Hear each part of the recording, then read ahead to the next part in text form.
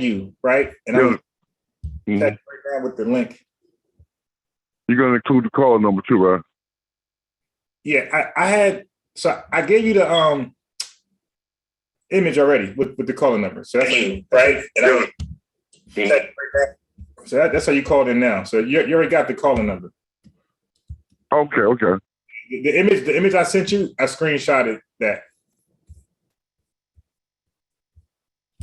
I hear you. Remember I text you I text you a screenshot, right? Okay. Yeah, that was the calling number.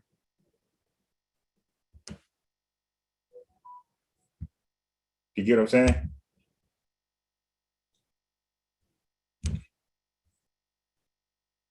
Hello?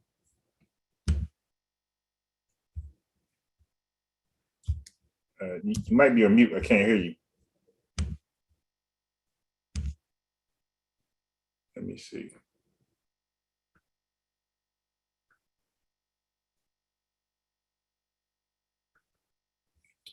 Let me see.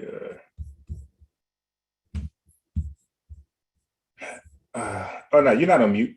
Oh, you must be on. You must be on other lines, something like that. All right. So let me just go ahead and send. Oh, you still there? You still there, right? I didn't hear you just now. Were you on the other line? Oh yeah. I said, oh, you still there? I was just making sure. Yeah, I'm here. Yeah, so I'm right now. I'm gonna send to you right now. If you check your Facebook thread right now, I just text you the stream link. On Facebook, or what do you say? Text it on what? The thread that we had on in the group where we were conversating. I just tagged you with the YouTube stream link. Okay, let me check. Yeah, so you should see a notification that I tagged you.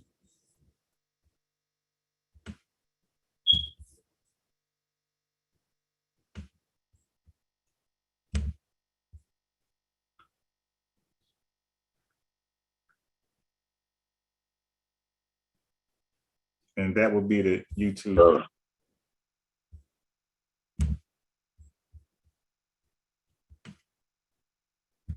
Let me know if you was able to find it.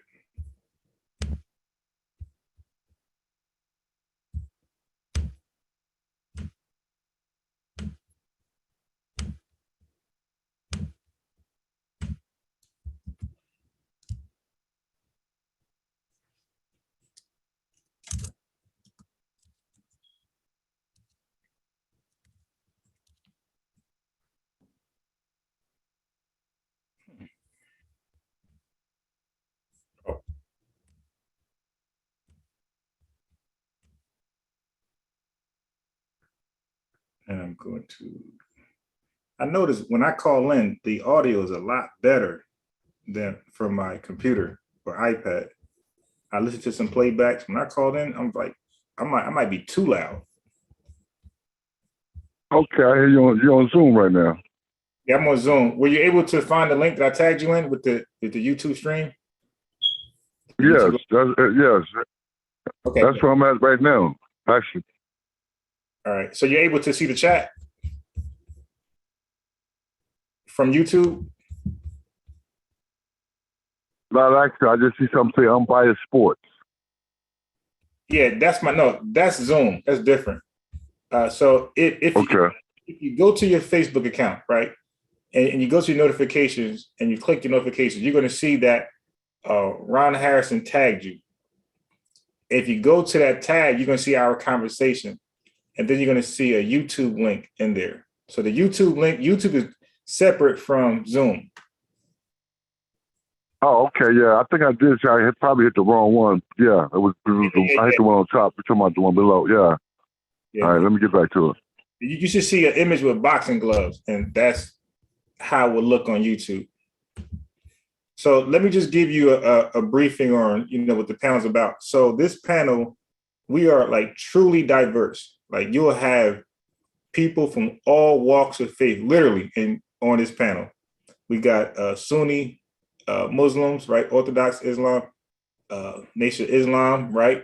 Members and follow the life guiding teachings of the Honorable Elijah Muhammad, and through the messenger, the Minister Louis Farrakhan, right? The Honorable Minister Louis Farrakhan. Then you got people come on here who only follow the Most Honorable Elijah Muhammad, and they, for their own reasons, they're not under the Honorable Minister Louis Farrakhan leadership. You know, we got atheists, we got conspiracy theorists from all walks of life. You did. We got yeah. like the stuff I be hearing. I'm no longer surprised. One brother was here yesterday, and I might invite him back on because he felt like he had more information to give. So I felt kind of bad, so I let him back on. But all, you know what I mean? You got people, literally all walks of life that come on here. Christians. Matter of fact, we had a nice discussion. I think you'd love. It was Joseph the biological father of Jesus? You know. So Akachi was his biological. Yeah. She was his biological father, Jesus. Yeah. Or you know, wow. What I mean? Was Joseph the father, or was Mary indeed part of a holy conception? So that was a good discussion. The brother who believed Joseph was a biological father, he was a Hebrew Israelite, that's Akachi. So I really mean, like, we have many different people from all walks of faith. We talk about politics. We just talked about abortions, yay and nay, give you reasons why and why not. You know, so the subject literally just changes. You know, it could be anything. And also we deal with like current topics also, you know, something in the media that's trending. Yeah, yeah, I was just going to say, me myself, I have, followed Islam back in the day. Always been a way of my life, but I did study at, go to church and stuff like that. And, I just came to a roundabout way. There's thing that I believe in. It's called the rhythm of the universe. And I don't know, that's kind of a little, I guess, a little far-fetched for you, but yeah, that's what I call it. It's not far-fetched because I heard a lot of things. So I'm open. And like what I pride myself on is having an open mind. My name is Unbiased Sports. I hear that, yeah. My name is Unbiased Sports, and I literally look at both sides. So I'm not a person who just disagrees. When people send me information, I actually look at. Some people disregard it. I actually look it up. So one brother, because I want to call your bluff, basically. So some people throw you information just to send you off, right? So what I would do is on my off time, I'll look through it because I want to see if it checks out exactly what you said it was going to be. So one brother gave me some like long 2-hour video, and I guess he didn't think I'd watch it. I actually watched it, and it went against his argument. So I put him on blast. I said, brother, this long video supported me. It didn't even support you on whatever that discussion was about. But well, I do a lot, I do a lot of poetry and stuff like that, and like I said, a lot of my stuff is, I guess you would call it, I ain't no guess, you would call it spiritual. And one of the poems was called The Rhythm of the Universe. And when that came to me, it was like, bam, this is it. So, yeah, I've been pretty much with that, but I'm not no angel. I'm not an angel. Yeah, so wait, give me like 30 seconds to call in. 'Cause right now I'm using my Zoom, but I want to call in like to be more mobile. So give me 1 second. Dial in 253-21. So I'm gonna call the same number you called. I just feel like I'm more hands-free when I use my phone. All right. 862 997 637. All right, got one more thing to do. ID followed by pound. Otherwise 6975. You are in the meeting now. There are 2 participants in the meeting. Yeah, you can hear me? Yeah, I can hear you. Okay, great. All right, I'm ready. Yeah, so I would like to get some background from you. Like you said, you got some thoughts that are unorthodox, and I'm pretty sure you would like to express those thoughts so we can see where you're coming, what angle you're actually coming from, so nobody assumes anything, you know. Well, so hey, this is one of the things it's one of the things I believe is that, you know, like everything that's in our body basically is in the universe. And the universe is basically like there's a rhythm within that universe. Just like there's a spirit within our body. And our bodies are basically like the universe. And the way like I said, when I got the poem was like I recited for you because I know it by heart. My God is not no intangible being that cannot be seen. It's the rhythm of the universe. The foundation exists in the flow of order. It is the pretty of the earth that's crystal clear as a glass of water. It is the sound of pain when the flesh is being torn. It is the greatest miracle in the world, especially when a parent's child is being born. Yes, my God can be seen, but you got to know what you're looking for. It's the children that play in harmony on the other side of your front door. It's the small things in life, my grandfather used to say. Take care of the small things, your life will pay. But the small things are not that small, Granddaddy, if one that looks. There's nothing like knowledge that an individual can write a book. My gosh, the change of seasons that have been changing since the beginning of time. It's the rhythm that flows to this poetry that makes this poem rhyme. It's the sun, trees, and the flowers that bloom. It's the universal spirit that exists out this room. Yes, my God can be seen, but you have to be looking for truth. Let's examine nature, and that will be all you need to do to have proof. This is my God. Is it quite possible? Is your God too? So when that came to me, you know, I was like, you know, kind of, you know, studying a little more about. Did you feel it? Did you see it? I mean, just when I recited, it's like, I'm digging it. I'm digging it. Yeah, word. Like that was actually dope. Yeah, you know, it's like well, I guess you could say it's like an invisible intelligence, you know. I mean, it exists. You can't actually see it, but if you can, I mean, you can see it, but you can't. Like I was other poem is called I don't want to just turn into a poetry hour. But I have another poem called "Love the World," though. You know what I'm saying? I love the world. It talks about you can't see me with the naked eye, but you can feel me through the pretty of my heart. I mean, through the pretty of your heart. Then it goes on from there, you know. But like you can't actually see it, but you can feel it. You know it's there. You know the presence is there. You know. Yeah. Right. So look, let me get some background from you as far as your beliefs, as far as, you know, religious beliefs, if you have any. My religious belief, that's what I'm saying, is basically, so I believe in the rhythm of the universe, but I had started out, like, I was raised in Jersey. I was raised in South Carolina, that's the Bible Belt. So, you know, I started out as a Methodist. I was raised as a Methodist. And then we came up to Jersey, in Jersey City. We were still, you know, going to church. We kind of like slacked off after we got up north. Then, believe it or not, one day me and the fellas were just standing out there playing on the sidewalk.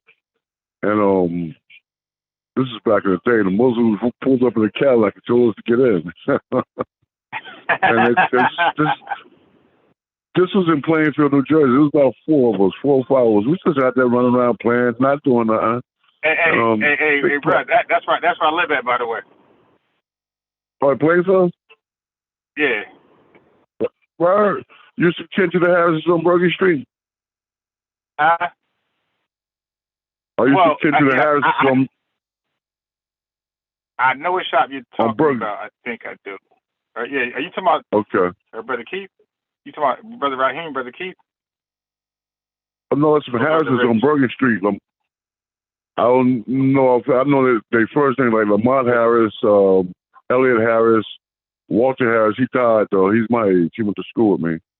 And Wanda Harris, they all them. Okay. Because we were right on Front Street. Now that you know where I'm at, we were right on Front Street, right down from the Anchor Bar. We just run around playing. Black Cadillac pulled up on us. And goes to get in. And that was back in the day when they ain't take no junk. You know what I'm saying? And they took us down to Grand Avenue. They took us down to Grand Avenue. He said, "Get in." I like that, though. Yeah, that's activism. What year was that? Then they took. That had to be like what, 74 or something like that. Yeah, something like that. Because we got to play for 72, maybe 2. Yeah, about 74, 75. I know I was still I was still going to Hubbard, so it had to be, before 74. Okay. I was in Hubbard I went to the 9th grade at 74. So it had to be like 73, 70, somewhere in there, yeah. And that's when I don't know if it's still there. I don't know if it's still there. Brother, now it's a small world. I don't know you at all. Like, I know you from a Facebook group. You hopped on the panel as my guest, and you mentioned my city, the city I currently live in. Like that's some crazy coincidence. But go ahead, bro. Yeah, you actually live on Bergen Street? Nah, I don't live over there. Oh, okay. But yeah, like I said, they told us to get in. I came inside. I was ready to break though, run. But after we got inside, I started seeing some familiar faces, some girls and stuff like that, and some others and whatnot. So we just sat through it, and then I kept going. Here and there we would go over, and like they used to stop us sometime on the way to school, and talk to us and stuff like that. And so it became a way of life, but I never really did fully and fledged enjoying, Yeah. And but I've always, been quiz. I read The Message to the Black Man. I've read different hadiths and stuff like that. I've fasted, before doing the Ramadan and stuff like that. But like I said, that was back in the day, Since then, I kind of pretty much been like I said, I'm not really participating in anything, but Islam at the time had became a way of life, so that's what I kind of went by. Like for me, it's like a rhythm, like a way of life is something that you do, a structure every day, Did you get an X? No, I didn't. That's what I'm saying. I didn't go fully through with it, Yeah. I guess I might have to let you know. Back in the day, I got knocked off and participated in the Nation of Islam in there when I was down there. Yeah. And we got pretty deep with it, But right now, since all that, I went back to school. I had an incident where I got hit by a car and my left leg got amputated, and I bounced back from that. Went back to college, got a associate degree, bachelor's degree, CADC. I also have 2 sons since then. They're 24 and 25 now. Well, matter of fact, one of them is trying to get in the NFL. He's in Murray State. Yeah. Well, really? Yes, he's in Murray State. If I get a chance, I'll send you one of his, one of his advertisements that he's trying to do. Promotions, one of his promotions that he's doing. Yeah, I think John Morant's from Murray State. He put that on the map. Okay. Yeah, interesting story, man. Well, right now I also do a radio show at Fairleigh Dickinson University every Friday at 7. Oh, really? All right. Yeah, every Friday at 7. You have to download the app WFDU, and then you scan the HD2, and I'm on at 7 o'clock, 7 to 9. Every Friday at 7. Every Friday at 7. Every Friday. For sure, I play oldie goldies. I do I do a lot of my poetry.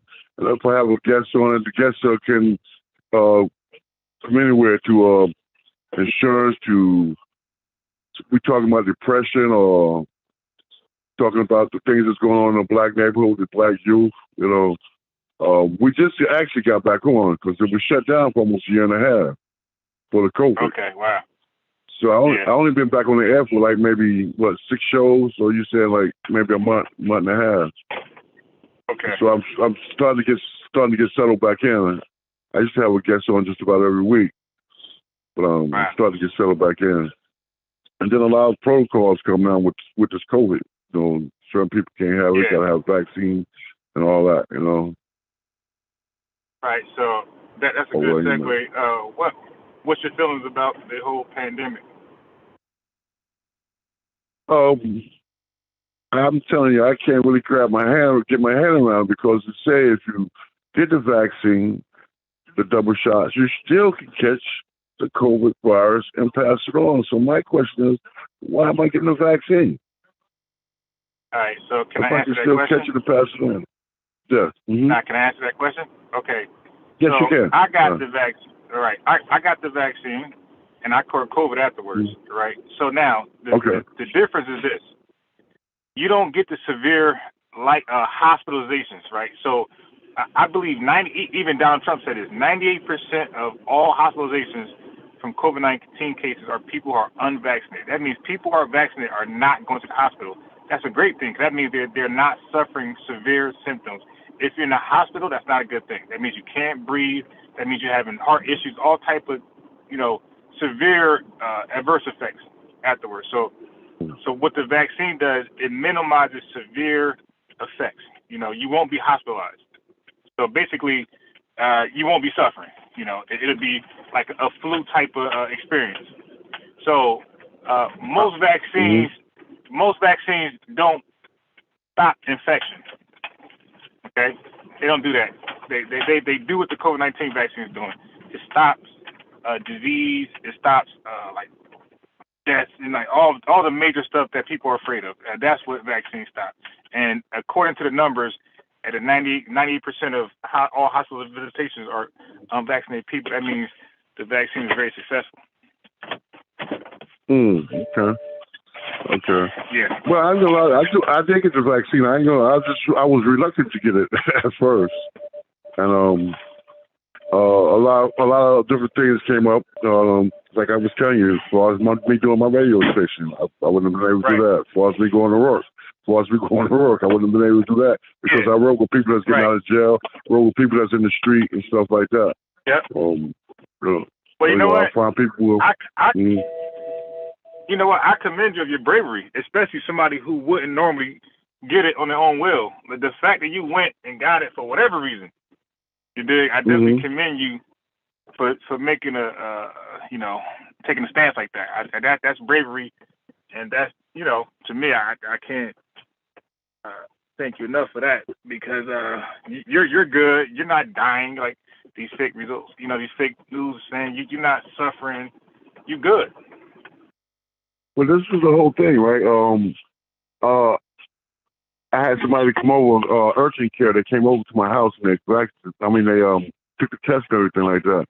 And now, the fast one, they said no, but then when they gave me the results from the other one, they said yes. So I quarantined for 14 days, and then everything was okay. So I'm thinking like I got natural immune system, And so that was one of the things. I said, man, I ain't sick, but that was one of the things that kept me reluctant from taking a shot again, or taking a shot, period. So I was like, man, I already been through this. I mean, I'm good, Right. But like I said, other things came up, and I said, well, it can't hurt me because of that, can't hurt me since I've already got it. It can't do no worse. And there was a few things that happened. I was talking with my friends one day. We was talking about all things you have done in your life. I thought this was funny. He said, all things you have done in your life, and they kill you. What makes you exactly. Exactly.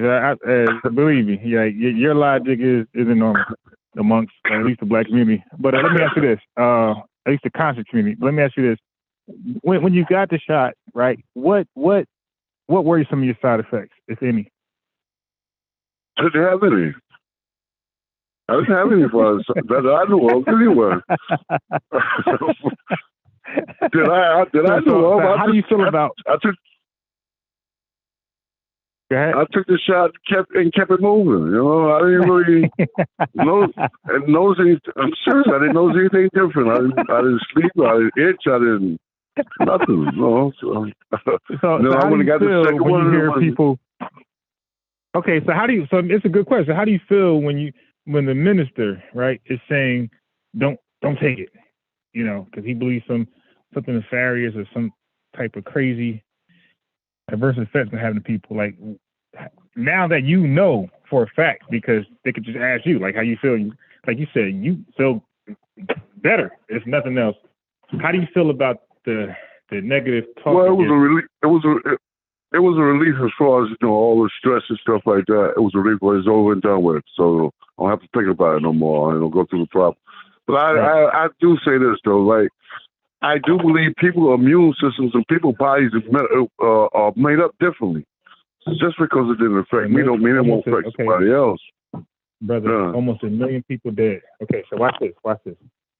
People body systems, immune systems are different. But America, what country is more abuse than us? What people have more diabetes, all these cancer survivors, all these ailments, these preconditions. What country deals with that more than America? So we are set up to die from something like COVID because it exploits your issues you had prior, your preconditions, right? COVID exploits that. Mm-hmm. Anybody, breast cancer survivor, diabetes, kids. What people don't know is that kids really die from viral infections more than anybody. Kids. If you go to malaria in Africa, kids die more than anybody. Measles, kids die. So it's like these viral infections, they attack and kill kids more than adults. I think it's measles. Measles was nicknamed the kids killer. It kills so many kids. Back in the day, polio, all that. Right. So when you say that people immune system are different, but you want to roll the dice? There's almost 1 million people dead. Really relying on it. Of course, there was no vaccine, but there are people dead now who've been anti-vaxxers promoting don't take the vaccine, and they died as a white politician who's an anti-vaxxer. He died of COVID-19. So he's over here telling you not to do it. You have it's against your rights, whatever, and he's dead from COVID-19.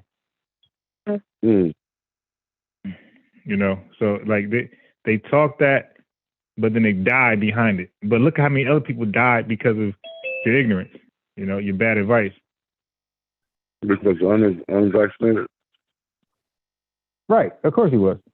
So I have a friend that I play ball at the gym, and I got a friend who's said he was he just found out he had the Omicron variant of COVID-19, and he's dealing with breathing problems. And I said, brother, there's no way you was vaccinated. The white dude, he said, nah, I wasn't. I said, I know it. I said, because you want to have those breathing issues.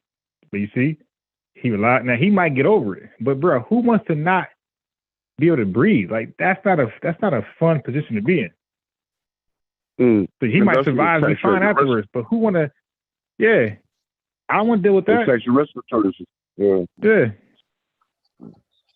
Big up to everybody. You got people. Unbiased. Hey, peace, Stu Peace. So we have Stu Peace, we have Amber, and we have the brother Ant. Yeah, Amber. Big up, Amber. Let me cut you. This morning, I sit down and I said, let me look up this girl age that the Prophet Muhammad had sex with. Right? Right. Let me look up the age of when they put the girls in the hijab or jabij or whatever they call it, the clothes, the hijab. Right.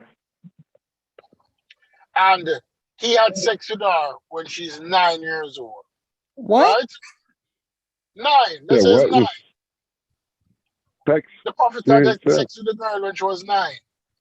He consummated the marriage when she was 9. Oh, hell no. Right? No. The Quran. Yeah, the Quran said 3 times, like, when you're sleeping, you're all right. If you're mentally ill, you're all right. And if you're an adolescent, you're all right. You're not responsible for yourself. Only those 3 times you're not responsible for yourself. When you're sleeping, if you're insane or if you're an adolescent. This 9-year-old girl didn't reach puberty yet to put on a hijab. And the Prophet had sex with her. Wow. So the Prophet was going against the Quran. Because this girl wasn't responsible for herself. I mean, me personally, I don't care if she had to reach puberty. Because there are some 9-year-olds that start their cycle, but I still don't believe that makes you starting your cycle makes you a woman or the age of, maturity. But that's have me. sex. Yeah. Mm-hmm. Yeah, you know what? Outside of religion, I didn't quite get it. Mm-hmm. Go ahead, brother. No, let me say this real fast. So outside of religion, I don't think any man gonna condone or even justify that. I think religion is what making men respond and rebuttal. But go ahead, brother. Oh no, I was going to say that. I was trying to say I didn't really catch everything that he was saying, but I kind of get the gist of it. That a girl was had sex at 9 years old. Yeah. The man had How you sex feel about with a girl that? at 9 years old. I'm totally against that. You know, girl hasn't even got old enough to make up her mind on what she wants to do in life. I mean, you're robbing her of she's still playing with doll babies. You know? Like she could barely cross the street. Basically, yeah. I mean, they don't even put a life together, you know. I don't agree with that at all, you know. And the thing is, I think, like I work with kids. I work with elementary kids, right? For 6 years. I think when people work with elementary kids, I think they'll feel different when things involve elementary kids, because you get to see like their mentality. And I service all races, and you see their mentality is a little kid child state. Like they trust everything you say. Mm-hmm. Yeah, I mean that's like I understand what you're saying as far as religion, but it's just certain things that I feel like are fine boundaries. Like they're boundaries. I don't think there's a religion that could ever make me feel like it's okay to do that. So when people use that as an excuse, I tend to look at it as just an excuse. Like you would have been cool with that anyway. Now you justifying it through religion. You understand what I'm saying? Like it's giving me pedophilic tease. Yes, it should actually be a natural essence in you that you wouldn't do that. You know what I'm saying?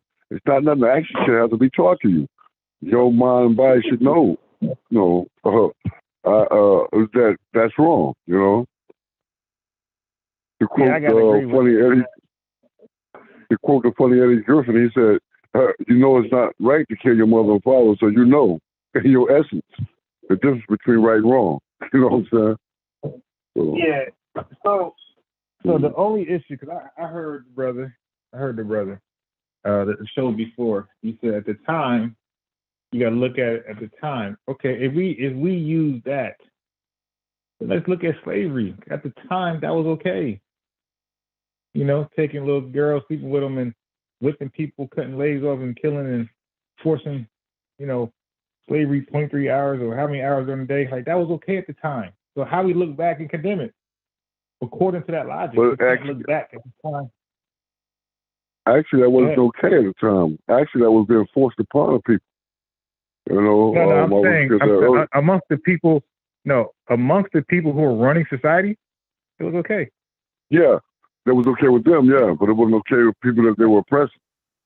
Right, and that's kind of his point. Like when it's your religion, because you identify with that and you consider that to be an authority, just as whites consider slavery and white American culture to be the authority, then the the abuse of other people is justified. Through that was the time. So people that use that with religion, like when you bring up oh, well, was this wrong? Well, you got to understand the time they was in, but then these are the same people that hate white people to this day because of what they did to their ancestors. You know what I'm saying? Like, make it make sense. And no matter what, it was wrong, period. Whether it was legal, because it was legal. And slavery is not really abolished if you look at the 13th Amendment. It's still a form of slavery. Actually, if you look at that, no, you can't say that. If you look at the 13th Amendment, it is abolished unless you commit a crime. So it is abolished, but it just reactivated once you. Right. So it is abolished. It just you commit a crime, then you're back into that. Right. So you said that wrong. It is abolished until you commit a crime. Right. That's what I was going to say. It's abolished. 13th Amendment says that slavery is abolished unless you commit a crime and you go back into the system. You know, it's funny. I was thinking about that earlier today. That's weird how you can have some thoughts and people have the same thoughts as you, and they bring it back up, and it's funny because I was actually thinking about that. Like, why would they use that language? You know, I was thinking about this. Funny you saying that.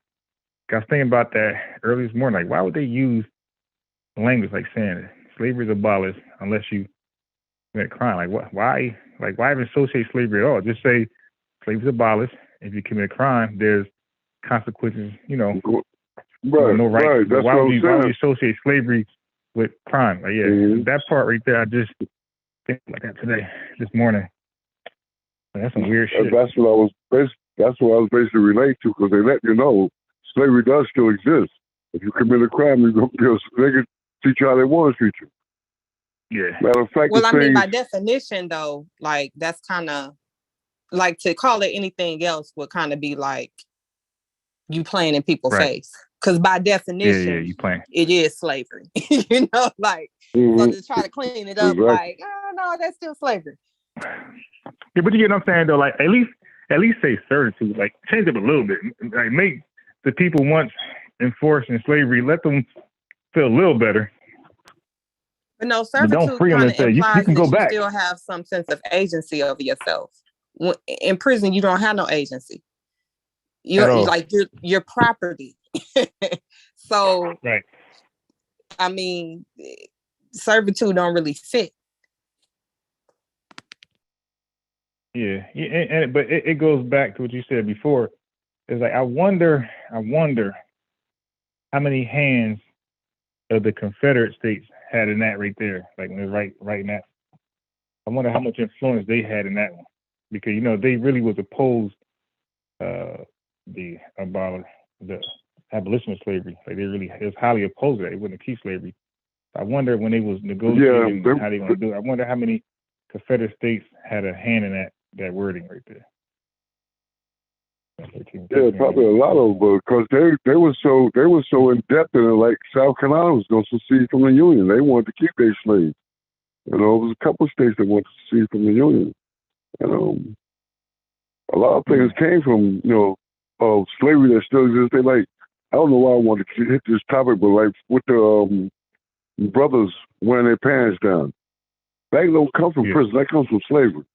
It comes from what they call buck breaking. Buck breaking was yes. It's buck breaking is where the homosexual slave masters would take the black Mandingo man, and molest him in front of other young men to put fear in him, and then he had to walk around with his pants halfway down to let the other people know that he was available. Now you can look it up. It's definitely there. It's called buck breaking. And during slavery. Let me ask you this. And I want to pick your brain a little bit. Okay, because you seem interesting. And I was going to prejudge you, but I can't. I can't prejudge you simply because you actually got vaccinated. So that means you do have a level of open mind. You dig? So I can't even put you in a basket. I got now just ask you everything. So, and I want you to answer honestly. Like, don't. No. You already answered that. I got some other questions for you. I just want to pick your brain before we get to the topic. Okay, I just want to know like how you think. So, and look, be honest, please, because we have people hop on a panel and they're gonna use your words against you. So just be open and honest. You can. Don't hide. Don't try to say things you think we're gonna like. No, don't do that. We don't want yes men at all. We don't want yes women. We want people who stand on their own 2 feet and will stand behind their words. You dig? To the death. So people listening to this and commenting? Yeah, they're in the chat right now. Okay. All right then, no problem. Yeah, no, we got an audience. They listening. They're chatting, you dig? And they're commenting and responding to what we say. So let me ask you some questions. Again, I just want to see where you're at on different controversial topics, okay? So first of all, would you call yourself a Muslim today? Yes. Muslim is one who submits his will to the will of God, and I do submit my will to the will of God, although I don't participate in the activities. But yeah, like I said, I always consider it a way of life, not a religion, a way of life, the way I conduct myself. Let me ask you this: do you believe white folks are the devil? All the ones I met. I'll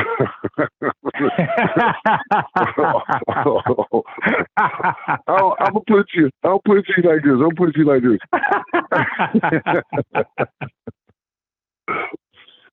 like this. And she's like, anytime I'm dealing with a Caucasian person, especially the men, they always have some type of alternative motive when they're dealing with you. You know what I'm saying? It's not straight up and down. It's always some type of alternative motive behind the bullshit. You know what I'm saying? Excuse my language. Behind it, you know, and it's not like straight up and down or straight across the board. It's always some type of leverage where they're going to try to have control. And that's the whole problem right there. Wanting to be, instead of working with people, you want to be in control of people. And that's the whole problem right there. You know? Yeah. So, all right, cool. No problem. Do you believe the government is around the clock trying to make sure black folks can't get ahead? Yes, I do. Okay. Yes, I do. Which branch of government? Which branch? All branches, or is it the judicial, executive, legislative? Which branch in particular, or is it all of them? It would have to be the judicial, then. The one who makes the laws will be the judicial. Well, right? That's the legislative. The judicial holds you to the law. The legislative actually makes the law. Okay, legislative. Yeah, exactly. Legislative. Now how about the reason why I say that because we can go back in the day to the zoning, the redlining, and everything like that, and as far as getting loans and everything like that, you know. Yeah, that was terrible. Now, how about I propose this angle? Because you have America. America has a lot of white folks here, right? A lot of white folks. Okay, right. And they're disappearing though, but they're here now. Yeah, well, that wouldn't matter. The disappearing thing wouldn't matter because it only takes 1% to rule the world. So like they only need a small fraction, and niggas and not niggas, but excuse me, ninjas and a bunch of numbers can't deal with a small puny sect of white folks. So the number stuff doesn't matter. The dwindling doesn't matter because all these Negroes still can't beat them. So the number stuff doesn't matter, right? Because it's still rolling. Exactly. It's still rolling, and so numbers. That's age ain't nothing but a number, basically. So they're more, I guess, organized. So I'm gonna propose this idea to you. I'll propose this idea to you. America has a lot of white folks, right? Now we don't know the intent, right? The intent is just our opinion, right? The intent. But we do know you have some racist, extreme racist white folks in this country, right? That want to hang black folks. They want to. Okay, then you got other white folks that believe the hanging that shouldn't be done. They be like, nah, that's crazy, right? You got some white. Now they might be racist too, but they believe the hanging is extreme, and they might even believe the unfair sentencing is extreme as well, right? So you got some white folks who are not. So basically they're not all on board on this crazy agenda that some have, right? Or do you believe they're all on a board? No, I don't believe they're all on the board as far as hanging and stuff like that, but I believe, like Angela said, I believe they are inherently racist. Okay, cool. Right. Okay, cool. Now I believe they're inherently racist. Some people don't even know that they're just raised a certain way. And they think this is the way I'm glad you said that. Look. All right, my brother. I'm glad you said that because you can have a view of people, right? You can have a certain view on people and believe you're superior. Shit, black folk racist. Like we believe we're superior people on the earth. You dig? So like we got views about ourselves too and about other people. Like we believe we could whoop every white person ass if we had a one-on-one fight. Like so we got views too. So but my point is this. It's when you act on the views. It's when you oppress, subject, confine, harm. You might like having a certain superior view. I don't believe that's like the bad thing. I believe because I think that's natural. I think Chinese people think they're just the smartest people, that could walk and talk. I think that's what people do. I think Russians, they're tough. I think that's just what it is. That's how people feel about themselves. And you got Australians. I believe they think some things about themselves that's superior to other races. I think that's just what humans do. Okay. I mean, we could do some low level gangster stuff. Like I believe the Bloods think they're just inherently stronger than Crips. That's just what they think. It's weird, but they think that. They think all Crips are just clowns and fake gangsters. all that type of stuff. So yeah, so I don't mind the thought, because that you can't stop somebody thinking. Okay, so it's the action that really that really makes you a racist. Because who knows? We call them closet racists, right? The ones who never act on it. So they're not a threat. Okay. The ones who never act. It's the ones who act on it. That's the ones that has a name in history. So okay, that person's racist.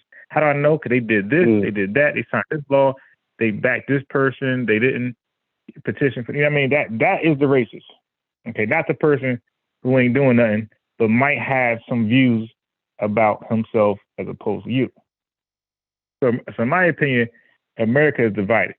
So again, you got the extreme people that act on their views. So when you talk about government, since America is divided, and you have government, and most of government is made up of people, right? You got people there, and they largely are white people. That's divided. So you got branches divided. So you might have one person in legislation who's racist, right? One person. But you might have 20 who's not. But the one person who's actually racist, they might have the power to, or they might have the last signature on certain things. They might have the first signature. Who knows?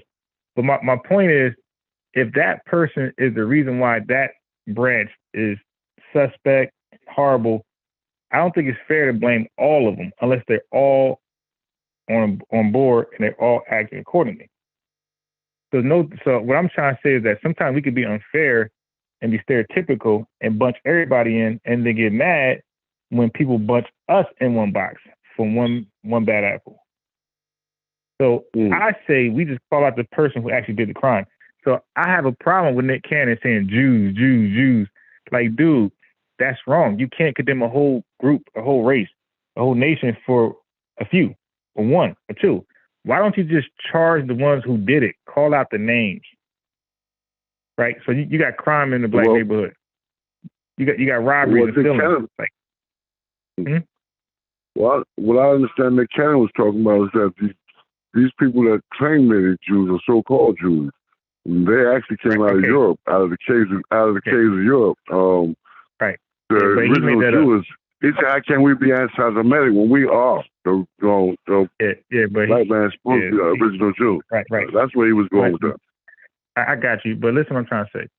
You got extreme white folks who believe they're the original Egyptians, right? And they'll say the ones who call themselves Egyptians now are imposters. See, that's a belief. Like you have to actually prove that. And not with some religious doctrine. Use some DNA. You need, like Nick Cannon, go get your DNA results and show how you're the true Jew. Don't just talk on a microphone. Go get your DNA results, and then when you talk, I guarantee you nobody's going to bother you, because now you got the evidence behind it. You're proving that you're Shemitic, Semitic, whatever you want to call it. You're from that region. Mm-hmm. You know, so that was irresponsible. Well, it comes through studying, and that's what I'm trying to say. From study. Yeah, but you can't read yourself in a region. Like, you got to actually be from that area. And they have DNA, because they got people who was in certain places that they tie you to them with your DNA results, right? They can say, okay, yeah, the people that were here share similar DNA as you. So yeah, we believe you're from this area. But if they take your DNA and they test it and they show that you're nowhere near over there, you're south, then that becomes a racist claim now. It's like, dude, you're south. You're nowhere near the north. Why are you saying this? Yeah, then it becomes this hate speech. That's why it was perceived like that. Just don't talk. Show that you're from that area. Show that the people you're representing is from that area. Don't just talk. That ain't right. And that's why he did that. But again, he also made other claims. He started saying they, that whole they talk, they, them, and then he says Jews. Don't do that. Don't say Jews plural. Just name the people who you believe are responsible for whatever that was wrong, illegal, immoral, evil, whatever. Just name the people. Don't say Jews, don't say blacks, don't say Chinese, don't say Hispanics. Just name the people responsible. So let me ask you a question. If he made a statement and everything like that, why all of a sudden a group of people got together and tried to cancel the show? Who were those people that tried to cancel the show? That did cancel it until he apologized. I'll tell you. I tell you that those people were from the ethnicity who he said weren't real. Exactly. Okay, now wait, back up, brother. What black man who owns something, right? That runs something, who controls something, is going to allow another race to tell him he's an imposter and still expect to be employed? To tell him, to tell him the transatlantic slavery never happened, or say, nah, you enslaved yourself, man, you volunteered that stuff. What person who could talk like that and still expect to be employed? I understand what you're saying. Just like the line, he's not going to tell a antelope or a deer or anything else how to get away, because if he do, he won't have no food to eat. So the line's not going to tell him how to get away, you know. And that's the same thing with them. You know, they're not going to tell you that you're right, even though you might be, because then you start breaking down our I guess you would call it empire, or our power structure. Nah. Ain't no weak ninja like Nick Cannon gonna get on a radio show and stop something. Okay, if you guys believe that these people are that powerful and they got that much influence and connections, no simple comedian, Nick Cannon's a comedian, no simple comedian gonna go on the radio and expose them. Okay, and matter of fact, if they are that powerful, why would you think you can make waves at all? Like, just, yeah, go ahead. Well, let me tell you something. I don't know if you know this back in the day, but you know, Arsenio Hall had a night show. Right. Yeah, go ahead. I know where you're going. Go ahead. And he invited anti-Semitic. Yeah, he invited Minister Louis Farrakhan. Right. On the show. Said, and they told him at the beginning, do not invite him on the show. Right. But if you do, they cancel this show. Don't you know they blackballed him, period. When last time you seen this anything besides? Okay. Yes. So and we do the same thing. And we do the same thing with Karens. When there's a Karen out there harassing a young black girl for her lemonade stand for no reason, you know what we do? We find out where she works. And we say, how dare you hire a woman like that? We're going to boycott you. This is how black folks have been talking lately. This is why they've been firing everybody white that did something wrong. It gone. Chiefs fired, because black folks getting together, calling in saying, yo, this is what y'all support? All right, we'll be down there boycotting. But this, I guess this is where I'm confused with Nick Cannon. Like, and this is mass. Most people will say this. Even other Caucasians will say, quote unquote, Jews will run everything. Right? They run all the networks, television shows, radio social stations. Media. They at the top. They run it all. Why the fuck would you expect to go anywhere on any public platform? You know all of this. You know, if they run it all, right? Of this, and you gonna talk about the one group that let most people tell it, even other white people, that they in control of everything. But you think you finna call them out and get away scot-free? Come on, man. Come on. The math ain't math. To expose them. Right. So why you get mad when they push back? No, my brother. Right. I got what you're saying. He's a revolutionary. He's out there pushing the pen. But don't you expect pushback? He ain't playing chess. You know, you supposed to have a game. You supposed to have a backup plan. But here's what I'm saying. Like, at the end of the day, what I'm saying is that ain't even a revolutionary. That's a stupid motherfucker. If you're talking about somebody that's in control of everything, even if you feel like you got their number, it's a way you're supposed to play that. Because guess what? They in control of everything. One wrong move and your whole revolution is thwarted. You understand what I'm saying? Like, it's the difference between having knowledge and having wisdom. Even if everything he said was true, it was a stupid move. It wasn't wise. Yeah, I want to make a street analogy. Hey, brother Ant, I want to make a street analogy. That's like going to hostile territorial, right? it might be a straight Crip area. Your blood and you got dirt on the Crips and how the foundation was suspect. Maybe their founder was a low key Klansman. You go in their hood promoting this stuff, signs and everything, and you think nothing's gonna happen to you? Like you have to be planning for that. Like, all right, what pushback I'm gonna get? Now, like I said, you might have the truth, but they're gonna sit there and let you expose them. And come on, nah, they're gonna put all hands and feet on you. You going there doing that? You have to know that. So I wouldn't mind. I wouldn't mind if Nick Cannon stood in the squares. Right? He went in there and said what he said. He believed it. And oh well, I'm gonna do my own thing, or I got backup plan, or I ain't doing nothing. He went and started complaining and crying. They invited him to some Jewish. Yeah, he went. Yeah, come on, man. Like if you bow to go all the way. Now the one thing I give Mr. Louis Farrakhan is that he don't read. He said what he's saying. That's pretty much it. He ain't complaining and crying. No, I'm saying he said about Jewish people. And that's it. Yeah, he ain't gonna take his stuff back. He gonna say what he say, and he's expecting He's expecting pushback. He's expecting these things to happen. But you know, he's playing chess. They can't out there playing trouble. Yeah, well, that's two different people. I mean, Mr. Farrakhan, got a billion followers. There's a lot more. You know, that's behind him. A million followers. I keep hearing that. But I also heard 100,000. It might be more than that. 100,000? I heard 100. That's all? Yeah. Okay. Yeah. You know why? Because, again, you said Plainfield, right? Have you seen Plainfield representation of the Nation of Islam? You don't really see nobody. Mm-hmm. But back when I joined, it was a little bit of representation. We was knocking on doors. You don't see nobody. Newark Mosque. Where's the presence? It was like when I joined, I think that's when it was falling off. But it was a little bit of presence. Mm-hmm. Where they at now in the streets? Nobody see nobody. I'm surprised we have no pass.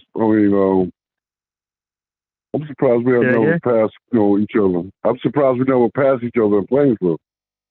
Now we probably, if I see you, you see me, most likely. Yeah. I guarantee that we know the same people. Man, I've been out there about Brother 30 years, though. Do you know Brother Keith, Brother Raheem? Not offhand. Who I know is Minister Keith, Roland. Minister Raheem. Roland. Oh, yeah, I know Roland. Yeah. Roland. With the glasses. Roland. With wavy hair. Yeah. Mm-hmm, I know him from back in the day when we used to be hanging out there, on Front Street. It's all spoken, brother. I know a lot of his people, a lot of his cousins and stuff like this. Spivey, one of the Spiveys was, I believe they were cousins, Spiveys and Roland. But all of them out there, they're older than me. They're older than me, though. But about a few years, they're older than me. But they used to be out there hanging out. I used to see them out there, Brother Roland's still into it. Real strong. Yeah, he doing his thing.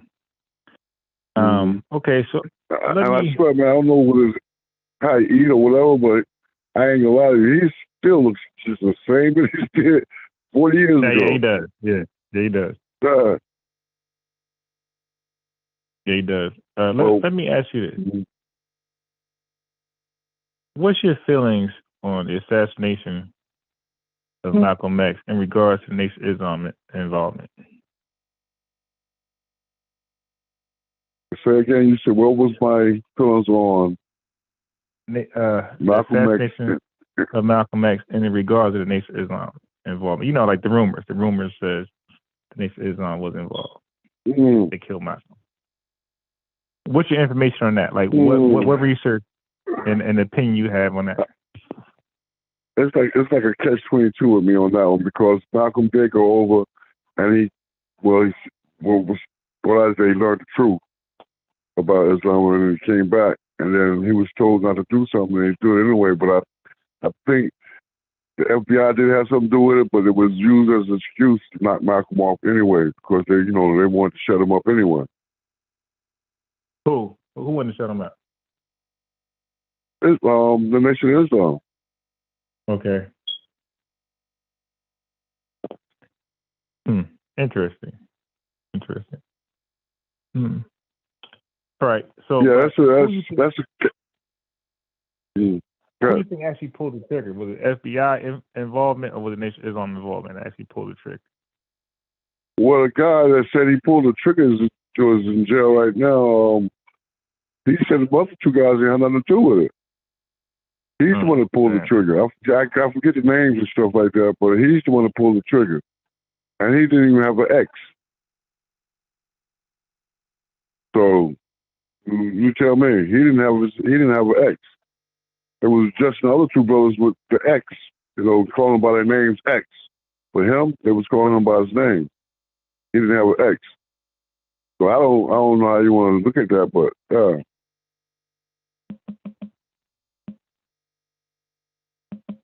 according to what I studied about, it's been a while back, Yeah, I'm just asking your opinion, Go ahead. Well, I think what Malcolm was, what Malcolm was trying to do was trying to unite, the whole black body as far as in Africa, everything, trying to unite us, period, as one. What about black Christians? Was he trying to unite with black Christians? Yeah, when he started talking to Martin, from what I remember, he started talking with Martin Luther King. Yeah. But I think they had different views because Malcolm was like, he don't believe in, if somebody bring you violence that you're just supposed to let them step on you and turn the other cheek and stuff. He said by any means necessary. He didn't call it violence. Excuse me? Wait, hold on. But what about the Deacons of Defense? Do you know about them? No, I don't. Yeah. So that's as far as Malcolm dealing with them? Nah, about them dealing with the civil rights activists, the Deacons of Defense. So Dr. King, whether he want to turn his cheek or not, that was a political statement. But the Deacons of Defense was in the background, protecting them from the Klan and other extreme white folks. And J. Edgar Hoover gave him a pass.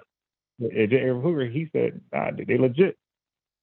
He basically said, nah, they got a right to beat up the Klan. He looked the other way.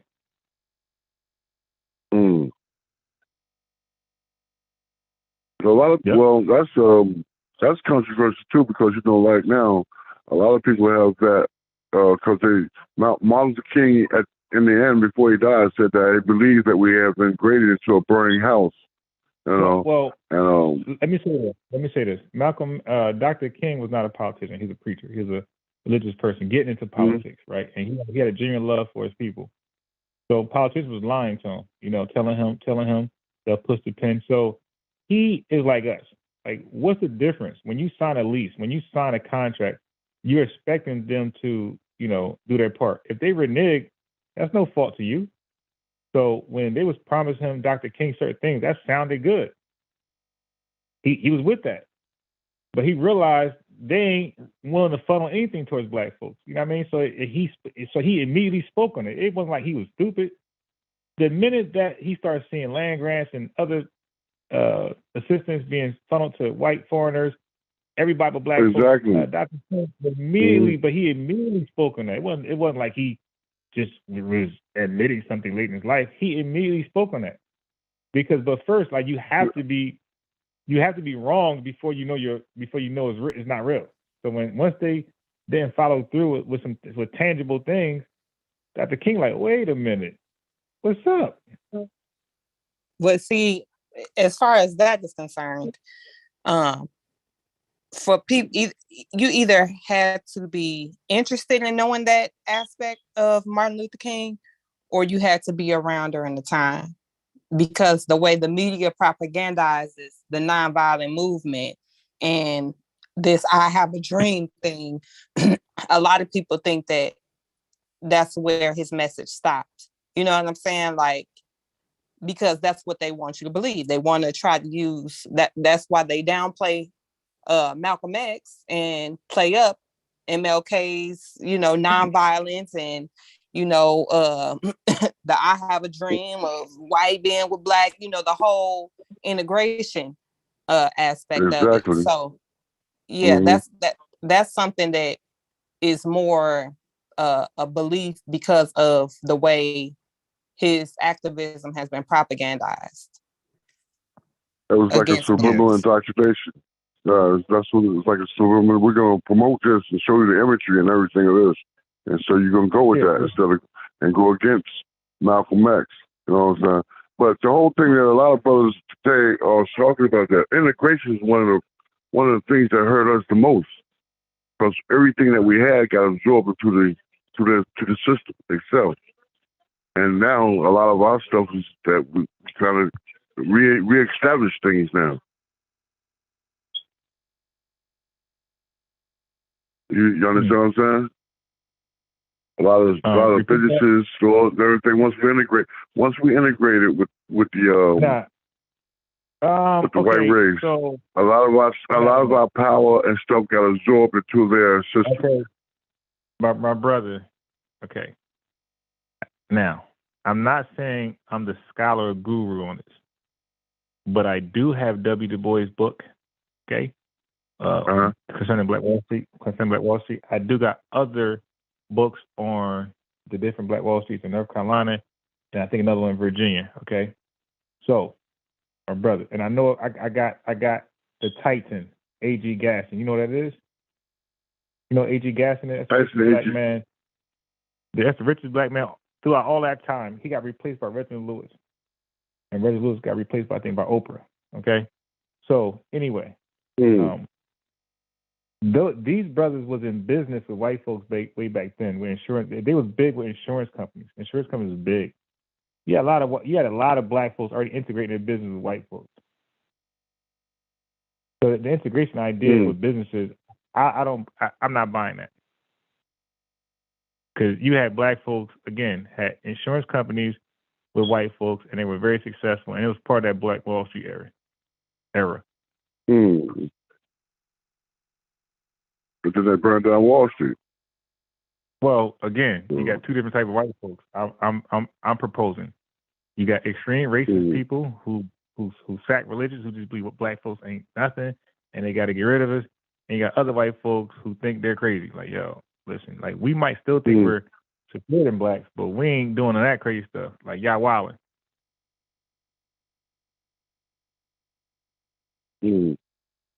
Just like little Timmy will rob old Mary. I think you're missing a segment of white people, though. You also have the white people that are just greedy. They about the green, right?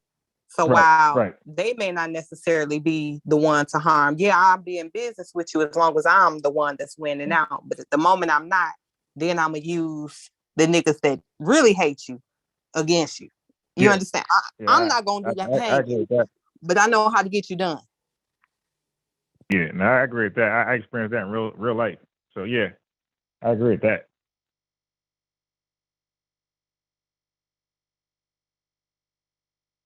So, but to his point about integration, my brother, do you know? And look, it is trivial. I ain't gonna lie, it is trivial. Do you know what the civil rights movement was all about? It was two things in specific. Do you know what it's about? No, you tell me. I mean, literally, like if you Google the civil rights movement, right, it's going to mention two things: racial segregation, racial discrimination. It was addressing those two things. Okay, so like most people don't know that. Like they just talk it, but they don't know what the two things that they was addressing the march: racial segregation. Of course, there's other things in there, but there's two. If you Google it, two major things it was dealing with: racial discrimination, racial segregation. So the integration part was actually good because we didn't have none of the resources that was available. Like, so if don't forget, see, we got to make our mind up. You know, we're revising history. Make our mind up. If white folks got a 400-year, 300, 200-year head start from slave labor, how the hell will you ever compete with them if you're left to your own devices and they're still going with your slave labor? How would you ever compete if you can't use their machinery, their computers, their books, their information, their science? You got to do your own shit. How would you? They got a 250, 300-year head start, free slave labor, and you're gonna start from scratch. Does it say, hold on, racial discrimination or does it say discrimination? Racial discrimination. But go ahead, Stu, please. But It's just unbiased. good. Unbiased. Yeah. All right. We need to look back at China. China in 1962. Nixon was president that time, right? Was it Nixon or Johnson? The last time when President Johnson was president. China was an impoverished nation. Let's look at it. People don't know that America had to sell them grain because the people were starving. Although China wasn't, and America didn't have diplomatic relationship, China had to come to America in the 60s and beg America to sell them grain because they couldn't produce enough to feed the people. That's 1960, right? That's 1966, 66, 67, right? No, that's 50 years ago. Within 50 years, I need you to pull up Google Maps and look at China today, right? China have one of the largest economies in the world. They own production. They're the producers for the world, right? I'm saying that to say this. America had a 500, almost a 200 years head start on them in terms of technology. But within less than 50 years, they closed the gap. Japan, after World War II, there was nothing in Japan. Japan was leveled. Although America had to rebuild it still, but it was leveled. But that's a first world country now. So what are you saying? It's possible that we can close the gap? No, possible if we are allowed freedom and our own vices, we could be able to close the gap. But we live in a society where when we attempt to take 2 steps forward, somebody's pulling us 1 step back through inequalities, through suppression. So like those countries, when left to their own devices, were able to come out of it. All right, we're going to look at our country now. I need everybody to look at this country. 20 years ago, they had one of the biggest genocide ever. Nearly 1.2 million people died in less than 100 days. You know the name of that country? Rwanda. Haiti? Rwanda, okay. Rwanda, when the Tutsi and the Hutus were in civil conflict, and 1.2 million people died in less than 100 years. You never remember that, seeing the bodies go down the river. The movie Hotel Rwanda is a true story, where they were chopping up each other based on ethnicity, right? They were chopping each other up. No, I needed to look at Rwanda now. I need people to go and look at Rwanda, African country. It's the cleanest country in Africa. It's cleaner than most European countries. Of the least cleanest country in the world, it's in the top 5. There's no garbage on the street. The infrastructure is being built up. The people, it look totally different. Somebody needs to just pull up Rwanda and put it on YouTube. I need to do that. But you run the tourist board and you look at it and look at the country. When people are left to their own vices and give... When people are left to their own vices and give... No, because they got the opportunities. For them too? The secret? Sometimes some Negroes have to die, honestly. The 1.2 million, the 1.2 Negroes that died probably caused them now to move past their petty differences, to realize that the last time we had a conflict, nearly 20% of our population died. Sometimes Negroes have to die. Dr. Umar says some of you Negroes have to some of you Negroes have to die. There's no saving some of us. Yeah. It sounds awful, but we know it's true. Amber, am I lying? Well, Amber not here. Oh yeah, I've heard that before. That some people just ain't gonna, they're gonna be standing in the gap and trying to. I think that's right. I think that's like a very unrealistic view to think that you're not going to take no L's and there's not going to be any casualties and that it's not necessary. Like that's for people that's living in La La Land and the whole kumbaya and everybody, like that's just not reality. We've never seen that, like literally never. No. Sometimes some of us just have to die. We just have to get rid of some people. But no, not here. What number are you looking for?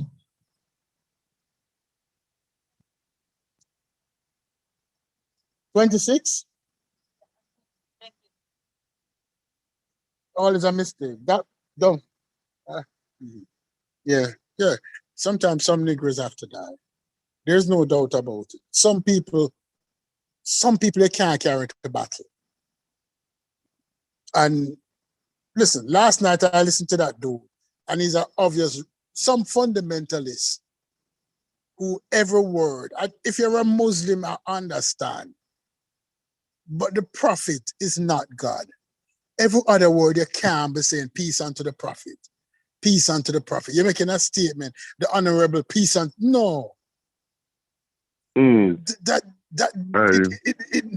now becoming like you're in a cult. You're in a cult. The prophet is not God. If it's a thank God, I hear what you're saying, yeah, but no. Some people. That's the same thing they have with Christianity. You know, people start praising Jesus. No, but if like everything you say, or their pastor. No. If you're praising Jesus, it's different. But when you start praising your pastor, to say, "Oh, thank you, thank you, Reverend TV Jakes, Reverend TV, not TD, TV Jakes, Reverend TV Jakes, and TV, not TD, TV, television Drake." Yeah. And, I see. I hear you. Yeah, right? When you start saying, "Oh, TV Jakes, pray for me, that's why I'm blessed. He came in the hospital and laid his hand on me." We're the pastor now sitting on the left side of God. You got millions. I mean, I know it's not right, but they have one hell of a following. The people that follow these individuals. Joel Osteen. Now, TD Jakes. Now look, in my mind, it's pocket watching. In my mind. It was? In my mind, it's called pocket watching. Yes.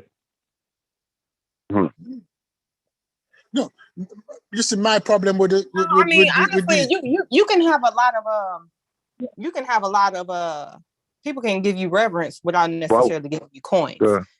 Now, as far as I'm concerned, it just always sounds odd when the whole purpose of you being drawn to this person is because of your religious beliefs. However, you big this person up more than you do the God of your doctrine.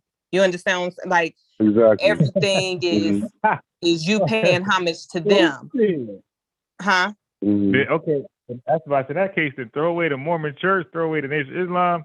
I mean, honestly, all of them. Shit. That's what I'm saying. Yeah. Like, they don't even realize, like, a lot of the times it extends beyond the God thing. You become enamored with the person that you get in this doctrine from. It becomes a little obsessive. A lot of people in the community call it personality worship. Like it becomes that. It's not even about God no more, because I don't even hear God in your conversation. Everything is about, pastor preached, he got anointing on his life. And, and then they talk about them like they're above them. You know what I'm saying? Like, you putting this person on the pedestal even above you. You talking about the anointing they got on their life, and God is doing something really in their life, and they really blessing them. But where's the blessing in your life? Where's the anointing on your life? Like, it just becomes a little weird. Amber, listen to this. It's like your energy has been misdirected towards them instead of yourself. Yeah. No, but another question. Is Elijah the only prophet of Allah? Is Elijah the only prophet? Nah, because when I hear messenger. No. He's the last messenger. But when the NIO talk, they never I've never heard them refer to any other prophet or any other messenger. He always mentions Abraham, Moses. He said they believe in all of them. Abraham, Yeah, Moses. but I never hear them say peace be unto Abraham or peace be unto Moses. I've never heard them say that. You're not gonna hear that. Then why you're not going to hear that? And why is it only that is Elijah? Elijah is with Farad Muhammad, right? Farad Muhammad, right? I mean, it's the most honorable. It like you don't even they don't even say that in front of Allah. The most honorable Elijah Muhammad. Like if he they don't even say. Oh wow! Like you don't even say all of that when you reference. Them don't even say the most divine Allah. Them don't even say the most divine Allah, the most divine and glorious Allah. I thought we thought about that. But them say the most honorable, blessed messenger Elijah. His title is longer than Bismillah. His title is longer than the one that he gives to Allah. Prophet. The prophet title longer than Allah title. Allah is just Allah. But Elijah is the most honorable prophet. Elijah, the last messenger of God, Muhammad. It's like you have to write a paragraph for his title. But Allah is just Allah. So explain that to me. Oh, Allah is just Allah. Allah is just Allah. It's like you get a steak, not even salt on it. That is Allah. But when you look at who the prophet is, a 5-course meal. Potatoes, greens, beans, potato, tomato, yam, everything. You name it. You have it on him there. Yeah. Right. Yeah, I mean, even when they reference pieces of the doctrine, like if you ask them, well, what do you believe about creation? Well, the most honorable prophet Elijah Muhammad teaches that, like, not Allah says, or it's like, oh, wait a minute, whose doctrine is this? So you might as well say you believe in the most honorable prophet. Like, come on now. It's not Allah says. You're right, Amber. It's not what Allah says, what the prophet said. Right. It's long time. True, because he was supposed to look. They teach that Wallace Farad Muhammad or Master Farad Muhammad had taught Elijah for 3 years straight, right, Ant? So if that's true, then it's not what the honorable Elijah, it's not what he taught. It's what Master Farad Muhammad taught. So they should be saying, listen, Master Farad Muhammad taught this, my brother. It's not my words, because that doctrine comes from Master Farad Muhammad. That's a good point. Oh, wait, hold on. Blue Devil just said something a while ago. Blue Devil just said something a while ago. Blue Devil said we need to address him by his title, the whole title. It's blessed the honorable Elijah Muhammad, blessed be upon him. You got to say the whole thing. There's a bless the honorable Elijah Muhammad, blessed be upon him, the last messenger of fraud. Right. Oh Lord, no, we need. This is crazy now. Where Elijah seems to be getting more praise than Allah, because every word. Yeah, and today they say the honorable. That's right. So today, let me say something to Ricardo, please. Let me say something to Ricardo. Ricardo, if you go back and look at China, just go on YouTube and type China in the 50s. China might have invented gunpowder and paper, but they didn't mass produce it. They weren't a nation of mass producers. China was overrun. China was overrun by a country like Japan, which is almost like 1/10 of its size, if not smaller. Japan controlled most of China at one point. Right? China was in a terrible state. The industry, the manufacturing state was awful. The farming practices was awful, because when they took over communism, they took over the communal style farming method from the communists, which didn't work well in China. So the people were going through a famine. People were starving in China in the 60s. Yeah. You can't go back and look at it. And within a 50-year gap, is that when people are left to their own devices and given the opportunity to control those streams of wealth, right? In our community, the Black community, the problem is that we as Black people comparing ourselves to white people in terms of wealth, meaning that as soon as a Black man get money, we want the same double R's, the Rolls Royce, that this white man had, that his family was the enslaver, that he has generational wealth. You just getting some money, you know. You don't even have a much as a generation wealth, you know. Your wealth don't even pass you yet, you know. But his wealth coming from 10, 15, 20 generations back. But we're competing with those people. We're competing with them because they go to the store and they buy Birkin bag. Queen Elizabeth wear Birkin bag. Black women competing with Queen Elizabeth. Queen Elizabeth, who is 50th generation of billionaire, who family nearly control half the world at one point, carries Birkin bag. But because the queen carry Birkin bag and the black girl is a queen, all queens must carry Birkin bags. So the queen take our resources and buy a Birkin bag to compete with the queen. Because black women are queen. Yeah. Right? You gotta get your Birkin bag now. Right? I'm equivalent to the Queen of England, so I must get a Birkin bag too. The money from the Birkin bag could send you the $20,000 you spend on a Birkin bag. Could send 2 of your cousins to community college, to the nursing. That would be generational wealth. Could send your sister to community college, to the nursing. Just one Birkin bag can send 2 people to community college in state. The nursing course. We was kind of like I've enjoyed talking with y'all, but I'm getting ready to check off. All right. All right. I've enjoyed checking with y'all and everything, but I got some things I gotta do. But y'all take care and keep up the good work. Take care, my brother. Okay. All right. Sorry, Mongo. I missed out part of it. It's the most honorable Elijah Muhammad, the messenger of Allah. Blessed. Somebody need to write out the full thing what you need to say. Yeah? Oh, praise. It's a whole speech. The speech before the speech. But we was actually just talking about that earlier. So I agree with you 100%, Stupies, as far as a lot of what's holding Black people back is trying to compete with white society when they've had a head start. While we think we're gonna catch up, especially on the trying to flex at the same time, you can't. It's gonna take some passing up on some shit, you know, to create that generational wealth for future generations, so they can step into something, so they can, you know, not be shape shifting and doing all of this in society trying to make it. So I don't know. It's just a little strange to me that people hate white people so much, but then they measure everything they do with how white people maneuver. Like it just don't make sense. There was this lady on YouTube I saw.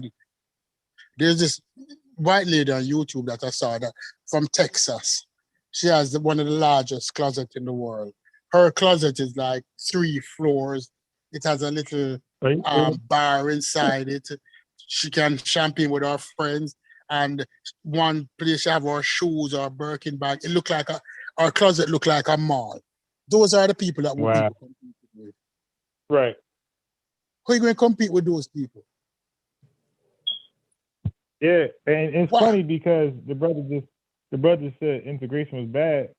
Well, why we keep trying to integrate? Like this competition thing is like integration. Whatever white people get, we believe we got to get it or we are without it, right? And then we'll be seen as though we can't get it.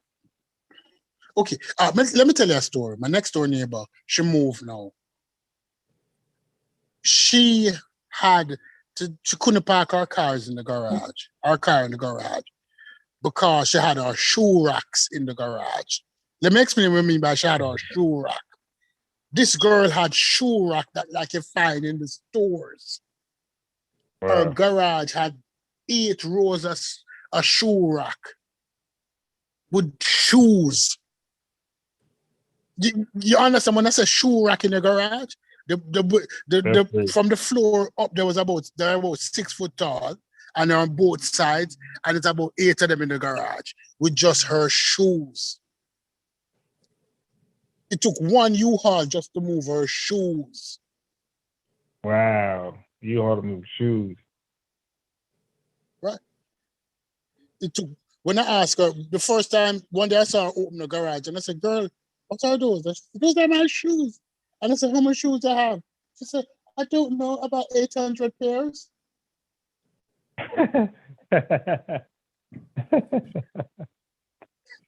800.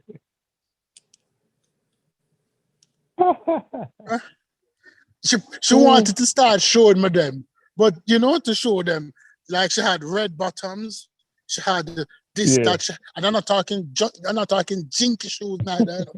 800. I'm talking half of them Yeah, was that's funny. brand new shoe. I just love shoes. I love shoes. I just love shoes. I could spend all my money on shoes. I said, then if you have these, I said, oh, the special ones, right, is a 2-bedroom apartment. And one room is our closet. Wow. You have one room has our closet. You understand? That is our people. You understand? I mean, now I'll say this. I don't want to make it like it's something that solely Black people do, right? Because you have white people that don't have the generational wealth, or they fucked it off being as materialistic as, you know, some Black people are. You know, they're charging up thousands of dollars in credit card debt because they got to be with the end thing, right? So I don't want to make it like this but what I'm saying is for us to complain about oppression, you know, and complain about not having certain things, you oppress yourself with the things that you value. You're like, you're oppressing yourself at some point. Now, I'm not saying that you got to live like a bum and you got to, you know, not have nice shit. Because that's what, well, why we got to not have and not, but it's like, you can't have it all. We learned that when we young. You can't have everything your way. You can't have everything you want. You good? Sometimes you got to choose. You all right? Okay. Yeah, because when I saw it, I said, I hope you're all right. Okay. Yeah, no, sorry, they rip off somebody hit her in the back of the car, like fold the whole back in. So I was asking her if she's all right. She said, oh, thank you. Sorry about that. Yeah, Amber, sorry about that. Continue, Amber. Sorry I couldn't find a mute button. Oh, you fine. I was just saying that, you know, a lot of people they think they're supposed to have it all. They're supposed to flex. They're supposed to create generational wealth. They're supposed to, you know, like sometimes you got to choose what you want to do. What's important to you? What do you value? Do you care about looking like you have it, or do you care about actually having it? Like sometimes you can do both. Sometimes you can't. You know, it's just gonna come down to what you actually value. All right, serious conversation, bro. Do you think that Black people are in a better position than they were, say, 70 years ago? Yeah, how long? How 70 long? 70 years ago. 70. 70? Yeah, of course. 70 years ago. 1950. Yeah. You think Black people on a whole in a better position than they were in 1950? Yeah. I say financially, yes. Mentally, ugh. Mentally, yeah. I don't know about mentally, but financially. Whenever that question comes up, I'm like, what are we talking about? Be specific. Right. No, financially, we're in a better position than we were in the 1950s. On a whole, we are in a better position financially. If Black people in the 1950s had access to the money that Black people had now, there would have been skyscrapers. Because Black people in the 1950s weren't so, they were more frugal with their money. They were more financially literate. if a black person in the 50 come, no one say a black person now, and they look in them closet, the head would fall off, the head would explode. Look at the kind of cars they drive, and the head would explode. And not even necessarily that, because they was sharp as fuck back then too. But at least they gonna have a black designer. They getting their clothes from, huh? When my next You had he was sharp. Yeah, like Yeah, at but least, you had a. yeah, They were supporting their own. Exactly. Like it ain't even the fact that, like nowadays you have black designers coming out with their product and motherfuckers will still bypass them. Like I heard people like, oh, they bought me this and that ain't my thing. That's for somebody else. You got to give me a Gucci this. And I'm like, really? So and Beyonce is carrying this shit, but it ain't good enough for you because you rather have the, like it's weird. It's weird. Yeah. Like Beyonce was carrying that bag from that black designer, the handbag, and it was a beautiful bag. What she carried. Beyonce support black designers when they come. I see her do that. She support black designers. You're right with that. Okay. Beyonce does. So many people do, but our people, listen. You know that these designers don't really want black people to wear their stuff because they don't want it to get too urban. Because when it get too urban, they say it loses its value. That's why the prices keep high. It come like certain neighborhoods where the house cheap, but the homeowners association high. So you can get into the house for $100, but the homeowners association is $1,500. That's a new way to redline. Look, how y'all gonna just destroy our generation of black folk like that? That's crazy. Y'all tripping. Listen, black people to this day still support black businesses. Like I don't understand why that like I don't understand how that narrative keeps persisting. Wait, hold on. I'm not saying that they don't support black business. So it's like because most black businesses get their start in the black community. Yeah, so this idea that we don't support our own like they did back in the day, we do support our own. Constantly. Okay. You know what I'm saying? It's just that a lot of times the black businesses, as they get to a certain point, they may have a choice to make as far as selling that investment to you know what I mean? Because then, you know what I mean? Like another company can come and buy them out, like Sean John, like you know what I mean? FUBU gets bought by another entity. You know what I mean? I'm gonna say this. What I'm talking about, and I don't know who that is with the feedback. It's so good. That might be you. Yeah. What? Matter of fact, I'm calling my other phone. Okay. Yeah. Go ahead, I'm listening. Go ahead.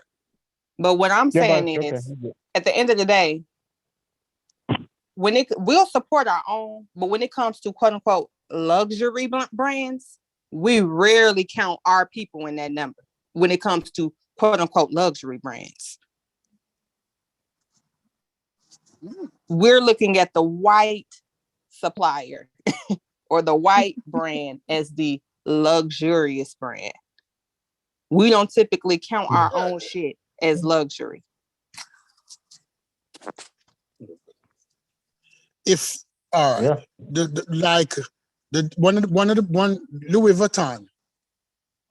Louis Vuitton have two nice black designers working for them. But if those dudes come out of Louis Vuitton and open their own boutique and call it black, although they were Louis Vuitton designers, we're not supporting them. We don't want the black. We want the LV. Right. We want the y'all still hear feedback? No, you good. Not really. Yeah. You're good. Man, our phone trash, bro. But what for Apple Pay? I swear to God. What for Apple Pay? It should be gone. Yeah, iPhone is definitely trash. Trust me. I know. Yeah. Go ahead, Stu. Okay, Stu. Yeah. No, but trust me, we love the name. Listen, when I see somebody have on a Louis Vuitton page, I laugh. I say, you pay the person to advertise their product. You understand what you're doing? the LV is that you actually pay the money to them to advertise the product. Back in the day, quality goods didn't need to have the name written all over it. When you see it, you know that it was quality. But people don't only want quality now, like a nice leather belt. They want the leather belt to say Louis Vuitton, Gucci, to let everybody know that they're wearing a Gucci. Not that they're wearing a quality belt that will last them 10 years. It's that they're wearing a brand. That's the most outrageous thing. You put on a t-shirt. You buy a t-shirt because it has the big name of the t-shirt across it. Oh, my jeans must say the name of the company so everybody would know that I'm wearing this jeans. It's not that it's a quality jeans that you're wearing, that fit comfortable and the material is great. No. It must not own, it must tell you what it is. So it can be a piece of shit. You know, so Kanye West was selling white t-shirt the other day. Some fucked up looking t-shirt for like $200. And people was buying it because it said Kanye West. T-shirt with holes in it and all that bullshit. No, but it's amazing. The power of influence is amazing. I remember when that shit first previewed, when people first got a sneak peek, they dogged it out. Seeing the price point, I never buy that shit. And if I want a raggedy this and the fucked up that, people dog that shit clean the fuck out. Now, people killing themselves for some Yeezys or to say they like, it's fucking crazy. I'm like, so really? Because y'all seen a few celebrities rocking or Kim Kardashian wearing the new Yeezy slides. Now you like, it's crazy to me. Crazy. Yep. You don't even remember what you didn't like just 5 months ago. And like the Yeezy slides are the most ridiculous looking thing in the world. They remind me of those when you watch shows with Chinese women and they have on the white socks and the half of the foot out the slippers. That's what it is. And you said, our people, it's not, guess what? Back in the 70s, when you watch show like, when you watch Soul Train from the 70s, each contestant had their own individual style. It wasn't about fashion. Our people used to have their own individual style. So if 5 dudes met up, everybody looked different. They had different style. You might say dude in a leather jacket, a dude in the next kind of jacket, this kind of pants, this kind of shoes. Everybody had different styles. And they wore styles that fit them. No, you go on the corner, the block, everybody have on the same fashion. So if one person have on a Jordan, everybody have on a Jordan. If one person have on a Under Armour t-shirt, everybody have on an Under Armour t-shirt. So guess what? We people no longer have style, we just have fashion. We follow fashion now, we don't create styles. Man, that's a special occasion when motherfuckers got on all of that. Niggas are throwing a white tee and some fucking jeans and some nice shoes any day, or a different color tee. When I say they fucked up the game with the t-shirts, just colorful t-shirts with double them up and then throw some kicks on, niggas just, all they shopping for is the t-shirt to match their kicks. That's it. That's it. That's right. In Atlanta, we didn't wear the colors. Like white tee was like official rug gear. You feel me? Like you would like a crispy white tee. Like we could buy a case. Yeah. Crispy white tee, brand new pants, brand new shoes, brand new cap. That's how you go out. You know what I'm saying? But that was a signal to the other girls that they know. Yeah, they know. The other girls they know. Because you're the VIP with white tee on. They like, yo, we know what that is. You know what I'm saying? But then niggas start coming in with the dusty white tees and shit. You know what I'm saying? Bro, niggas like, well, shit, yeah, they like, nah, they just got to a fight. Yeah, we can't do the white tee. These niggas ain't got no white tee. Old white tee. Crispy white tee. Crispy, nigga. Yeah, you gotta be shiny. You know what I'm saying? You know, like when you get that brand new white tee, it can't be the cheap one either. I don't want to see your beater through your teeth. I think go in the club. Huh? Yeah. That shit look like a bug in the clip. You can only wear it one time. You know what I'm Yeah, saying? that's a one and done. Yeah, it's one and done. Niggas coming back the next day, rewashed it. He's like, yeah, you can't. I put a ban on him like my God, I also broke that time. That one and done shit. I'm like, yeah, all right. I'm watching this thing. I'm gonna get one more wear at this bitch. Yeah. Nah, don't do it because you think it look fresh, but it got. I know. It got the fog of the night on that bitch. No choice. Exactly. No, but you have to iron it. Where If to you the wash it, basketball court or something. Where the basketball court. if you wash it, you have to iron it. You have to iron it. You have to, but like you could wear it again, but you get spray starch. Nah. Spray starch it and iron it, and it look back You fresh. definitely can't wear it again. It look white until you standing next to a nigga that just got his shit today. Yeah. That's a problem. And it's glaringly obvious, like, yo, that shit ain't good. Man, that cigarettes, especially back in the day, you know, you could smoke in the club, little shit like that. Man, that it got a tint to it. I'm telling you, it still look white to you until you get that fresh one. You like, damn, it do got a little tint to it. Yeah, that's a fact. Like white Air Force Ones, back in the white Air Force Ones. You gotta. Yeah. They ain't gonna be but a few times before they crispy, and they like, you know what I'm saying? And they just regular, run around shoes. You get Burt Reynolds. Remember when Fat Joe came on MTV and he had like a closet full of Air Force One and he was licking the bottom of them, telling people how them new, how they're fresh. Yeah. And you said to yourself, this is the rappers fucked our youth up, fucked our young people up because they sold them an image. You know which rapper I love to this day? The one who, when they went to his crib, he took them to his real house. What's his name? Redman. You talking Redman? Redman. Yeah, Redman took them to his real house. Jersey. Showed them how he was really living. Yeah, that was a show, though. Yeah, that was a show. I think a lot of back then people didn't realize that some of these this was made for television. Like, yeah, it was rented houses. Like these were rented homes specifically done for the show. You know what I'm saying?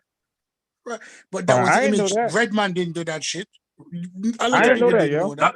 Not all of them, but some of them, like they would rent them. Like, sometimes MTV may even pay for a rental property. You know what I mean? For a crib. Oh my God. I was lied to, man.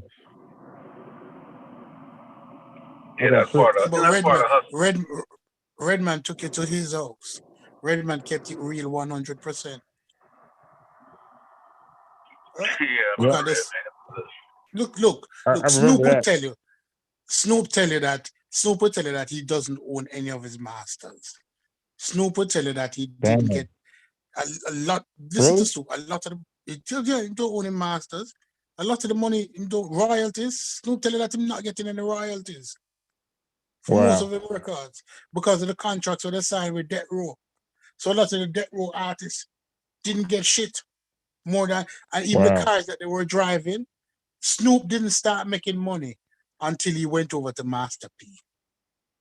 Wow. When Master P got Snoop his first house, his first car. I heard that before. In his name. I heard that Snoop before. Wasn't getting shit. So most of the artists was on Birdman label. Everything was in Birdman. Even Birdman, even the one who wear the red, Death Row. The cars that they drive were in Death Row's name. The houses that they live in were in Death Row's name. It was that Elijah Muhammad scam. When the time come and you fall out and tell you to leave his house, to leave the car. Yeah. Everything is that scam. So a lot of these dudes riding up and running and say, oh, this is our shit. Oh, it's our shit and it's not in your name. Our shit and it's everything in Suge Knight name, but it's our shit. It's like a pimp and a prostitute. This is our money, babe. You're making the family better. But if she take $100, she get her head knocked off. Bitch is stealing from me. I thought this was ours. No. But I will say, I do feel like and this is not to excuse, this is just a little reasoning, right? Like, oh shit, a lot of people don't really understand, especially if they didn't pay attention, you know, in government class. Because I learned about propaganda back then, you know. But then as I went to school for business, then I got into marketing. So I started to understand how you shape the minds of people, of consumers, you know, and how it's not an accident. It's very intentional. So I don't think a lot of these artists with shows like MTV Cribs and different things that they were doing, I don't think they even actually understood that they were being used to shape the minds of people. I think they just really thought that they was flexing, enjoyed the attention like a lot of people. You know, they enjoyed the attention, the spotlight, you know, that good feeling of accomplishment or what they perceived as success. And they didn't even necessarily consider the more long-term, long-lasting effects. If you look at these same people now, a lot of them are way more toned down than what they once were. And they're a lot more vocal about being wise, being smart with your money, investing, because now they know, like, damn, whole time I was being used, I was being played, and I wasn't making shit, but I made it look like I was, you know, like right. I'm getting more money now without the flossing, being quiet in the background than I ever was as a performer. You know what I'm saying? Yeah. Mm-hmm. No, but the other thing, you put it right. The rappers, the earlier gangster rappers, was used to destroy black youths. Right? They were used to destroy. Remember, you know, NWA and Public Enemy came out almost the same time. You know. Public Enemy came out with Fight the Power and other songs that were more uplifting. MWA came out with Street Outta Compton, another nigga named Ice Cube from the group called Niggas with Attitude. And you realize which direction the music went. What was being pumped more. I remember when Public Enemy was out, Tracy Trackman was out. Anybody remember Tracy Trackman? You've got a fast car? Hello? Yeah, Tracy Chapman didn't numbers. Yeah, it was the same. It was the same time. It was that kind of uplifting black people music, a more spiritual, if you're spiritual, more music that could feed your soul. And then all of a sudden, all of this bullshit just came down like an avalanche. That was all that was being played. Right? I mean, but the people determine that though, because you can't, I mean, NWA, you know, they came by way of Easy. So it's not like white folks designed them and made them. No, they already had that shit. And it spoke, even though it was negative, it spoke to a type of dynamic that was going on in the whole region that people were just totally unaware of. Like gangs in LA, like a lot of people had no concept of that. So no, I used to believe that. Let me tell you, sir. I used to believe that. Let me finish. I used to believe that until years ago. I had this girlfriend, and when CD player just came out, remember CD players? They just came out. Yeah. She only had 2 CDs. Like she only had 2 CDs at the time. CDs were very expensive, but she only had 2 CDs. One of the the songs weren't very good. One that was all right. But eventually, one day she said to me, sir, you know that I listen to this shit so much that it starts sounding good? When you eat shit, sometimes shit don't taste good enough. But after you've been eating shit so long, you forget how bad shit tastes. So although Easy-E and all of that is that they crammed it down your throat so much. They crammed it down our throat so much that after a while we realized that, oh, this shit doesn't taste so bad. It's all right. It's nice. These dudes are cool. Because think about it. Songs that they want to be popular get played on the radio 100 times a day. The first time you hear it, the song is bullshit. By day 2, you start singing the chorus. That's a propaganda. It is, but I'll say this, like, I don't think it's necessarily that music, especially hip hop, rap, whatever you want to call it, gangster rap, ruined a generation. I think the lack of exposure to other elements of society, other forms of propaganda, because the same way you have propaganda in our music, you have propaganda on television for white society as to how kids should fashion themselves. You had propaganda with the Cosbys. You had propaganda with Family Matters. You had there were other mediums of propaganda. So I don't necessarily think that this thing is bad. Is that you're not exposed to enough variations. You understand what I'm saying? For you to choose from and see other options. I understand what you're saying, Amber. But Amber, also, what you're saying, listen, hold on. Let me just get this out real quick. Also, you know, when you paint an image, right? Even though it's positive, if I can't identify with it, I'm not going to connect to it, right? So even if you can show me a positive black family, mother, father there, you know what I'm saying, Cosby Show, it looks great. But me, without that dynamic, raising my grandmother, poor, I'm not gonna relate to. I'm not gonna attach myself to it. You know what I mean? I'm not going to dispute you on that one. You know what I mean? Hold on. I'm going to dispute you on that one. You know that Hillman College, in a different world, is not a real institution. Hillman College is not a real institution. Yeah, but you know that show was responsible for nearly a 300% rise in black students, in black children going to HUB, Historical Black University. That show, so you have positive and negative propaganda. That show resulted in so many black children registering for college because they saw kids that look almost like them. They saw the nerdy dude Dwayne. They saw the cool dude. They saw the dude that wanted to go into the army. They saw Dennis. So you're talking about people that are going to college, choosing an HBCU over college. That's a different dynamic. That's not the dynamic I spoke to. I'm talking about. Mm-hmm.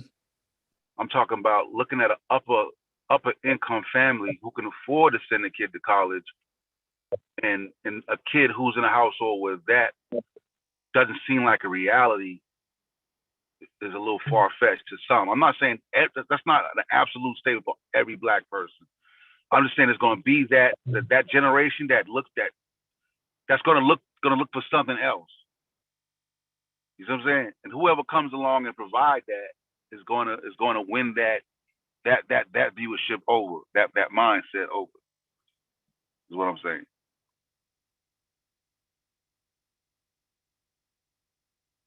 Yeah. I'm gonna tell you, I hated Different World. I was more into Facts of Life. I was more into Facts of Life. I like Facts of Life. I like Facts of Life. Yeah. What about Different Strokes? I don't. Yeah, of course. Or no. And I love Webster, right? But listen, I don't remember. Look, the Cosby Show's okay, right? But I hated Fat Albert. Yeah, I hated Fat Albert. I hated Fat Albert too. I think a lot of folks hated Fat Albert. I can relate to that shit. That shit was goofy. Yeah, I was like, what the hell is this? Yeah, I hated the song. I hated all of it, like everything. Yeah, bro. The song was trash, man. The dude with the Scully on, like, what was that about? I know, right? With the goddamn COVID mask and shit with the eyes on. Yeah, I'm like, what is that, man? Yeah, I don't know how he was successful with it, because I was not rocking with that. Back then, Bill Cosby was so popular, he could do no wrong. But JJ, that was the one right there. Dynamite, yeah, that was, everybody was watching that. Yeah, because think about Good Times. It's a right. Even though it's a dual parent household, it's a black men and women that they're trying to make it. There's some ups and downs. They ain't got a lot, know what I'm saying? But they're trying to find happiness with the little bit they got while trying to progress. Right. Yo, what's the mother name again? Florida. Yeah. I remember Tariq Nasheed did an episode with Florida Coon and shit. JJ found some money. James or somebody found some money. He had the bag.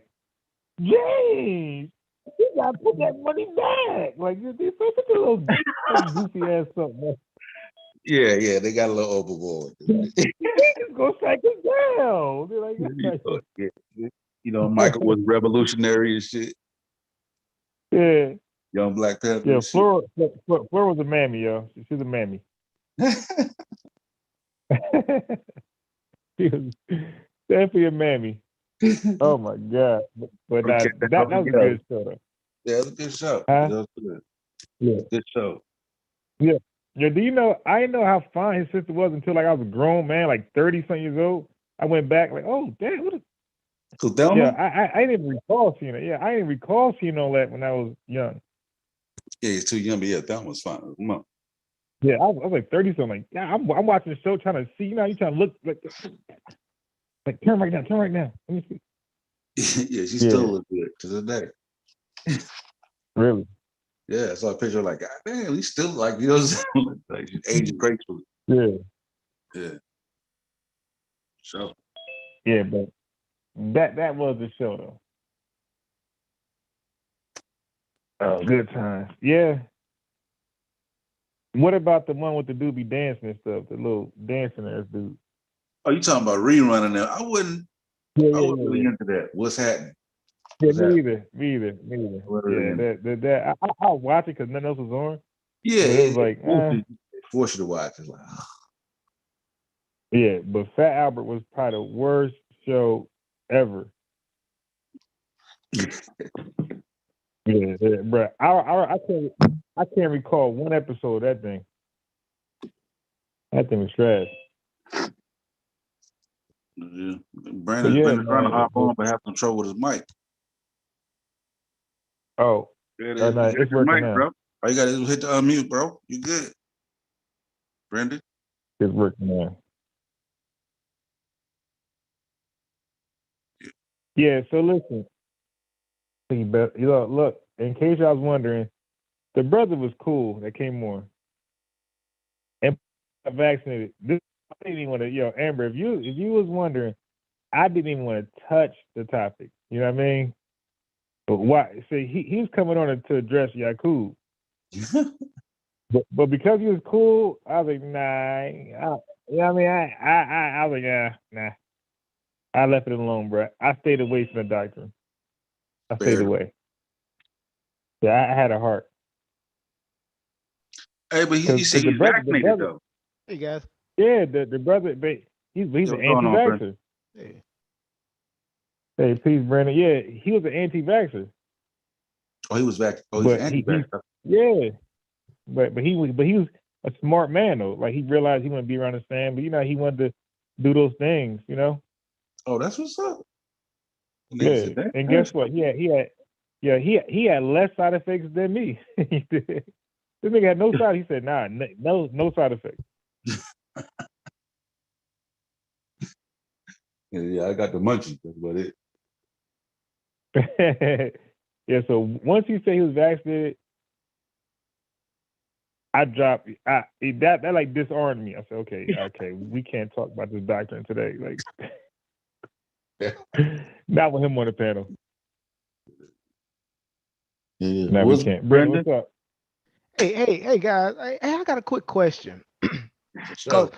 Because you guys just talked about the thing with Fat Joe, and you were talking about the shoes, and I think I posted something in the chat, right? And I guess it was like you said that Fat Joe was at the home, like licking the bottom of the shoes and stuff like that. It's like, yeah, I can buy new shoes all the time, right? It's like it's nothing to me.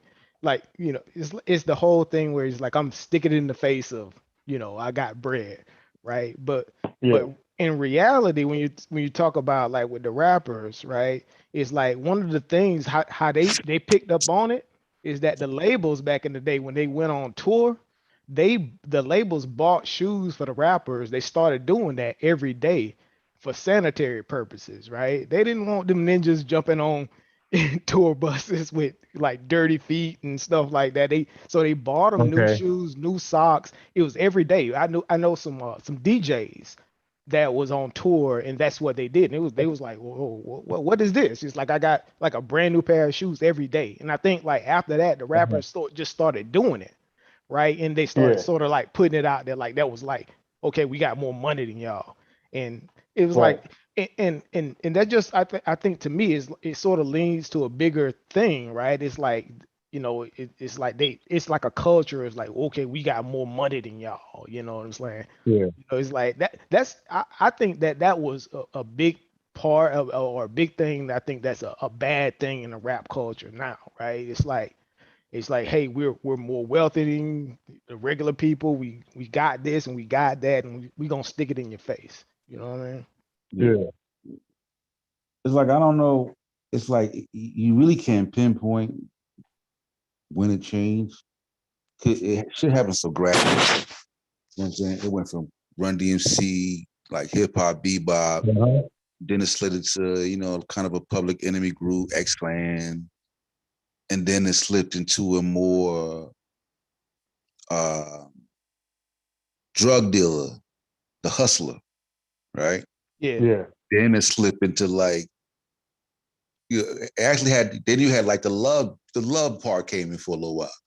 And it was all love song. They were talking, you know what I'm saying? It's like, yo, damn all that love. Yeah. You know what I'm saying? You know what I'm saying? Yeah, you know what I'm saying? Then it became like gangster, then the gangster came in. You know what I'm saying?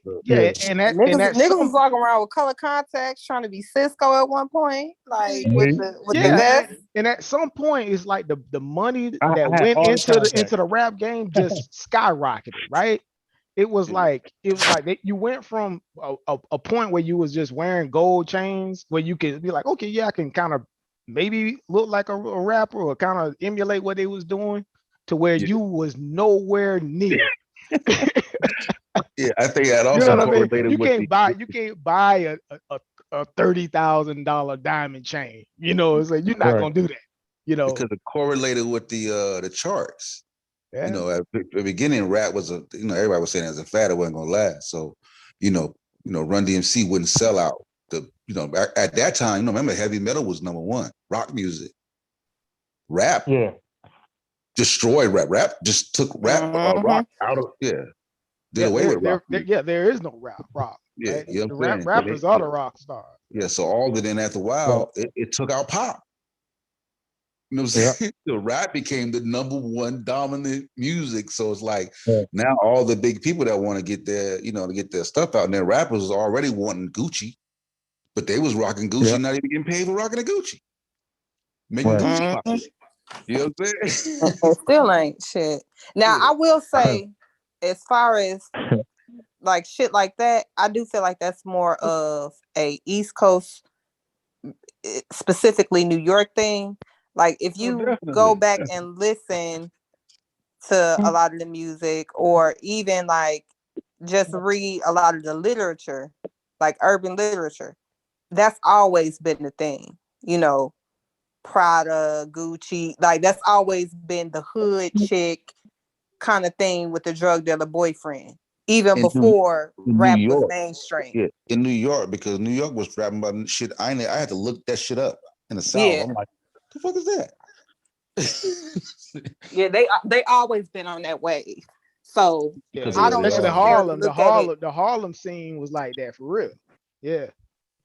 Yeah. So I don't look at it like theirs was influenced by music, but I do think that their music and rapping about that stuff influenced everybody else. You understand what I'm saying? Yeah, right. Definitely. Because when Biggie should name all type of fly ass shit in the song, I had to go look up. Mosquito holes. They say mosquito holes. Yeah, I didn't know what that was. The first time he said, I ain't know what that was. What the fuck is mosquito? No. Then the Rap magazine came out, and they started actually having those things in it. Because everybody, remember we used to run and get a Source magazine or the Source. That what shit was, and we looked through the magazine and see all the different designers.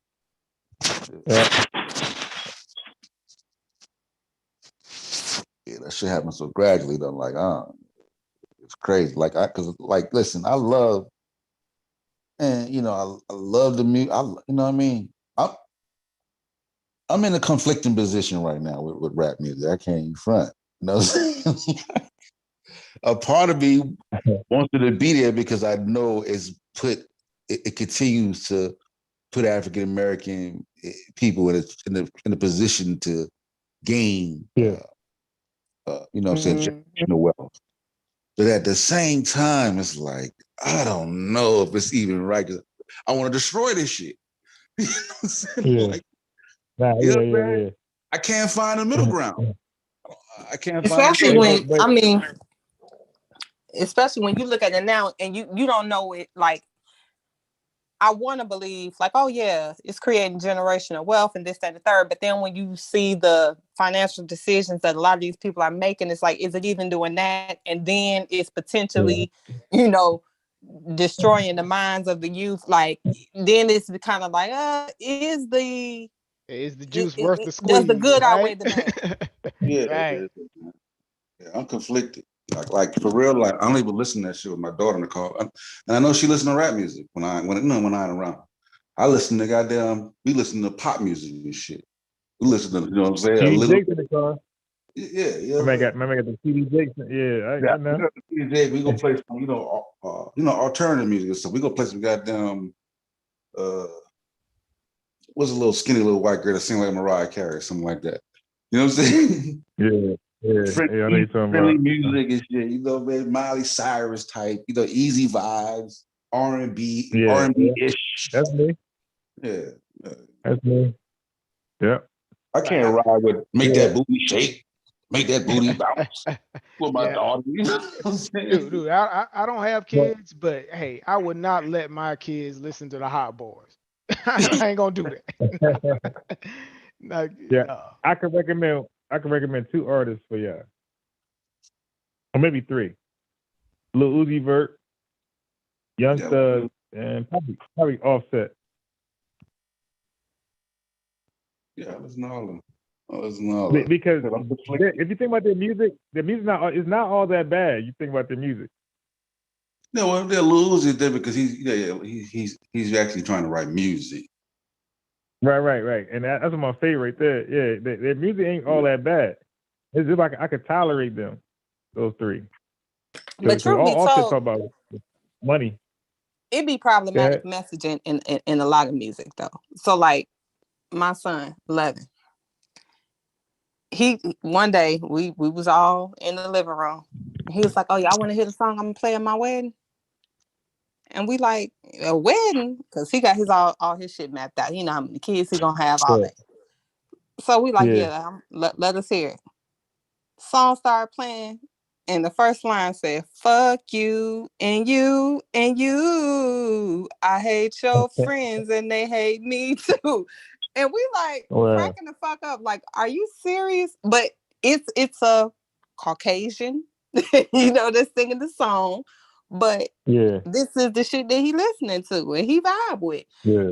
So I mean, at the end of the day, I feel like anything can be problematic. Now, it's certain stuff that I'm just not gonna listen to around my kids, and I don't want them listening to because it's just inappropriate for your age. You know what I'm saying? Like, now once you become a teenager, if you want to listen to, you know, motherfucker talking about they shaking ass and stuff and all of this, like 9 out of 10, you probably doing that. You probably out here with little bitches and shaking ass. So I'm not gonna be, you know, green to that. But in elementary, no, that's not the vibe that we're going for, you know. But as far as I'm concerned, like, I feel like sometimes people give too much influence to the music. Your job is to counter that influence. Like, your job is to provide other experiences for your kids, expose them to other things so that this is not their primary influence in their life.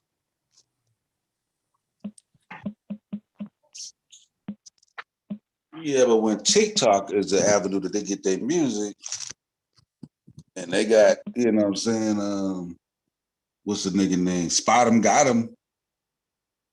Yeah. Boom, something, knock his head off. I'm saying, it's like, yeah, I ain't gonna lie. I was offended by his name. When I seen the nigga name, Spot him, got him. I'm like, damn. His name is actually Spot him, got him. Like, wow. If that ain't self-hatred in a nutshell, like, god damn. It's almost, but it's incepted in rap music, right? Because it's like it's war. Like it's almost viewed like we look at America when it fights Afghanistan, right? It's okay that they kill their ops because it's like it's a military. You know what I mean? It's viewed almost militarily in a sense. Yeah. You know what I'm saying? Which is crazy. But in some ways, it is that way. You know what I'm saying? Like, what am I supposed to do? Niggas trying to kill me. You kill my cousin. Yeah, I remember hearing his name. I thought I was expecting to see a dude looking like 50 Cent. And I saw him. I was like, that Spot him, got him? Little baby. Right? Little baby. Like, oh.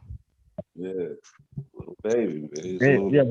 But 42 Doug got to be from Baltimore, a name like that. Yeah, but even he like 4'11" talking cash shit. Yeah, he's for Detroit. Yeah, he's for Detroit. 4'11". No, it was a nigga from Gary like that for real, and really had motherfuckers fearing him, like small as shit, but really had motherfuckers fearing him, and really had a whole goon squad that was ready to ride. And this nigga calling shots. I'm like, he's so tiny though. It'd be like little that. micro mini pimp. It'd be like that. Let me be dangerous. You know, the original 50 Cent was short like that. Seen the story of that nigga, the original. Oh, yeah? The little nigga. Yeah. And you know, niggas had a Napoleon complex. So they'll take it to great lengths. You know what I'm saying? Like, I'm short, nigga. I ain't no chump. Nigga. Yeah. Yo, get it You twisted. know, the problem I have with the rap game now is that back in the day, like, all right, like back in the day, a rapper talk the talk and walk the walk. It wasn't a fronting thing. His lyrics was his lyrics. His rhymes was his rhyme. No, everybody have ghostwriters. It changed completely. The game has changed completely, right? Because, where I come from is like when them say a DJ or a rapper is a bad man, is a real bad man. Them going to prison, them killing people. Supercat, Ninja Man, Vibes Cartel. All of them in prison. Yeah, you're the honest and these niggas is wild. Yeah, all of them in prison. Because they killed them. But I mean, those guys are real gangsters though, like Elephant Man and them. Like you see them on TV dancing, but like those guys are real gangsters. Right. Yeah. You might see them dancing, but them you don't play with them. Them not fronting. Yeah, I was in Jamaica when Elephant Beanie Man was beefing.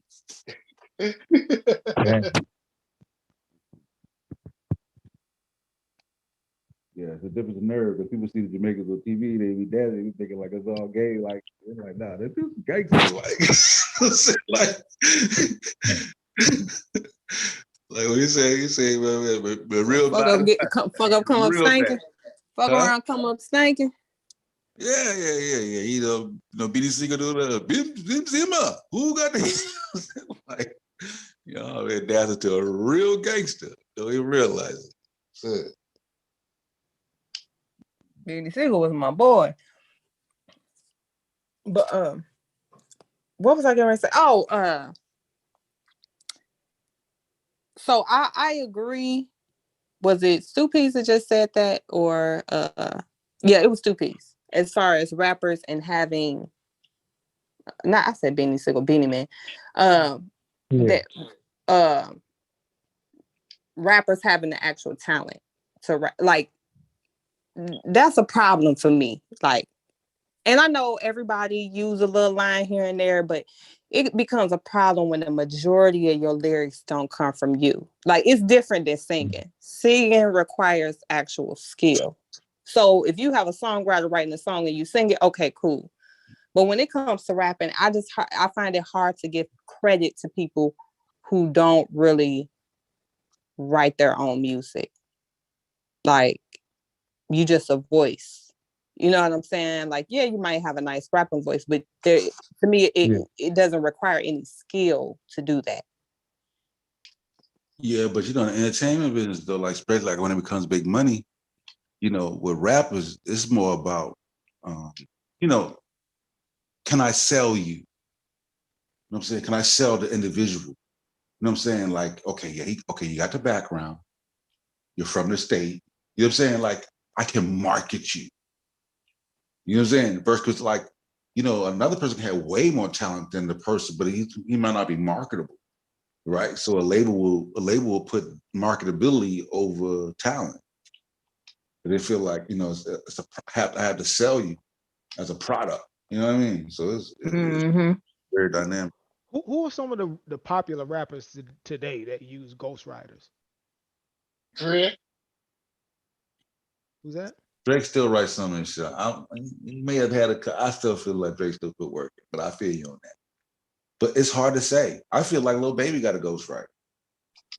I'm saying because like, you look how he used to rap, I feel like he just don't increase in talent that fast. You know what I'm saying? Like, he just phenomenal. One of the two. You know what I'm saying? But according to rappers though, they be like, yo, a lot of your favorite artists got ghostwriters. Oh, they don't tell. Oh, they don't say. Yeah, because the ghostwriter get paid. That's part of the contract. The non-disclosure. I don't know, but I mean, tell you, Cardi B.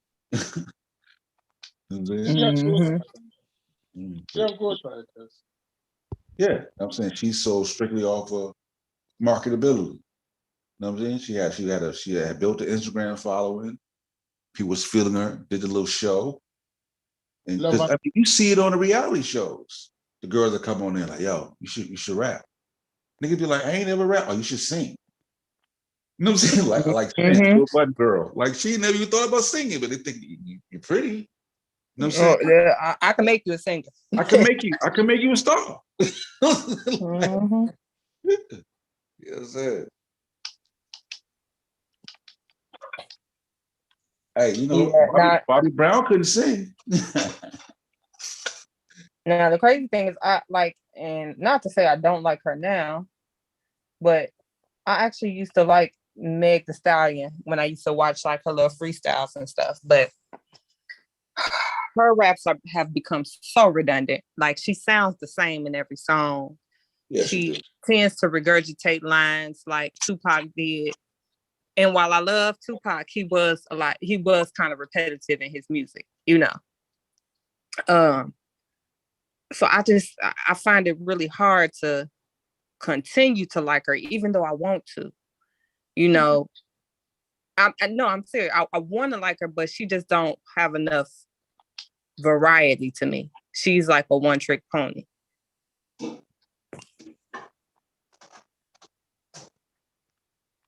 Yeah, that's what I think. Cardi B is more, like I said, ghostwriters and all. She's a little more diverse in kind of what she can do. You know what I'm saying? I mean, but I couldn't stand that wobbly wobble, whatever that shit was. Body, yaddy. I was like, yeah, that shit drove me the fuck crazy. They played that shit nonstop on the radio. Yeah. Until you like it. Nah, yeah, I still hated that one. But it was always like that, stupid. Remember they did that with Hammer. Shoot, they used to play Hammer on the radio all day. Can't touch the doom. Man. You start liking that, you don't like it, but you just know all the words. You wake up like, damn, I know all the words of these songs. Like, how did I do that? But also too, the way that a lot of music can start out, people kind of liking it as like a little parody, like making fun of it. But then like Jocelyn's Do It Like It's My B-Day. Most people don't take her serious as an artist. But you make fun of the music for so long, eventually it becomes catchy. And like you said, in the day and age of TikTok, you know, you start a challenge with a song and all of a sudden people streaming their music, or at least streaming the song because they want to hear the whole song. Yeah, and they want to do the dance. They want to work on the dance to go with the song. Yeah. That's what I'm saying. TikTok is the number one. If your shit streaming on TikTok, you finna blow. You know what I'm saying? At least for TikTok is bigger than Google now. Huh? TikTok is bigger than Google. They just came out with it the other day. Yeah, I mean, shit. You know, I mean, I be watching. You know, I look at the things my daughter do. I'd be like, that's how I know what's the next wave. You know what I mean? She was watching that before I even had any concept of what it was. Who owns TikTok? So I think the Chinese do. Chinese. Yeah. Donald Trump was trying to ban that shit. Right. Yeah, I remember that. Right. Because they was claiming like espionage and all the type of shit. They say the app uninstall the app. It's hacked, right? Yeah. Come back to say, those little people smart. They just want to see what you have, and they innovate. Mm-hmm. Yeah. You know, that's what everybody else do. Yeah, where they from, you know, they done knock off kings and queens. You know what I mean? They'll knock off Jay, whatever you make, they'll make knockoff with the quickness. That's their lane. Like I went inside a barbecue spot. Everybody ate. I was like, get the fuck out of here. I was like the whole entire Asian barbecue joint. I was like, all right, that's what's up. You know what I'm saying? You know what I mean? But somebody was like, yo, see, Asian, they always do Chinese. We do soul food. You know what I'm saying? Like, shit. And they booming. Hey, I got a hard and fast rule in terms of innovation. When I look at something, right? Is it new? Is it fast? Can it, you know, is it something novel, right? Can it save me time and can it save me money, right? Them three, right? If you can do those three, I think you're good. But I think it's a fourth one. I think that throws everything out the window. Is it fun? If it's fun or if it's entertaining, people will pay money for it. They'll waste time on it. They don't care. Oh yeah. Oh yeah. Yeah, like TikTok ain't nothing that I'm like, I've had the app downloaded, but I don't do a whole lot of social media. Like I'm still trying to figure out Instagram, like the purpose of it. Like, why do I really have an Instagram page? Because I don't really get it like that. Like I used to keep up with the Shade Room, but that shit's so petty. I don't even care to keep up with that no more. Like, it's a little too invested in other people's business for my taste. So even Facebook, I'm rarely on Facebook. Occasionally I might comment on somebody post or something, or share something, but I'm not. The most I probably engaged was probably on Twitter, but even that became kind of toxic. I find myself trolling motherfuckers. Like, what? Get sit your ass down somewhere. Get off of here. I don't do it. Like I said, I don't really do the Facebook. Like if I comment in your section, then I'll fuck with you. If I actually take the time to stop and say, I'll fuck with you. You know what I'm saying? But a lot of time I just scroll through. A lot of time when I go there, I just go to check on my family. In different areas, see what the kids are, look at the kids and stuff like that, and then I'm out. I got the Instagram. You can see like the Instagram go with Facebook. You know what I'm saying? I ain't got too much stuff on the Instagram. You know what I'm saying? But I don't know. TikTok, I watch. It's like I don't understand how everything is like 15-second clips. Like I don't even understand how it sells like that. I mean, but my daughter watched one clip like continuously. Like I mean, don't, then it's over, and then watch it again. Like it's like shit. The attention spans are getting shorter and shorter, Sosa. That's what it is. Yeah, she watching like, look, wrap this shit up, make this shit quick. You try to do 30 seconds, I'm gonna watch something else. Like, shit, I don't know. Shit. But also, it might be time, like short limits because of clicks, and views. The more people, if you keep the clips shorter, people tend to watch more, or create more content because of the shorter clips. You know what I'm saying? Right. It's more content to go through. Right. Great technique for the advertiser. I'm trying to think about how does what does the consumer get out of it though? You know what I'm saying? Like, I mean, don't get me wrong, some 50-second clips are funny as hell. Like some shit you don't even need the whole minute. I just need to see this shit right here. You know what I'm saying? I get that. You know what I'm saying? But an entire 50-second clip. But people are falling in love with the challenge and watch every reel from that challenge. You like the body yada yada. People will go to that challenge and watch all the TikToks of people that did it, then do one themselves. Yeah. That's true. You look good, but I'm not playing. Remember, because you remember before TikTok there was Vine. Remember that? That was like the precursor to TikTok. You know what I'm saying? Just a bunch of snippets of stuff. You know what I'm saying? You don't know what you're gonna see. You might see a fight. You might see a girl twerking. You don't know what. And they would have challenges. They would do challenges on there too. You know what I'm saying? They used to be like a girl and a guy driving a car. They just chilling. Ain't nobody doing nothing. And then it switch, and then a girl twerking and the guy. You know what I'm saying? Like little clips like that. Yeah. Back in the World Star days and shit. Right, the TikTok precursor. Either. Right? Yeah. The most I see, like even with TikToks, it have to be on Instagram. Somebody send it to me, or like on a feed on Facebook. Like that's how I see it through another social media platform. Yeah, me too. I never downloaded the app. You know what I mean? But what I see, but a lot of time when I realize that the challenges, they'll have it on YouTube, and I realize, oh, these are all TikToks. Just somebody just recorded all the TikTok shit on YouTube. Yep. You know what I mean? Yeah. Like I said, shout out to them brothers that making money doing. Hey, they say that's the new wave in terms of like, wealth, right? It's about entertainment and intellectual property, right? Right. That's the new thing. I was watching I think it was on Netflix, and it was talking about how a lot of these new dances, right, are being created by African American, young African American girls, young African American boys. But you can't patent a dance.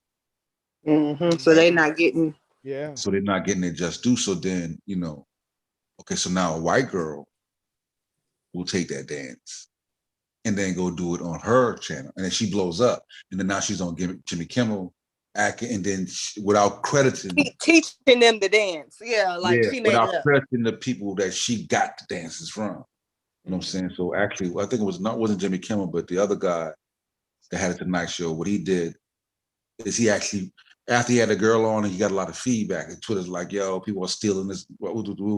Then he brought the actual people that created the dance the girl did, and then and then gave them the opportunity to perform it on the show. Yeah, but which helped blow their channel up and then put money in their pockets and whatnot. Yeah, but we see that before, we see that before. Let's start from the beginning where we see that before.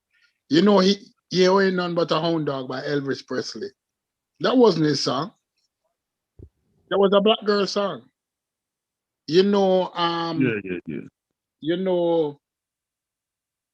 Chuck Berry.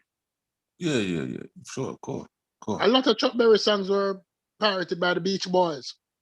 Yeah, but the difference is like he could have got a copyright. I could have got copyright. I got a patent on it. In those days, no. But I'm talking about now. You can't put a patent on it. Yeah, you can't put. But what I'm glad because black creators was striking TikTok for a while because of that. And I'm glad too. Yeah. Glad because this is bullshit. You can't just steal people's stuff, act like it's yours. Watch the latest dance. But Megan Thee Stallion got hurt as a result of it because when her new song came out, nobody created a dance for it, so it didn't really blow. Mm-hmm. So that was the issue. That's crazy. Yes, yeah. But they was talking about, and it was talking also on a Netflix show about the power of the because the African Americans are driving these social media platforms. No, look at it. There was this song with this guy riding a skateboard and drinking cranberry, right? And off TikTok, and it blew back a song that was off the chart for like 30 years. It came back on the chart.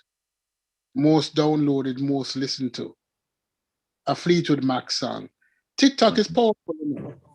Yeah, no doubt, no doubt. What they do with TikTok is that the influencers get paid for like promoting other people's stuff. And then they get, what you call it? Monetized, and they get all kind of shit. But the black persons who create the thing don't get shit from it. We do it all the while. It happens to us all the time. Yeah. Because remember, if it wasn't for black people, country and western wouldn't sound like country and western. Black people, you had great black country and western singers. A lot of people don't know that. Yeah, I seen some of that shit from back in the day. So that whole type of dancing like came out of like patterned jeans, and you know what I'm saying? Yeah, the little whole roundup. Right. Also, yeah. Look, the dancing, what they have, most of the line dancing is a country dancing making off. They stole it from the electric side and did their own version. Yeah. These people don't have no talent. They would still be singing like back in the 50s. Yeah, I was surprised. I was surprised about a lot of shit that came out of. Like I think I saw like clog dancing had developed, and they were showing like how that developed in African. It was crazy. Like some of the shit you see, you'd be like, I had no idea. You know what I'm saying? Like it's crazy. No, but guess what? You see, we don't want blackwash everything. That's why we don't mention everything. Because American music, jazz, is one of the most influential music in America. From jazz came soul, came blues. From blues, all right. Blues music I'm talking. Is foundational music. Right? When the slaves were singing on the plantation, it's that white people, I don't even want to start because it vexes into the spirit. It vexing. So when you see the TikTok dancers dancing now and all of these white girls doing the dance, and you believe that is them don't create shit. Them having the rhythm. Them having the rhythm. I'm saying that's a good. I'm gonna get the name of that special. But man, watch that special on Netflix. It's dope. It's dope. You know what I'm saying? Because that's how I found out about the whole shit and not being able to copyright some type of, you know what I mean, being able to copyright dance, but they can't copyright dance. But even if you look at the jitterbug, it's black people dance. But if you watch Grease, you think it's white people dance. You know the dance where you dance in the swing and you push the girl through your legs and you throw. Yeah. You gotta see black people doing that shit back in the day. No, but if you watch TV, watch Grease and watch Bobby Soxers and you think it was white people who created that dance. Yeah. That's what I'm saying. You gotta see them. If you see them, you gotta see they got clips of black people doing it back in the day. Of course. It is amazing. Like you be like, yeah. You know what I'm saying? I talk about killing it, yo. Of course. Elvis Presley used to go to black church and sit down in the back and watch them perform and come back out and do it on stage. Right? Because what people don't understand, some of our greatest black singers came out to the black church. Sam Cooke. Yeah, I mean, that was the avenue. Like, damn, they're all on, bro. That was the avenue. Right? Aretha Franklin. That was the avenue where they first did that. That's where they started singing first.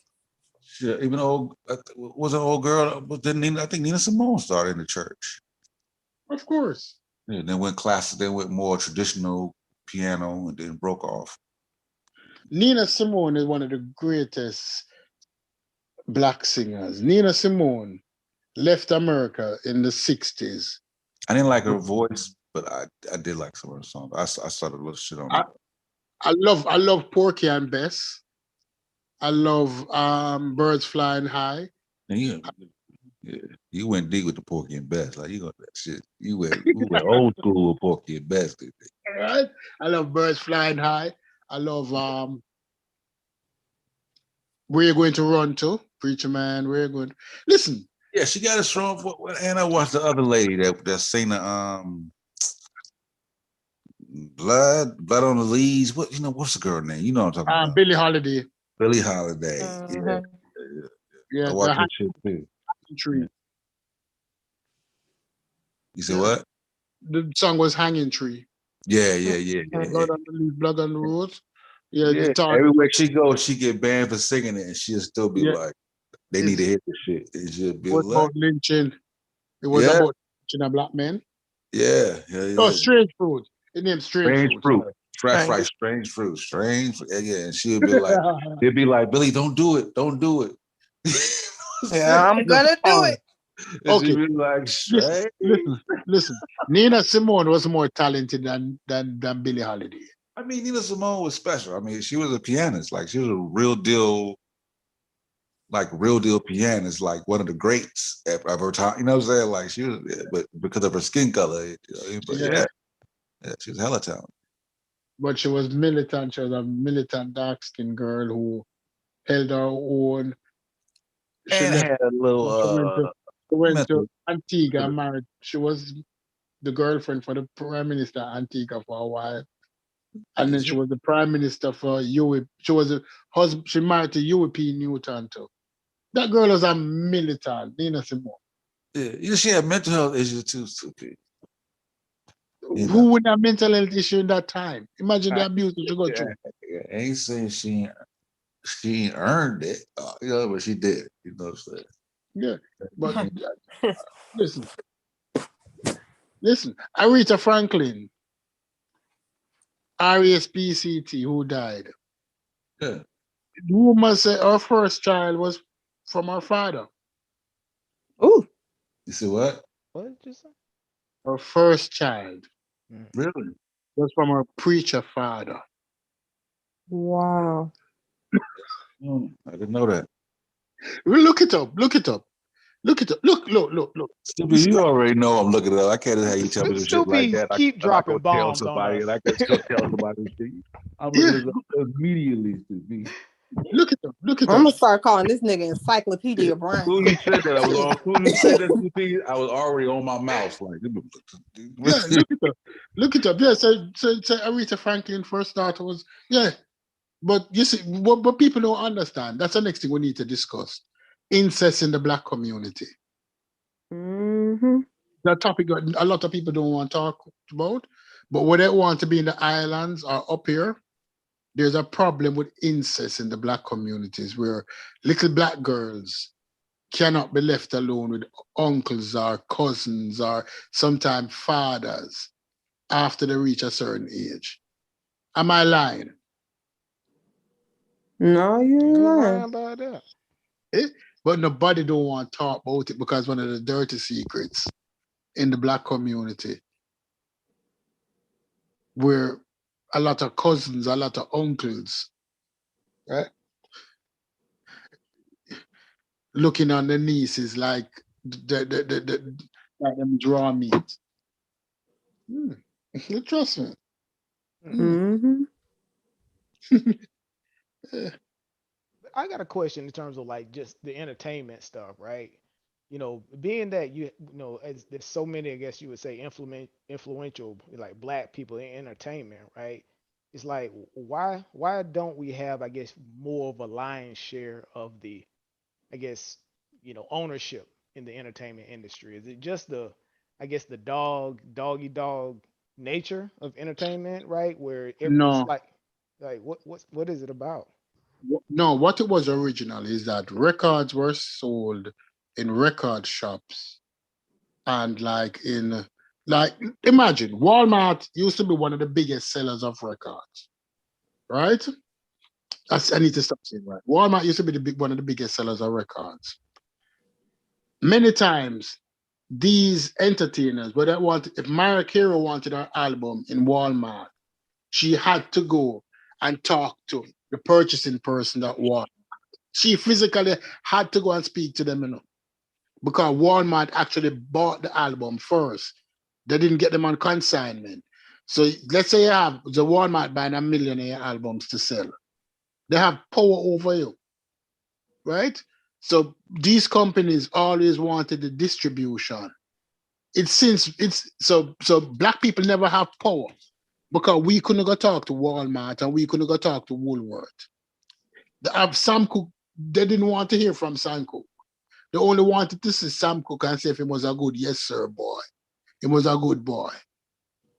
Because if he wasn't a good boy, your record wouldn't get into Woolworth, your record wouldn't get into Sears, your record wouldn't get into Walmart. Only place your record would get into the mom and pop shop. Right? But those places were the places buying millions of records. The Woolworth, the Walmart, the bigger chain where white people shop. They didn't buy it on concession, they bought it up front. So when they say, "Oh, this record gone gold already," and it just came out yesterday, because Walmart bought 1 million copies. So wow.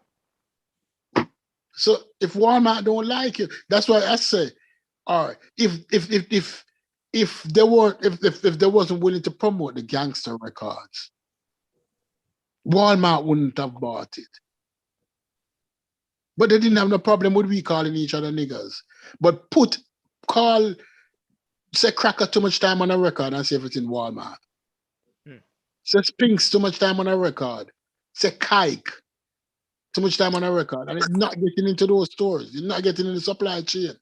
But you can't say nigga till the cows come home. Niggas till the teeth turn white. They don't have a problem with that.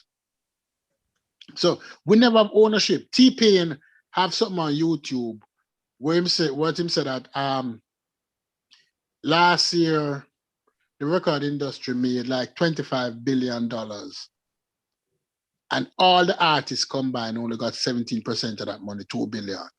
The rest went to the companies, the record companies, the distributors, right?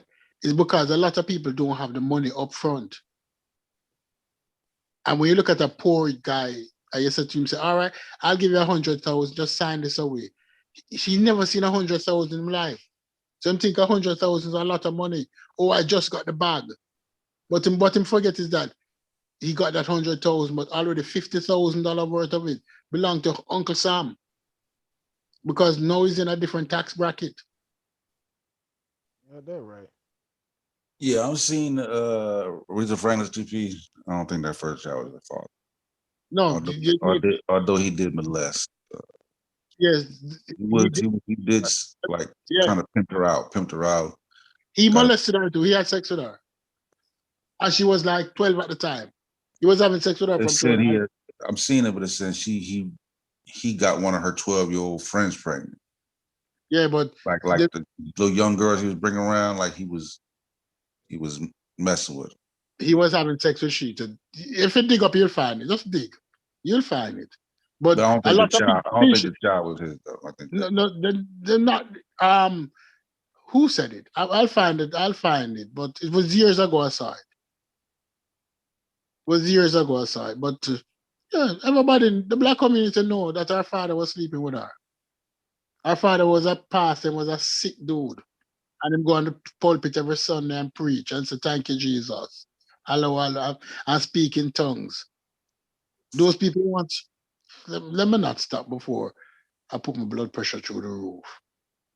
Because you know I'm ready to go. Yeah, but she definitely, I'm looking at, she definitely had a damn hard life. It's crazy. It's crazy. Yeah. Anybody from back in them days, though, that's why I'd be like, when you see them at the end on drugs, it's like, man, yo, life was hard. You know what I'm saying? Even when you look at Josephine Baker, like all them stories from back in the day, like eventually most of them succumb to drug and most probably OD. All of it was an escape. Yeah. And heroin being the big drug of choice, even like Frankie Lyman. Mm-hmm. Yeah, like all of them shit. Like almost all the stories you watch, you already know this shit gonna end in a drug overdose like that. You know what I'm saying? All of them. Well, but I guess that's what be throwing me off about people nowadays that talk all that shit. Like, man, y'all couldn't deal with half the shit they dealt with back then. Y'all crying about the shit that y'all going through now. Now, granted, molestation, rape, and all that at any stage fucked up. But consider discrimination, being assaulted sexually and physically by people you know fucking hate you. Like, just a whole different plethora of problems in addition to the shit we already dealing with today now. Compound that with shit that people was dealing with back then. Like, y'all already popping pills and shit because your mama was a crackhead. Not even you a crackhead, but your mama was a crackhead. And that now you feel like your life is fucked up. Ain't nobody touched you, none of that. You just mad that you was on food stamps all your life. Like, come on, man. You don't know hungry. Back in those days, they didn't have food stamp. They were hungry. They were hungry. When you look at James Brown life story, James Brown went to go and live with his grandmother who ran a whorehouse. Right? Mm-hmm. And James Brown was fucked too. But them not saying that.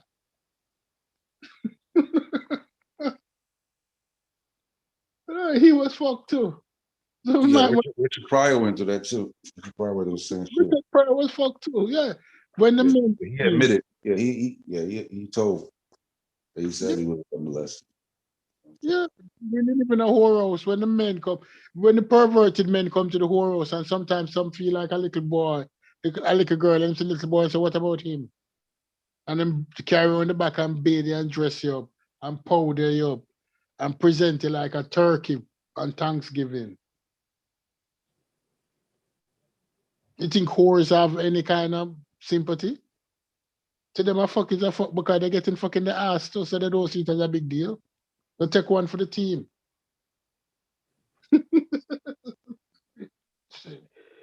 I'm bad people today talking about them have it hard.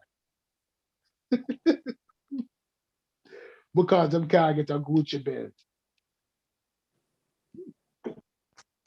Yeah, man, I would never. That's when people. Dude, you are a wealth of information. I watch Dr. Ma'at debate Pastor Bennett on that shit. Black people all doing better now than they were. That shit is insane. Because I've never looked back and been like, damn, I wish I lived in the 60s. Right. You know? They had good. Black people was doing better in the 60s than they're doing now. That's the mindset? Of course. You know, that's that Pan-Africanness BS.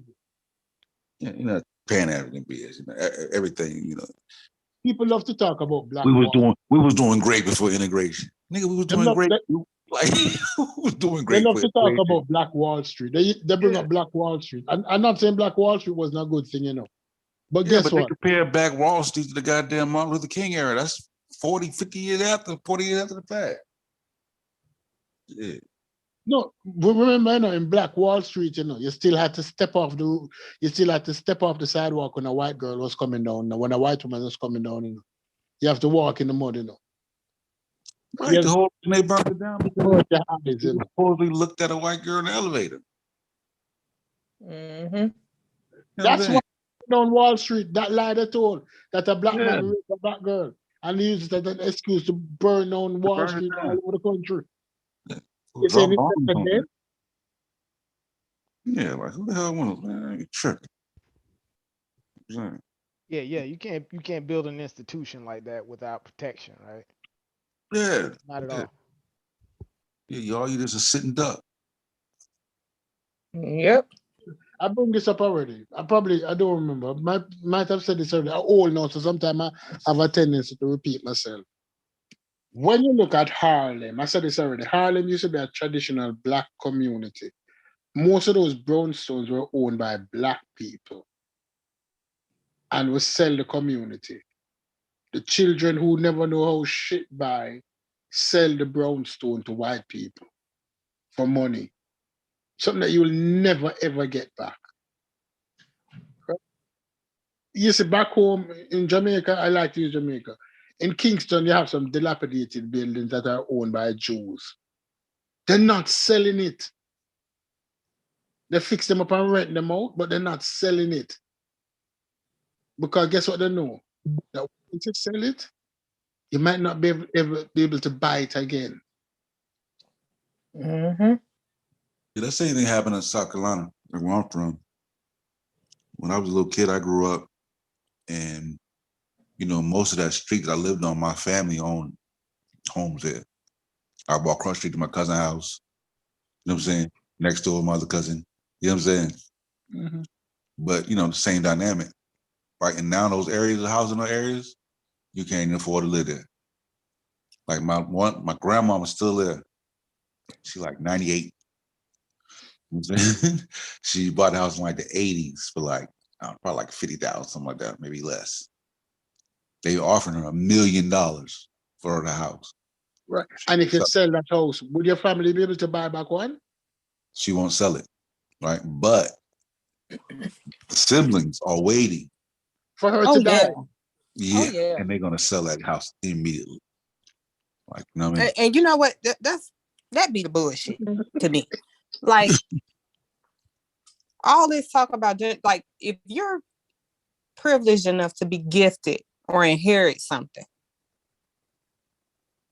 to just sell it off when, and that's I literally hear people talking about creating a legacy, building wealth, generational wealth.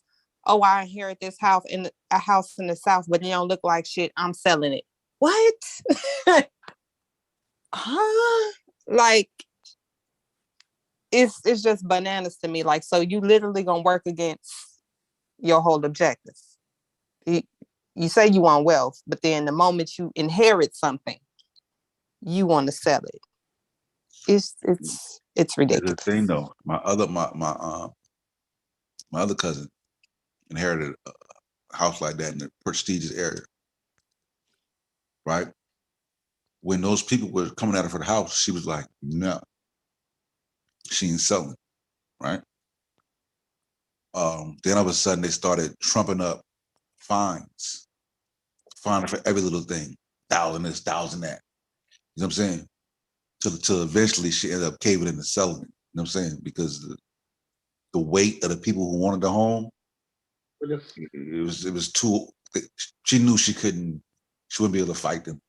You know what I'm saying? They kept hitting her and fining her to a point where they either have to sell the house and just take the money and go, or they're gonna take it because I'm gonna lose it because of the fine. You know what I'm saying? Because they keep fining, hoping she's gonna be unable to pay the fine, so they can just take it. So she can have them just sell it. But sometimes what you need to fool them with, sometimes you need to just come out to the house and rent it. Rent it, to put it up to a realtor and rent it to white people. I'll probably use the rent to pay the mortgage and to fix it up. Because that's what they do. What they do to black people in those neighborhoods, and the first thing they do is they try to raise the property taxes. So your grandmother was paying $1,000 property tax this year. Next year, the property tax gone to $8,000. Where's grandma supposed to get the $8,000 from? And then afterwards, no, they have a lot of ordinances. Oh, your grass is too high. The fence post, letterbox is 2 inches out. And everything is a fine. No warning, just fines.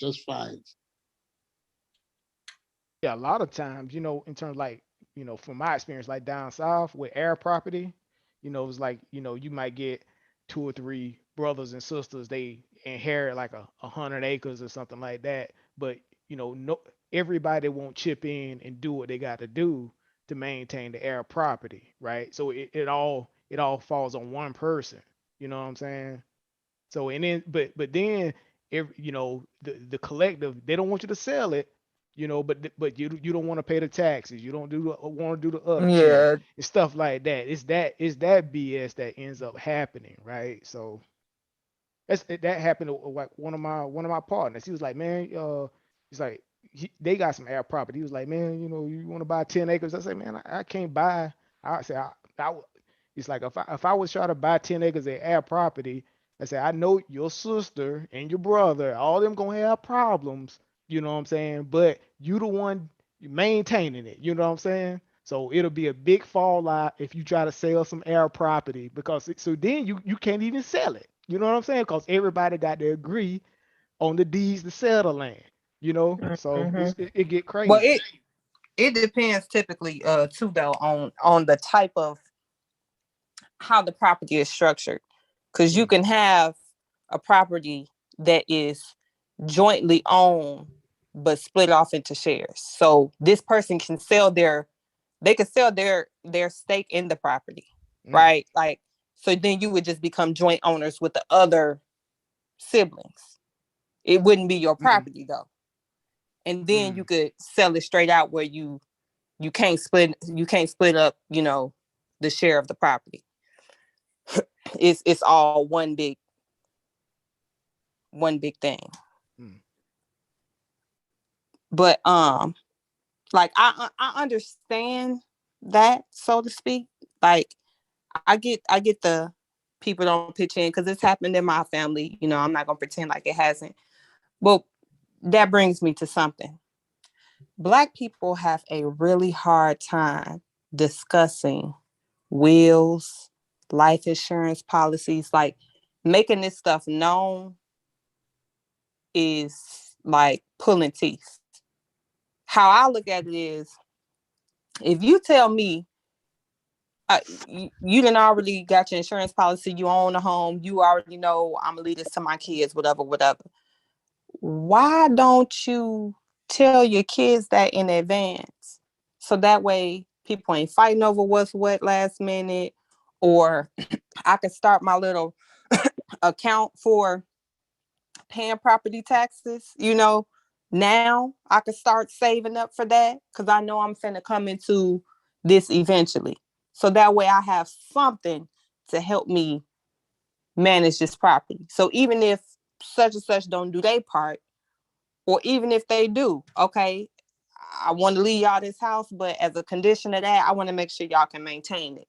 So I'm asking y'all to put this much into an account every payday, so I know everybody chipped in and contributed. So when it's time to pay these taxes, once I'm up out of here, y'all got that covered. And then it becomes a habit that people just get in, but people don't really like plan for that. Like me and my homegirl was talking to her mom one day, and we just, you know, chit-chatting, and you know, me and her just talking freely about life insurance policies, and she's like, oh no, and we like, what? She's like, well, you know, it's just certain things you don't discuss. And she like, well, Ma, you're not gonna tell me, like, you gonna tell me, right? And she's like, no, you'll find out when I'm gone how much and this, that, and third. And because I wouldn't, and we like, what? Like, I don't understand the big deal. Like, I don't want y'all looking at me like a big steak. But my thing is, why would you even think that about, you know, like, I can understand certain kids. But hey, I know, Aaron, but you know, Amber, you know that's the fear of it, right? You watch the shows over goddamn Lifetime. I know you have. But my thing is, you should know your kid. Now, I'm not saying that some people don't got them kind of kids, but you typically know your kids. You're right, but I'm saying, like, she sounded like normally people that do that, they think on them terms, you know, or they think like, well, if I do get ill, you wouldn't be in no concern or extra care to try to keep me alive. Like, it's not only that. It's not only that. It's that other people don't like to discuss that. We don't like to discuss that. Bingo. Discussing is like calling debt on yourself. It's like calling down debt on yourself. So we don't discuss death. If you talk to, no matter how you talk to a person, say, everybody dies. Well, I don't need to talk about it today. I'm not going to die today. So they don't like to discuss death. That's our problem as a community. And so we don't like to even plan for it either. I do it with my daughter, and she's 11. You know what I'm saying? But I always putting that. I always let her know, like, listen, man, look, you gotta be ready. Kid. That ain't gonna be here forever. You know what I'm saying? Because that's how my that's how I raised my grandma. That's how my grandma raised me. Like constantly preparing. You know what I'm saying? Yeah. You know what I'm saying? Because they felt like, cause you know, I think they say like, you know, like your job as a parent is to prepare your child for your death. Mm-hmm. That's your job. You know what I'm saying? So I try to do it with my daughter, but I do understand. I understand. You know what I mean? Some people, you know, religious implications. You know, speaks. You're gonna speak it into being. You know what I'm saying? People believe that. You know. I tell you, I was guilty of that. I was guilty. Hey, the first time I went to see a financial advisor, right? So you know how you go through your whole thing. It's like, okay, well, here's what you want to do here. It's like you're doing the right thing here, and all this, that. You go through everything. It's the end of the whole conversation, right? And then it's like, okay, well, when you coming back, right, for the next thing or whatever, and then they say, well, you need to come back next week to do your estate planning. So then you like, well, what do you know? It's like, what do you mean? They give you that weird look. He's like, okay, you know, black people don't like to talk about it. You know what I'm saying? So, you know, you come back and there's a whole crazy well, not let's say crazy conversation, but it's a uncomfortable conversation about what you doing, you know, things happening when you ain't here, you know. But yeah, you know, you have to do it. It's something you got to do. Yeah, you know, realistically, you know what I'm saying? In a perfect situation, not only are you supposed to have life insurance, you're supposed to have insurance in your children. Oh yeah. Mm-hmm. And that's a hard concept. You know what I'm saying? But to I mean, think that way, like it's tough. But not to me, because I look at it like a lot of people look at it like you planning for their death. And that's not like, it's also a tool. Like my son just turned 18. I asked him, what you want to do with your policy? You want to cash it out? You want to, you know, let it roll over and it double? Like, what do you want to do with it? Because ultimately, now it's not to say he wasn't going to get another insurance policy, but what do you want to do with this now? And he like, well, how much you think it's worth? And this, that, it ain't gonna be worth no whole lot because you know, it's only been a few years since I established the policy. But the bottom line is there is some cash value there. So if you want to take that and try to collaborate on an investment property, I'm with that. You know, but teaching him to not fear these things and to look at it as something that can be useful in multiple ways than one. Yes, it's planning for something. It's like a safety net, but it also has another purpose to it, especially if you select the right policies. Like you can use it for, like it don't have to be. It's just the thought, right? Not necessarily of it's to, you know, as a parent, it's hard to even think of a situation where your child is gone for you. You know, I have two friends who lost. You know, it is hard. You know what I'm saying? It's tough. It's stuff that has to be done. We say it again. I have two friends. I have two girlfriends who lost their only child. One lost her only child when the child was in the final year of college. She was 48 at the time. Like 23. He was doing, and one day he was driving home. The truck hit him, only child. When you look at her now, you realize that you look in her eyes like she's not on a purpose, like nothing no matter now. Man, it's hard to recover. Like that's Yes, just look, imagine that one child, you can't have any more and that child dies. Yeah, shit. Even with more than one, like that shit destroy whole families, bro. Even if you could have another one, it's nothing like nothing that's gonna replace that one. You know, I have a brother that lost both his sons. He has two biological sons, and he lost both of them 4 years apart. Like I can't imagine. And again, they by the same woman, so she lost 2 sons. So your brother not a lunatic, no? He is absolutely, like, he wasn't the same after the first one. He was never the same. After the second one, strung out, like he's not the same. It's hard to recover, bro. Lunatic. That some people say Elizabeth Browning said it's better to have love than lost than never to love. Honestly, Elizabeth, Yeah, I'm familiar. that is not true. I can't just imagine what the pain for the loss of a child is. Yeah. Yeah, and I was telling you, Amber, my little brother, he just had his little boy on Christmas Eve, right? So, you know, I told him, I said at the beginning of the year, well, I got to go get you an insurance policy. Say now, you know, it ain't just you. You know, Right. back in the day, something happened to you, I can bury you. I ain't worried about no insurance, right? But now you leaving somebody behind. Something happened to you, you know, you need some insurance. So, you know, Yeah. you got to have that conversation.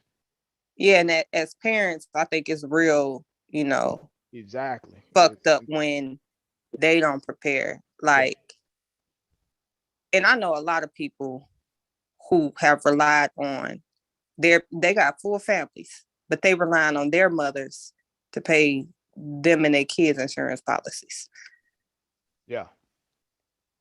Because of course, the mama obviously know the value of having one. But like, you grown as hell. And the mama got just a basic burial policy, right? She ain't just she ain't jumping off the thinking about bridge. what's happening. Right. She ain't thinking about what's happening with your babies. Yeah. Yeah. But my thing is like, okay, even if she doing that, you mean to tell me you won't take out an additional policy, you know, for a larger amount just to make sure your kids got something to help out whoever is maybe responsible for them, you know, like, I don't know. Me, I'm trying to finagle a way to get more. Shit. Like, I don't know. And I don't give a damn at what age I pass. I want my kids to be left something. I wouldn't care if they grown with their own families. Yeah, you gotta be like that. That's the only way to break the cycle. Man, break the cycle. Yeah. Cause I noticed, like, coming up, wanting to go to college and ain't no money for college. Ain't no way to get there. You know what I'm saying? So yeah. And then, you know, our generation, we supposed to be, you know, a step above. You know what I mean? So I do see that in my family. You know what I mean? As far as you know, we're definitely a step above the generation before. You know what I mean? So now we can, you know, like me and my sister, we get together, we vacation. Go pull up to Florida. We get an Airbnb, a big old crib on a Disney resort or something like that. And we try to, you know, get the kids together. You know what I mean? Because we want to get them used to that. Yeah, experiences, traveling, you know, living well. Right. Not necessarily materialistic shit, but just experiencing life. Yeah, and yeah, so you can, you know what I mean? And then now the challenge is for them to take that a step further. You know what I'm saying? We going to Florida, y'all get together in the country another country somewhere. You know what I'm saying? But it's about family. You know what I'm saying? We family, you know, we get together and we build and we, you know what I mean? Keep the kids together. That's a huge part of the Geechee culture. Like all the family have to be together. We all have to go back to Charleston. You know what I'm saying? Like, that's just a part of it. Everybody has to go back to Charleston. The kids are sent back. My daughter goes 3-4 times a year. You know what I'm saying? Then we vacation in different places. But you have to be connected with with the roots, and then you build upon the next generation. Because, you know, most of the time it fall apart. Like, say, if you're not constantly interacting and doing something, it fall apart when like you say, the grandmama die or the granddaddy die. You know, everybody go their separate ways and stuff. So it's like, you know, that's how because it's funny because you know how, like, when you're a little kid, right, And then you wake up some years later, and then you realize, okay, oh shit, I'm my parents then. You know what I'm saying? Like, I'm the age my parents were, and my age that I was. For sure. Holy shit. Yeah. You know what I'm saying? Like, you feel me? And then, like, you know, both my grandfather, grandfather, all in passed. You know what I'm saying? My mother, my father, all in were passed. You know what I'm saying? So it's like, okay, yo. So me and my sister was like, yo, like, we're like, it's us. All right, You know we up next. We the ones. Yeah, like people like, oh, Christmas ain't Christmas no more. Or what's that? Like, bitch, because you ain't playing shit. Your mama and them. You know, It's like, your responsibility, right? yeah. You the one supposed to be putting together the plans and making the arrangements. You waiting on exactly. them to do it. Yeah, grandma can't do it no more. It's on us. Yeah. Yeah. So That's true. it's crazy. You are But the your crazy old thing school is, uncle. Yeah, exactly. but the crazy thing, not like you said, like you, damn, I'm my parents now. Like, but like I still to this day be tripping. Like, I got 2 fucking kids. Like, I'm a whole mama with 2 kids. Like, when did this shit happen? Like, but I wonder if my mom ever had those feelings. Like, these kids is really fucking mad. It's like you doing it, you raising them, but it's like one day you look up and you like, oh shit, I'm really grown to stay with kids. Like, when did this happen? I know. Yeah. I'm sure they did because I do the same thing. I guarantee they did. You know what I'm saying? Cause like my son, he's the oldest. He's 15. You know what I'm saying? And I remember when he was little, and then my younger cousin had a child that was 18 at the time. I'm like, nigga, you got a whole 18-year-old in your damn house. That's crazy, right? Now my son, like 15, coming up on the time. You know what I mean? It's like, yeah, it's surreal. It's surreal. Mm-hmm. It's like you're doing it, and it's like sometimes you're like, I remember when I didn't even think I was even the type of person like prepared for this shit truly. You know what I'm saying? Like the situations that shape you and made you suitable. You know what I'm saying? But I mean, also too, like I say, and I know some people feel differently. Like some people feel like, oh, I became a mother and I don't even know who. Like I still feel like the same person. So sometimes I forget I'm not 19, 20 because I don't feel like super different than I did then. One, I've always been mature, so I ain't never been like no crazy off the wall. So it ain't like, oh, I don't do the shit I used to do no more. Like I'm still kind of me. So it don't feel like a whole lot different, but I'm like, bitch, you really got a whole family. Like what is really going on? It just really blew my mind. Yeah, I was 100 miles an hour when I was younger. So, but you know, in a lot of ways, that was helpful to me when I had kids. I had my son late, like, you know what I'm saying? I had my son in my 30s, firstborn, first guy. You know what I'm saying? So, you know, you got all your. So yeah, so when it was time, I was like, I've done all that. I've been there, all the strip that I done. You know what I'm saying? I've been through all my little phases. So I was like, I'm good now. So niggas want to go out, I'm like, nah, I'm good. You know, it's like, so in a way, some way that helped me. Can't blame that on age, man. You know you got some old ones like to do that too. So. Oh yeah, without a doubt. Oh yeah. So my mom was always like, I am not gonna be that old nigga in the club. You know what I'm saying? It's always that one, right? He said, you in the club? Always that Be one. him. Yeah, and your like, slipper slides and your tight Geronimo sweater. Yeah, him or her. Come till I see her, and they're like, oh yeah, what you doing in this after hour spot at 4 o'clock in the morning, just totally out of place. You know what I'm saying? Like, or the one that they not necessarily they're clubbing, but they just want to be in the environment so bad, so they the waitress or something. Like you just couldn't sit your ass down somewhere. Huh? You just got to be in the place to be. Yeah, now I go out, my setting got to match me. You know what I'm saying? Like you know what I'm saying? Like a nice, comfortable scene. You know what I'm saying? Like age appropriate. But the crazy thing, I've never cared for like clubs, and when they was especially super packed and like I've always not liked being around a whole lot of people. I would do it, you know, just the lit place to be. I would do it, but I never cared for that. I couldn't wait till oh baby, I can't. I ain't got nobody to keep the kids. I couldn't wait till I had that, because as long as my sisters like lived around and was in town, they're like, oh, I keep, you know, like, man, I really didn't want to go. Like, quit volunteering to do shit. Yeah. So once they moved away, oh baby, I can't do nothing. I'm parked. Shit. Yeah, because I had kids late. Like I was the guy influencing the other nigga. Like, bro, like what's good, man? You know what I'm saying? Like I ain't got no responsibilities. Mm-hmm. The other niggas, you know, they got it. Oh man, you know what I'm saying? Let me see if am I supposed to babysit all the other shit? Like, nah, nigga. You know what I'm saying? Like, what's good? I mean, but, right, you got 30 minutes. You the one pulling up. Call me back. You the one pulling up. Oh man. I'm outside, nigga. What you talking about? You already outside. Outside. Good. That's That's the loud music out there in front of my grandma's house.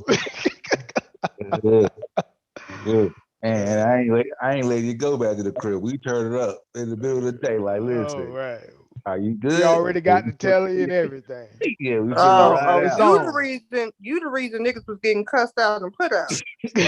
all the time. Like I'm a nigga like go at the end of the night, if you too buzzing, bro, I might have to take you to the door, knock on the door, and then bounce. when they come over the door, like I was that guy. You know what I'm saying? Because you gotta go home. I gotta get you back home. You know what I'm saying? I can't. You know what I'm saying? Like better for you to be home passed out than out all night with me. You know what I'm saying? Yeah, they're gonna be like, nigga, you ain't come home last night? Nah, nigga, you got to go home, bro. I got to get you home. You know what I'm saying?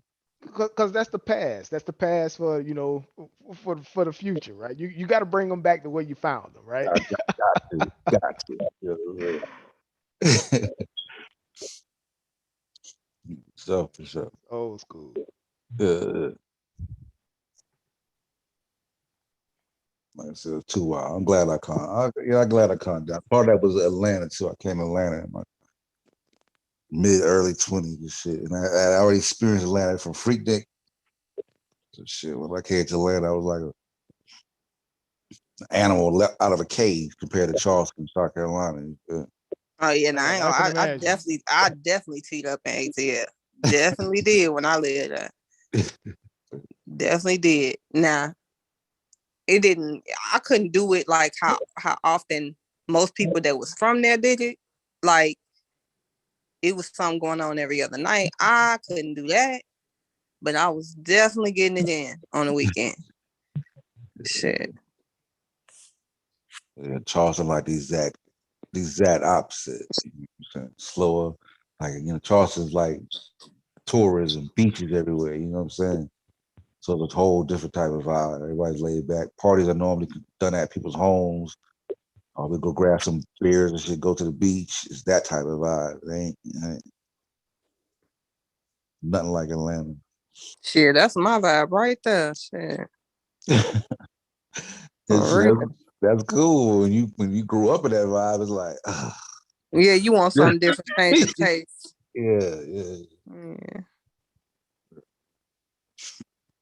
Yeah, but shit, let me get up out of here, man, y'all. You know, it's a good building with y'all. Brendan. All right. Sure, so. Good on the panel. Stupi's on mute. All right, Amber. All right. All right, later. All right, peace. I guess somebody is asleep. I don't believe he is. I know every time I jump on the panel, he Bias goes quiet, man. He's like,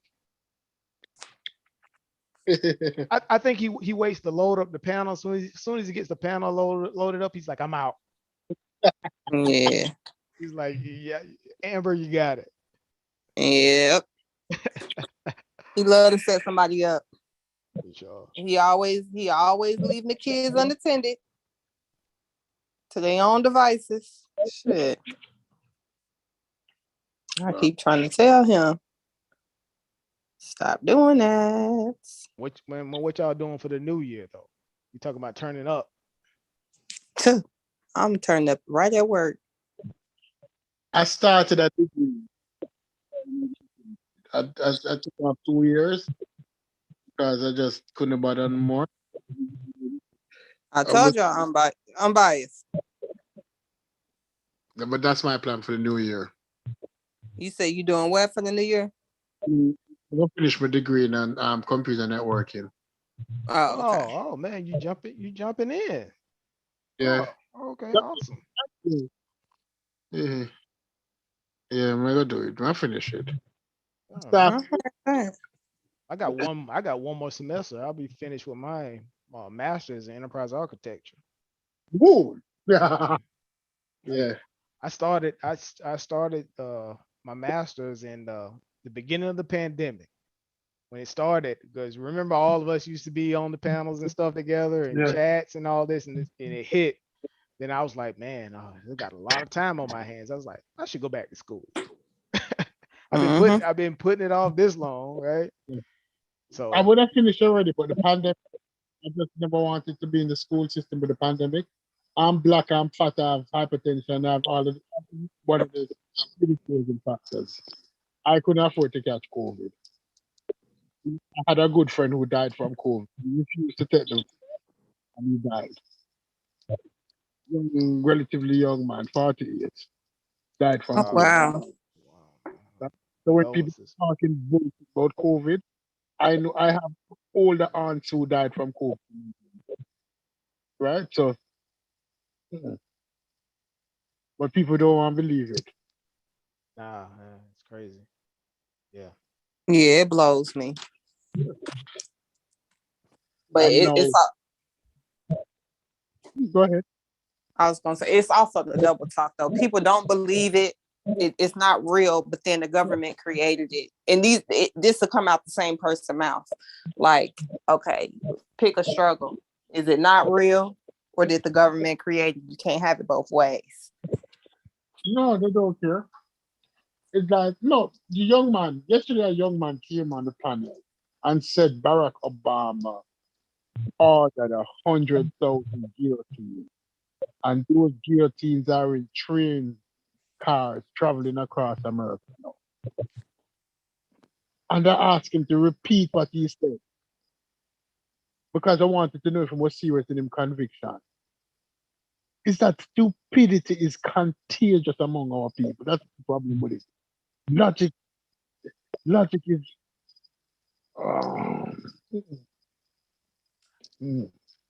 Oh man, I was so mad, Stupides. I wasn't on the panel with you the other night when you was trying to explain to Hassan the difference between reasoning and rationalizing.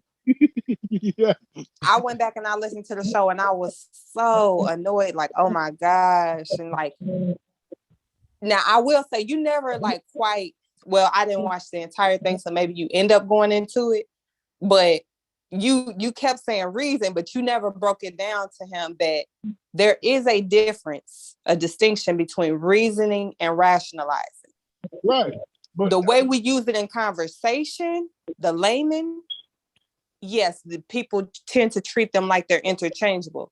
But in the area of philosophy and logical reasoning, they are two very distinct things. They do not mean the same thing.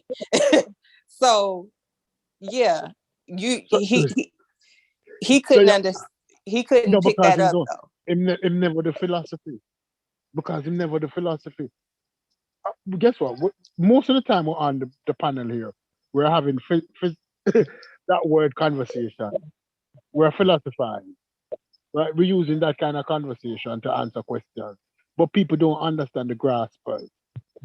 They don't understand that when him come and talk about rationalization and rational, where we get rational, no, where much coming from with it, because him not bringing anything new to the table. It's something we discussed in the philosophy class. Mm-hmm. It's something we discussed, because I know that he wanted to say that knowledge was innate, that you're born with knowledge. Our atom got that knowledge. Are you saying to him, so listen, we are complex organisms. We're not simple organisms. We're a sum of all our parts. You understand? Right. Right. And they hear arguments about things that they think is original, right? Like an atom with a brain in space, right? Thinking that that's like an original sort of concept, but no, those are like fundamental philosophical things that have been discussed before, right? They got that from somewhere. No, because You know what I mean? you see, guess what I'm referring to when I'm referring to atoms the brain. They Right. actually what we call the forms. Right. FOMS, form, the perfect beings, and that we are actually images of forms. That's something out there greater than us that we are images of. Is Plato talk about this already? Socrates talk about this. Aristotle talk about this. Right. Right. And I haven't forgot about your recommendation. You say that, hey, we should review some literature, right? You know, it's like, hey, I was thinking about this. Actually, it was like during the break, right? I was like, okay, what would be some good, I guess pieces to review? It would, I guess it would kind of depend. Do you want to do something classical or more modern or mix it? You know what I'm saying? That's what we need to do. You know what we need to do? Go down, get some PDF, and start classical and get one book. And like every week, every 2 weeks, we discuss a book. Everybody get 2 weeks to read the book. And then we'll come on the panel and discuss the book. But see, I think you have to start with a base level of philosophy and logic. Like a 101, yeah. Yeah, just like a base level of what it is so people understand, so they don't like, because there is a methodology to it. You know, there's an order. So a lot of times people come in with their feelings or their beliefs and they don't necessarily pay attention to the order. So it's kind of chaotic. You know what I'm saying? Like, so for me, I feel like just having a baseline of understanding philosophy, what's considered a higher value, a lower value. Right. Different. What is existentialism? What is rationalism? Right. Right. Exactly. Yep. So therefore, we're going to find a good philosophy book then. I share it with the crowd. Share it with the chat. And then you know what we should do? I think the guys over on Pseudo Killers did this. They've got a Discord. We should create a Discord for like sharing, like you can share documents, you can like have conversations and stuff like that. Do you guys have Discord? Yeah, I have it. Tried to set up a Discord before and I'm completely lost. I don't know like what the fuck I'm doing. I do it with gaming, right? We do it with gaming all the time. I'll see if I'll look into it, right? And then maybe share it on a subsequent panel. Okay. And then you say, boom, you can just drop in, put stuff there, because there's some really interesting stuff that I was actually researching today about African cosmology, right? That we was talking about on the Pseudo Killers, right? That I wanted to put some of that stuff out there as well. About about the Dogon and how they may or may not have known about ancient astronomy and all this kind of stuff. So yeah, that's a good. I think that'd be a good thing to do. That would be a good thing to do for you. Your game, what your game on? Computer, PC? PC. I game on PC. You should link up with me on LinkedIn. You're getting ready to graduate from network engineering. Look me up on LinkedIn. Brandon Sims? Brendan Sims. Yeah.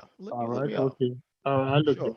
For sure. Because trust me, when you look at it, I'll definitely look up. I'll look up tomorrow because I figured you looked me up on LinkedIn because you knew where I work. I was like, this stupid look me up on LinkedIn. No, I never know where you work, but because okay. you know what you do, and I know exactly what area you would be in there. Okay. Yeah. Come on, look here. If you read, if you read and listen, you find yourself with a vast amount of information. Sometimes you don't know where you get it from because you read and listen. Sure. Right? But you have to be careful who you listen to. because that can cloud you also. And that's the problem with our people. We're listening to idiots. We're listening to people that are telling us that 5G, the first time I said 5G is responsible for the coronavirus. And people agreed with him. It hurt my heart. When people tell him, I think a big problem is people start listening to people before they've developed an identity for themselves. Like, you can't go into the world as an impressionable person and consume everything, because you'll end up being somebody that is not really truly reflective of who you are. It's a reflective of every thing that's been thrown your way because you haven't developed a sense of self. Like, so many people are going out looking for their identity for somebody else to tell them who they are. So they get out here, people start telling them who they are, but you sound batshit crazy. Like, I mean, and not even just because someone else told you, but you don't even understand what they told you. You can't even communicate it for yourself. You know, like, you come to this point of, well, Elijah, the most honorable Elijah Muhammad taught us, but what do you think? I'm not asking you what the fuck he thought. I'm asking you what you think. The fact that you can't tell me and communicate what you think, that's a problem. You grown as hell. and you think about it, Amber, it's like outside of their, I guess, their environment or whatever they're doing, they sound crazy. It's like, what are you talking about? I mean, that's like literally, do you like this shirt? Well, my mama said that blue shirts with collars are ugly. What do you like this? Do you like this food? Well, my mama said that the best food is, like, it sounds ridiculous. Like, ridiculous. Like, I understand loving your mama and all of that, but what the fuck do you have to say about this? If I want to know your mom's opinion, I'll talk to her. Especially from grown men, right? Saying do for self. Listen. And you can't articulate a conversation or make an argument without saying, you know, baby, nothing coming out your mouth came from self. It came from the most honorable Elijah Muhammad. Don't tell me shit about do for self. Even that, well, the most honorable Elijah Muhammad said do for self. Listen, like, I just, it's bananas to me.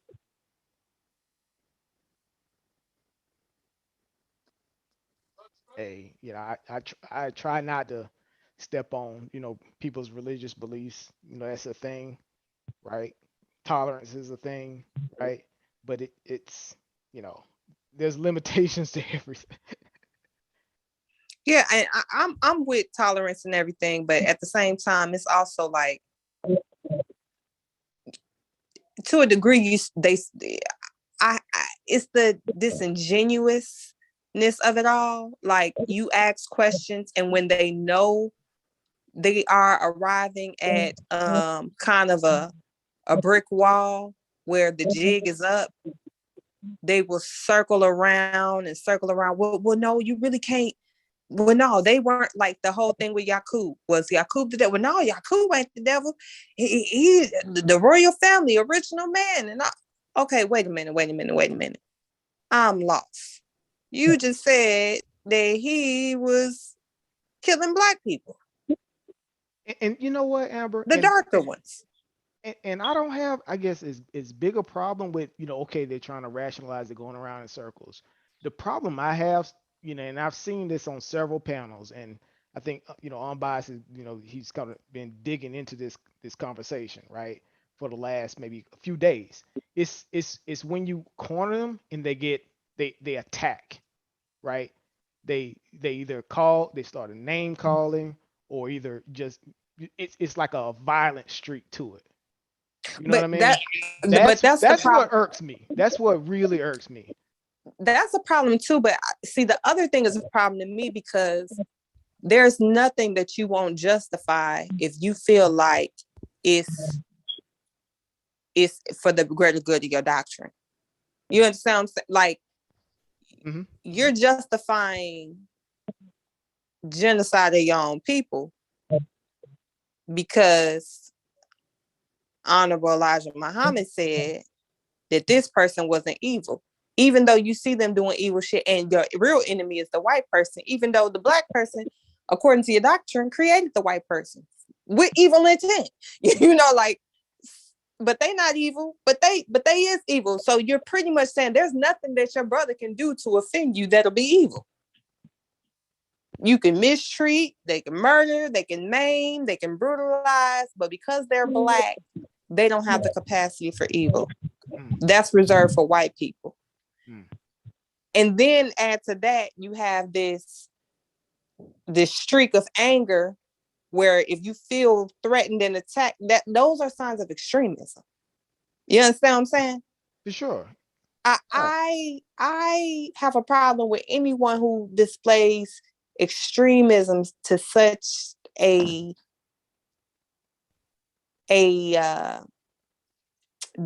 degree of severity as that. We're justifying genocide of Black people, and then we're getting mad, angry, violent with people who say, hey, you don't think that's wrong? Now I become the enemy for merely questioning whether or not that is wrong. Right. I got a problem with that. How dare you question that? Or who are you to question that? You know, it's that, you know, it's like, oh, yeah, I mean, it hurts me. Oh, now I'm the enemy for questioning your doctrine. So you put your doctrine over Black people, because killing Black people is okay. But questioning your doctrine, now see, now you fucking up. You understand what I'm saying? Like, it's very weird. Right, because if you think about it, right, even if you go back, I think Unbiased played a clip. It was Elijah Muhammad. He was talking to the guy. He was a news reporter, right? Even with him, right, he was able to have a dialogue with the guy, right? He didn't not once, right, get to the point where he's like he wants to jump out and attack the guy and say SMD or something crazy, right? It's like he didn't do that, but you are. So it's like what there's a disconnect there. So yeah, that this the white devil, but the white devil get more respect than the original Black man, or than the original man. Because let you tell her, we all original men, we all alive. You wouldn't talk to another alive crazy, but he can stand there and be humble and cordial and respectful to a white devil. The thing that take the cake with me, honestly, is how they throw out the word trillion. 76 trillion years. They throw out some numbers that they don't even understand what a trillion is. Yeah, they don't even fathom what a trillion years, really? Come on. It's like, no. Look, 100 years ago, they wasn't using the number billion, you know. 100 years ago, the number billion they wasn't using that number, you know. And now you're using trillion. 76 trillion years. Listen, the pyramids were built like 6,000 years ago, right? They started building them. And we don't have information on some 6,000 years.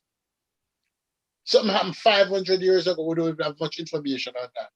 And you're telling me that you have all this information about Yakub. What happened 76 trillion years ago? The average generation, let's say the average generation is 100 years. You understand how much generation is that? For sure. It's like my great grandfather was in World War I. It's like great grandfather, right? Look how far back, you know, it goes fast. A trillion years is Very like fast. a billion generation. A trillion year is a trillion year is about a billion generations ago. You understand? A billion generations ago is a trillion years. Yeah, Mm-hmm. it's ridiculous. That means that you would have a grandfather to the billion power. Yeah. That's a dinosaur. Or older. Shit. Oh. Far older than a dinosaur. That's what I said, or older. Shit. Like, what are we even talking? I mean, that was another problem that I had with Hassan's line of questioning.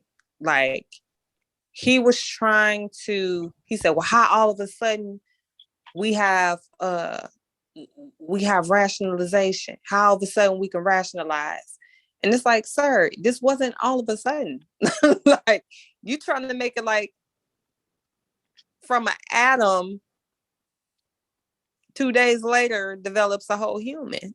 Like, no, it wasn't all of a sudden. And even with, let's say you want to say, okay, well, how did you get that from this? How did that happen? Like, people don't understand probability, right? Like, you can have all the makings of a variety of outcomes just by having a few pieces, right? The more pieces you add, the more outcomes that you have, the more potential outcomes you have. So just because it didn't start out this way, obviously the potential for this to turn into that, for that to turn into this, for this, like, the potential was always existed. Obviously, the probability always existed. Amber, you smarter than you make out to be. Where did you go to school? If you tell them that in order for us to be who we are, a lot Indiana of things. University Northwest. Right. How you went? Oh man. For sure. A lot of things have to go wrong for human beings to turn out how we are. Right? There was a lot of mistakes, a lot of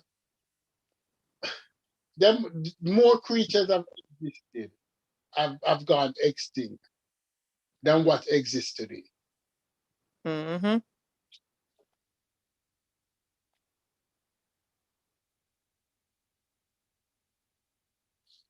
But if you tell them that, oh, you're just talking.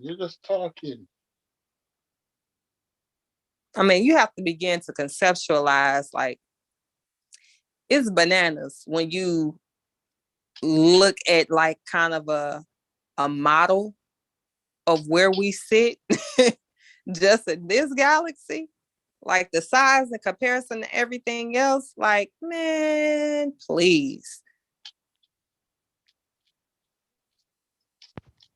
Like, you can't even begin to imagine all of the probability and potential.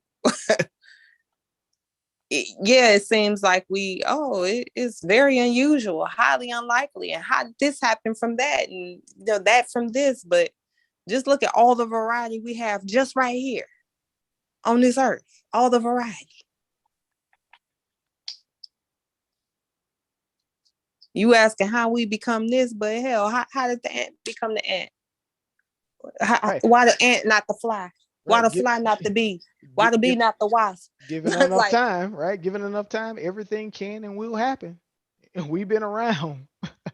The universe has been around for a while, right? But not 76 trillion years, right? If that's the case, we would have had like 10,000 Ambers and 10,000 Brendans by now, all doing the same thing we're doing right now. All right. It's crazy, right? The other thing too, people love to talk about knowledge in it. If we're born with all of that knowledge, why is it now that we're just developing the computers? Why it wasn't developed 1,000 years ago, 5,000 years ago? Why they didn't have other methods? Why would just within the last 100 years start really using fossil fuel? Why we never have the internal combustion engine? I know why. The ninja mind it's not gonna let you do that, Stu. I thought you knew this by now. Yeah. The ninja mind. They're not using your ninja mind. It's I can say, and you know what? And you guys were on the stream. I was listening, and I think who was he was talking about he was like the dumb, deaf, and blind, and unbiased mention. He's just like, how does that sound? That just sounds, it's like a put down, right? And I was like, you know what? I never thought about it like that. It's like, dude, that is condescending as hell. It's like, no, you're just a bunch of dumb, deaf, and blind. Your ninja mind won't let you understand what I'm telling you, you idiot. It's like, dude. Yeah, it's. And then like, what that? Well, I didn't say it. That's what. That's The what. honorable That's what God honorable. That's what. Like, come on now. Yeah, it's like, come on. But that he said it was kind of an interesting conversation because it sort of clicked. It's like I've heard it 1,000 times, and then when he said it, I was like, that is condescending as hell, So, yeah. Yeah. But I mean, like I said, it's a variety of people. Like old girl the other night, she spazzed out like, "Oh, you're mad because you don't have a sense of purpose." No, ma'am. You mad that I don't need that to feel a sense of purpose. I don't have to be tied to some girl. The Christian girl or the She was Islamic? Israelite. Oh yeah, she was yeah. Well, really, she was. I came in late on that one. That was crazy. I don't really know what she is because, truth be told, Shorty just sound like she finding herself. That's what it really sound like. Sound like she's finding herself. She's associating with different things that she may or may not necessarily understand. It didn't sound like she understood all of it. It sounded like she had it a little confused and fucked up. But yeah, I was like, I don't understand. And again, this goes back to having that philosophy discussion. Like, you don't necessarily need religion to be moral or to, have a concept of good or evil or, all of this stuff is really subjective whenever you get through. Right. Because at the high levels, they never talk about what's good and or evil, right? You just talk about morality, right? What's good and evil that's like you say, it's completely subjective. Depends on what's happening with who, right? They never talk about that. I was watching it was a video. It was some guys from Cambridge. It was a group of guys and girls from Cambridge, and they were going through a logic course. And it was amazing when how they get taught. It was just some really really young people, and of course they were all European, and they never talked about things and concepts of good and evil, no matter what, right? No matter what, how egregious subjects they were talking about. You know what I mean? Mm-hmm. So it sort of goes to that, right? You and it's all about, like you were saying, it's like you need to know how to think first. Yep. Right. Before you start getting into the concept of what's good, what's evil, and all, you need to learn how to think first. Mm-hmm. And understand the limitations of your thoughts. They're yours. Understand that does not apply. It's not a universal norm or standard that everybody must live by because you subscribe to that thought. Right. It's yours. Like, for instance, I think they sort of began one of the conversations about what's good. It's like, is there a definition of what's good? What about this glass? Is this glass good? It's like, yeah, it's good. It serves a purpose. It's like, what if I chip the glass? Is it still good? It's like, well, maybe not. Right? It doesn't chip the glass, but is it still a glass? Is it good? So they just it's just the crazy logic, but it serves a purpose. You know what I mean? Mm-hmm. So it's those fundamental sort of questions that philosophy sort of teaches you. You know, and I a lot of us, you know, we never get that type of training. Right. Like PB said, I don't need a book to tell me slapping your grandma is wrong. Okay, but what if you slapping your grandma to wake her up because she's unconscious?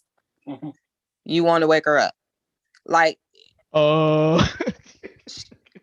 exactly. Shit like that. Like, anything can be wrong or right depending on the circumstances and the situation. Like, people like, oh, killing somebody is wrong. But what if they trying to kill somebody else? And you're stopping them, you kill them to stop them from harming someone else. Yeah, is that wrong? Yeah, killing is never wrong. Killing isn't wrong. Well, I wouldn't say killing is never, but killing isn't fundamentally wrong. But some people feel like it's fundamental. Like they're like, oh, exactly. If follow the commandments, thou shalt not kill, thou shalt not steal, thou shalt not, do all. They have a whole list. Oh, okay. So killing is wrong. Yeah, it's wrong. You weren't supposed to do that. Okay, so somebody break into your house, holding your family at gunpoint. You have the opportunity to kill them to eliminate the threat. Yeah, Are you wrong? We should dissolve our military. What do we tell our soldiers when they come home?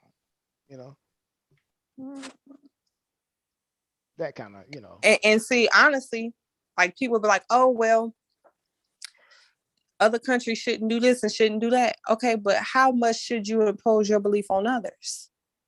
It's easy for you to say what other countries shouldn't do or what they should be doing, but that you do realize there's an element of superiority in your thinking. You believe that the way you live is better than the way they live. And you have the right to impose your beliefs. It's no different than the way white people treat blacks in society today. Well, they should just comply, or they should just do this, or you guys should, because again, there's that sense of superiority that there's an appropriate way to act. And if you're not acting like us, you're not acting appropriately. Yeah. And you know what? That kind of brings to another thing that I was just thinking about, right? The thing is, like, people say, you're not behaving like a man. You're not a man. It's like, I think it's a whole thing that I think in the black culture, I think that sort of starts happening. It's like, you ain't a real man, that kind of thing. It's like, what do you mean a real man? Because I'm not behaving in the way that you want me to behave? Oh, yes, a lot of manipulation. That's exactly what somebody says that. It's like, those are phrases I hate. Oh, a real woman. Well, baby, I'm not a real woman by your standards. Exactly. But then again, I don't aspire to be. I aspire to be the woman that, and that's the thing, like, and I hear women say that, and I'm like, okay, so first of all, you are not a man at all, right? How are you going to tell a man what's required of a real man? Like, it's just so elementary to me that people are still using these tactics to try to shape behavior. You want them to perform in a way that you want them to, so you're going to attempt to belittle or degrade them. Oh, well, a real man would do this, or a real man would. Come on, cut the shit. Can we be adults? A real woman would do exactly what I want her to do at all times, in all circumstances. Of course, it's the only way you can be a real woman, right? Or real. It's just crazy, right? And it's not even between, I guess you would say male and female dynamic, right? It was it's a previous live stream I was looking at in the community. It was talking about, I guess what they say, the rights or the passages of manhood or whatever. They was talking about, we talk about these rites of passage. And I was like, okay, you should go through a rites of passage to become a man. I'm like, okay, well, what I got to do to become a man? You know, it's like who gets to determine? I don't trust none of y'all. Right, and who gets it? And that's the thing. I think part of being a woman and a man is not abiding by other people's rules of what being a woman and a man is. Like, how can I consider myself my own woman or my own man if I'm playing by all your rules? I ain't even create these rules. Right. I'm just following in your footsteps. Am I really who I say I am, or am I just your son? Right. And I asked the question, I was like, well, who determines, the criteria of who becomes a man through these rites of passage? He's like, well, it should be determined by what the ancestors said. I'm like, well, who are these ancestors? It's like y'all just make this up and y'all just put stuff in. But I mean, again, all of it, like I said, ain't no idea under the sun new. It's not new. This is shit that been happening. Y'all pretty much talking about y'all forefathers. Now, you can say ancestors if you want to, but you're saying your forefathers should have the right for all time to decide how future generations respond and behave and act, regardless as to how much society around them changes. Be stuck. Be stagnant. Like, nah, son, I'm cool. Right. I thought it was just me because it's like I have a strong internal locus of control. It's like, nobody, you ain't gonna tell me I gotta do that, I gotta do this, and I gotta, stand this way and for 6 weeks and do this and become a man. Oh, no, bro. I mean, my thing is, who's even looking for that? Like, I mean, you can get people to buy into it, but those are the people that require other people to validate who they are. Validation, exactly. There's going to be some people who just don't, baby, I don't give a fuck what you say. And it brings me back to something that the young lady was on the panel the other night saying, and I was just cringing when I was listening back to it, like, only because we've seen this, it does not work. Like, she like, oh, well, they're like, well, a man don't like this and a man don't like that. And she's like, yeah, I know. And I'm going to have to work on that. And I was just like, wait a minute. Is this something you want to work on, or is this something that you want to work on because they tell you it's things about yourself that you need to change and fix in order to be desirable to a man? Like, there's a difference. But you realize that she has serious mental health problem, right? You didn't realize it. She had a serious something. No, let me tell you why I said so. Is that she couldn't listen. She cannot listen she cannot listen. You'd hear her in the background just can't keep herself still. It's like it was a child. It's like you have a child in a classroom. The level of excitement. No, it's a problem. It's a problem. And then you search into, and that is the problem, You see, because the support system in our groups, are talking on a whole, has not been standardized. People don't understand who they can turn to for help. We run to the faith all the time. So as soon as we have issues in life, we run to faith. You find women running to church, men running to church, or men running to the young man say yesterday, say how much people the fruit of Islam or whatever NOI, Nation of Islam, has taken off the street. It's because we never have the other support system in our community. We have to rely on faith. So when they help, it's yet the bargain is that in order for me to help you, you have to take up my faith. You have to become a Hebrew, a Christian, a Muslim, an Arab. Got to prostitute yourself a little bit for this help. Right. In exchange, I want 10% of all your earnings and sell these bean pies, Ninja. Yeah.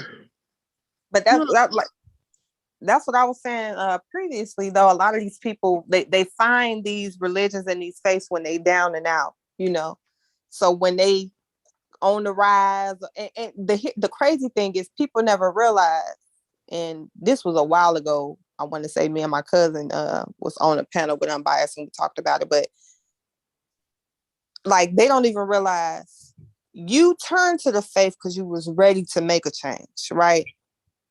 The faith was there.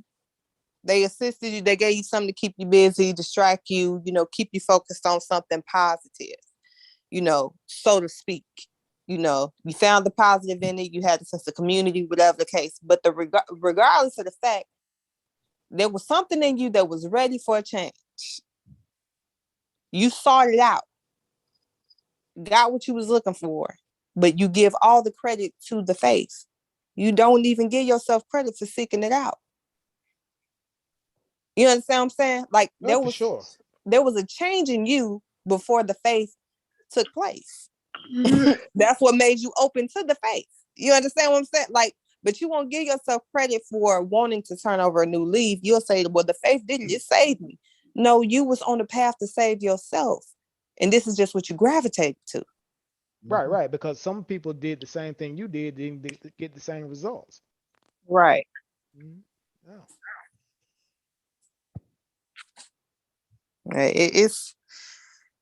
It's amazing. But now, Stu, I'll say she definitely got some personality disorders. I feel like I ain't no doctor, but I feel like she definitely did. Now, she could be still when Unbiased called it out. So I noticed that you okay when the conversation is centered around you. Right. Anybody else talking, she had little slick comments in the background and come unmuted. But when the conversation was centered around her, she was fine.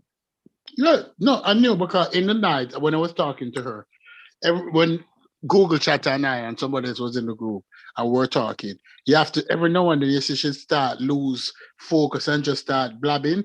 So every now and then you have to just call her up and say, okay, what you want to say? What you want to say? Mm-hmm. The wifey, what you want to say, precious? What you want to say, beautiful? You have to soothe her. Look. Another issue we need to address. We have serious mental health issue in the Black community.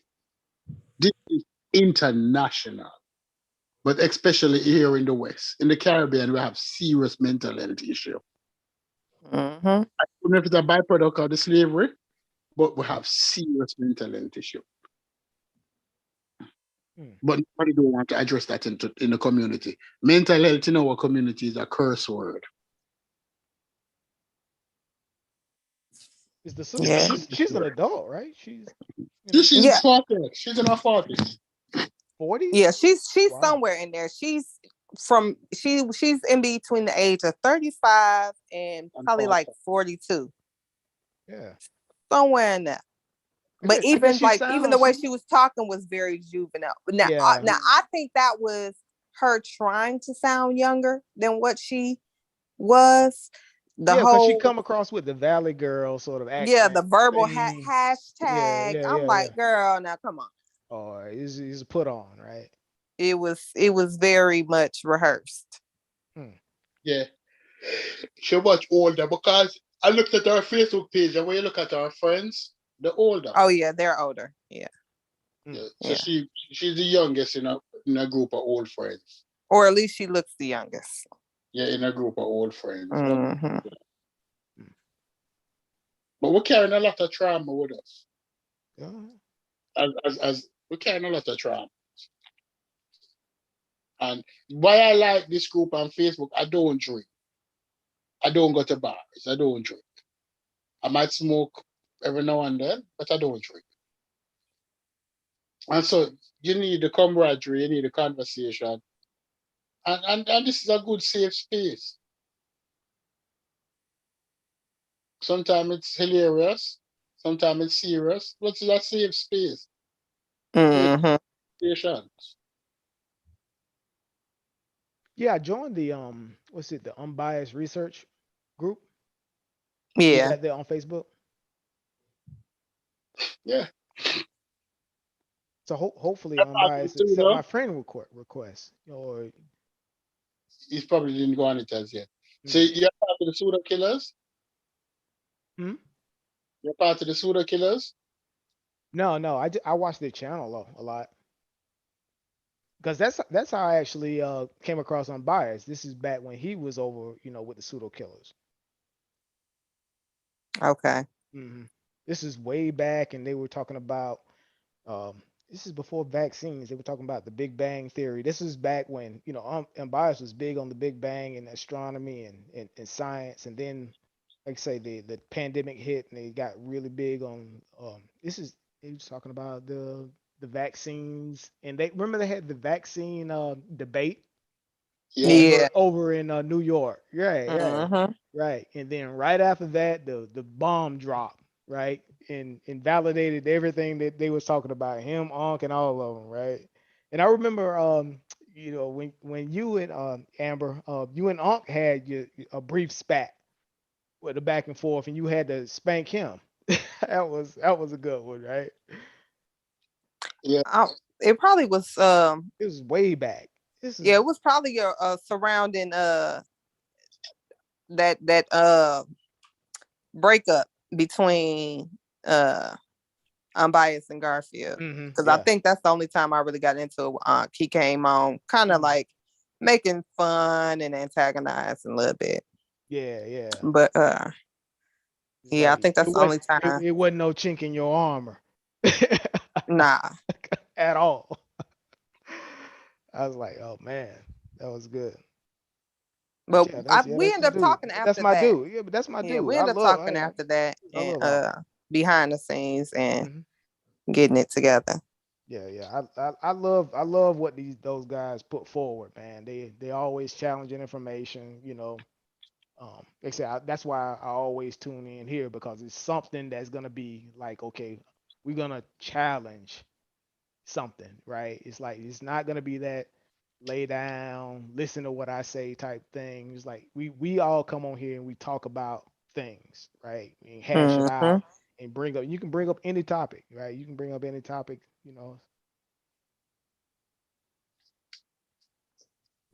I can appreciate that. Yeah. Yeah, now that's the one thing that I, really, really, really enjoy. Despite all of the, the shenanigans that can go on. For the most part, though, there is a core group and respect amongst everybody that comes. And everybody may not be on the panel every day, but you will have people that will jump on the panel, and it's just a good conversation that's natural. It's not forced. We may have a starter topic, so to speak, but the conversation just kind of flows naturally wherever it flows, like, and it's pretty much like Unbiased said, a platform for the people. Yeah, he gonna come in and, kind of jump things off, but for the most part, he don't be on no power trips or no, we just gonna talk about this today. Occasionally he'll have a guest on and he'll highlight them and, just make it about this one thing, may or may not invite a few people on the panel to question, but overall it's just kind of like, you got something on your mind, come up, address it. If it's hitting, then people engage you. If not, then you might get a little Sandman. It might be dry, or people in the chat like, save us. Move on. Move on. You know what I love with Unbiased? He doesn't have an ego. Oh, for sure. Right. Doesn't have an ego. I was in a different chat with Sabio, and Sabio was trying to say the Ottoman Turks were responsible for the slave trade, and it was just, he came up with it, and I said something wrong with that. No, and I tried to show him, and we had a falling, and he ran to Reggie for help. And honestly, I like Reggie, but I don't rate him, and I'm going to tell you why. There's no way that you had access to Dr. Ben for so many years, and you don't really have anything of substance. You have not presented anything of substance. You understand? You had a great teacher, but you don't have anything of substance. That's my problem with Reggie. But yeah, what you have to show after 20 years being in Dr. Ben's company. You understand what I'm saying? Yep.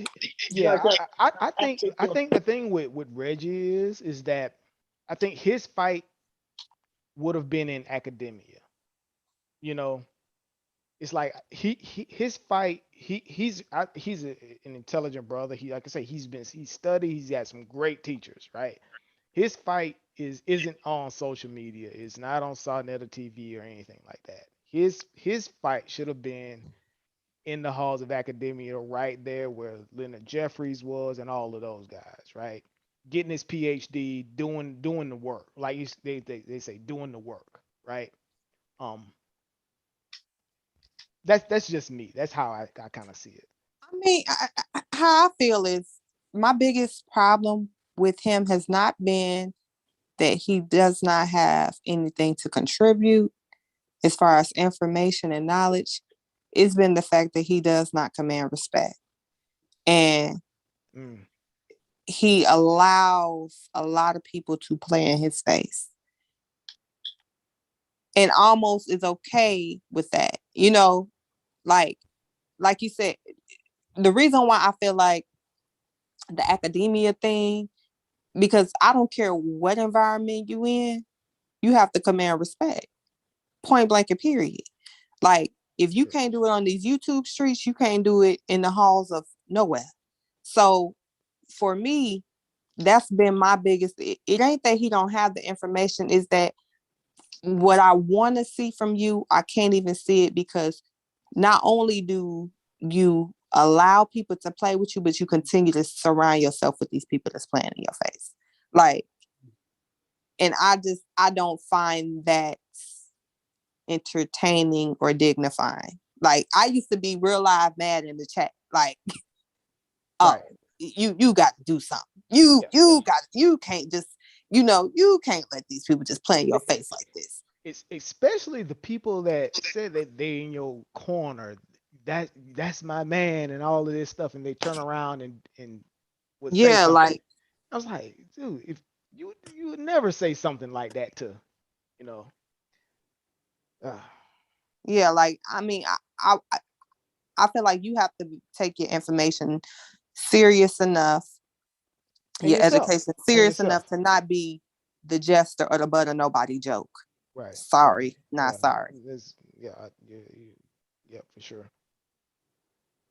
Yeah, I was irate. But see, Flim Flam, he said Reggie is not the problem. People is not ready to receive the information. But Flim Flam, I would have to say he is the problem if you continue to place yourself around people that's not ready to receive the information. Like, why are you here then? You understand what I'm saying? Like,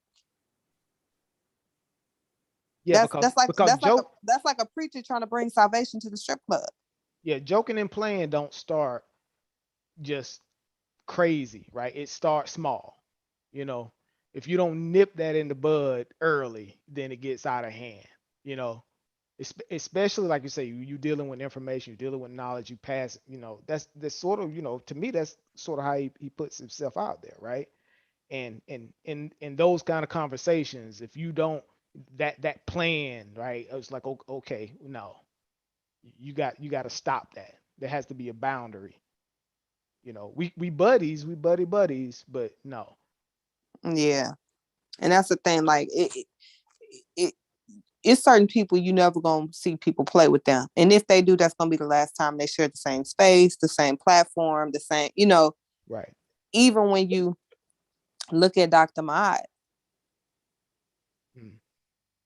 like, technically they're supposed to be on the same level. As a matter of fact, he's supposed to be a step above because of his relation in proximity to certain people. but she commands way more respect. Right. You don't see people playing with her or treating her, but she's not gonna allow it. She's not gonna allow that. Right. Exactly. I'll tell you the problem. You know what the problem is? How he presents his information. Let me explain what I mean by that. How he presents his information.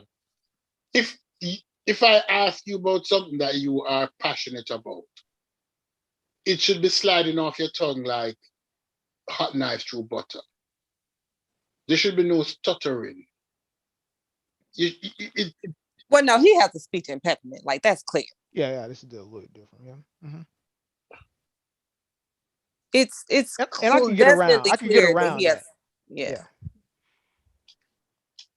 It's the inner how people interact with him, you know, and see, but honestly, I think that's a large part of why people, because people mistake having something like a speech impediment is being slow, or like, no, he can grasp the information and he knows what he's talking about, but people are so juvenile. But again, that's what I'm saying. Like, I couldn't surround myself in the space with people who think that this means that I'm slow, or like, especially considering the amount of people that you may speak fast, but you mispronouncing words, you can't read, like the nerve of you.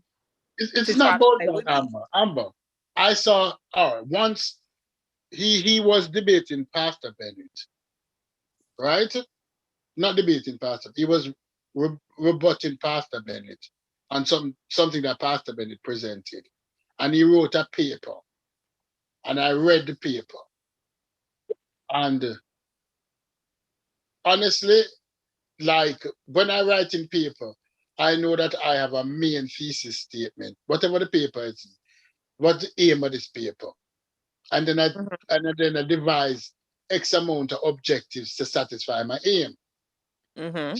If the aim of my paper is to tell people about Marcus Garvey, I go have objectives now for where was he born, where did he go to school, like I write it in objective terms, educational level of Marcus Garvey, interaction, Marcus Garvey family, right?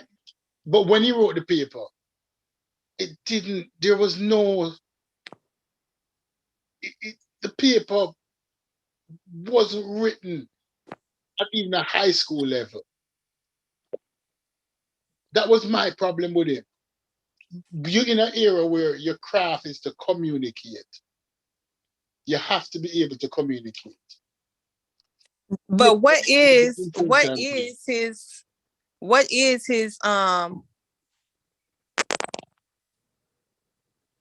hello?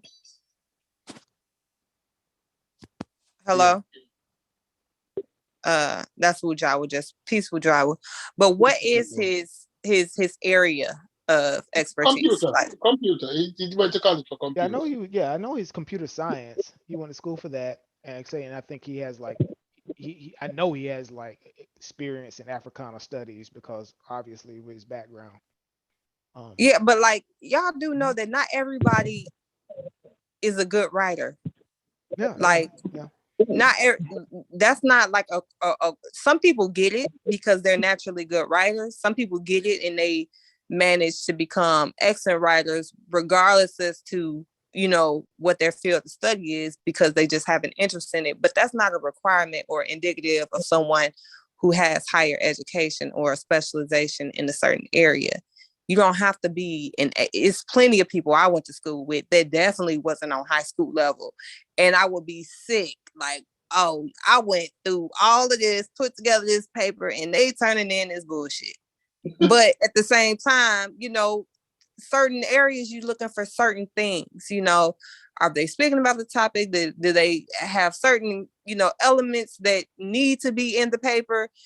Now, is it written as well as it could be? No, but they're gonna give them the grade because, okay, they understand the concepts that we're trying to, get them to communicate. They may not be the best writer, but they showed an understanding of certain concepts. Yeah, for sure. I downloaded the Black City Plan. I read that, but it was like, hey, it was a political piece, so I wasn't really necessarily looking for, something that was real articulate. I'm just looking for content. I was like, what is he saying here and there. So Right. that wouldn't, for me, that's not a big deal for me either. But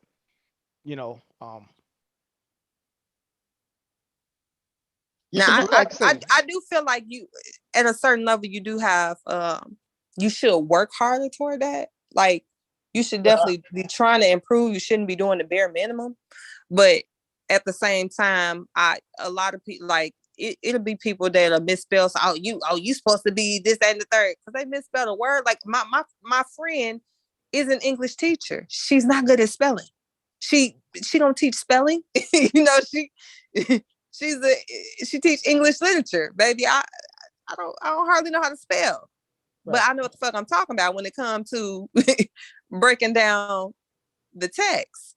Right, but you know what? You would have had a lot more experience if you'd have went through his master's and his PhD. You know what I mean? That's why I say you should have. For me, I was like, okay, you go through academia. You'd have, that would have polished itself. They would have made sure of that. The thing about it, my thing with it is that you see at a certain level, especially when you're in certain crowd, you have to write papers, right? And you're around too many professors, and if they see a paper, they correct your paper to say, Reggie, where's the A? Where's the objective? What you're trying to say here? Let's break it down. Let's not use this word. Let's use less. Let's follow the principle of Occam razor, right? Let's use Occam razor on the right side. If it can, the less it can do with the better. The less words information, the better, right? Hey, peace. Can y'all peace? Can y'all hear me? Yeah, we can hear you. Peace, Woo. Who's that? Brendan. Okay. I'm a long time fan of yours. All right. If you look at Woodjaw, I think that's something about Woodjaw, right? Woodjaw can write. I don't know which school he went to, but he can write. His thoughts are not jumbled. So you instantly, but my problem is that I speak Patois, and I don't try not to speak Patois. In Patois, white people comfortable with Patois. It's an arsehole thing, I realize. When you're around them and you have the Jamaican accent, them get very comfortable. It's unfair to black people, but it's true. It's unfair to black Americans, but it's true. Right? So probably that's why my Patois is always with me. But hey, I just want to give my 2 cents on the topic you all talking about. Like how I see it is that there's a several problems in our like intellectual communities, and one of them is the enabling factor, where people who don't say anything, they know better, and they watch somebody and witness somebody do something and they don't say anything. And it could be for multiple reasons, but the fact is they don't say anything. And so they become enablers.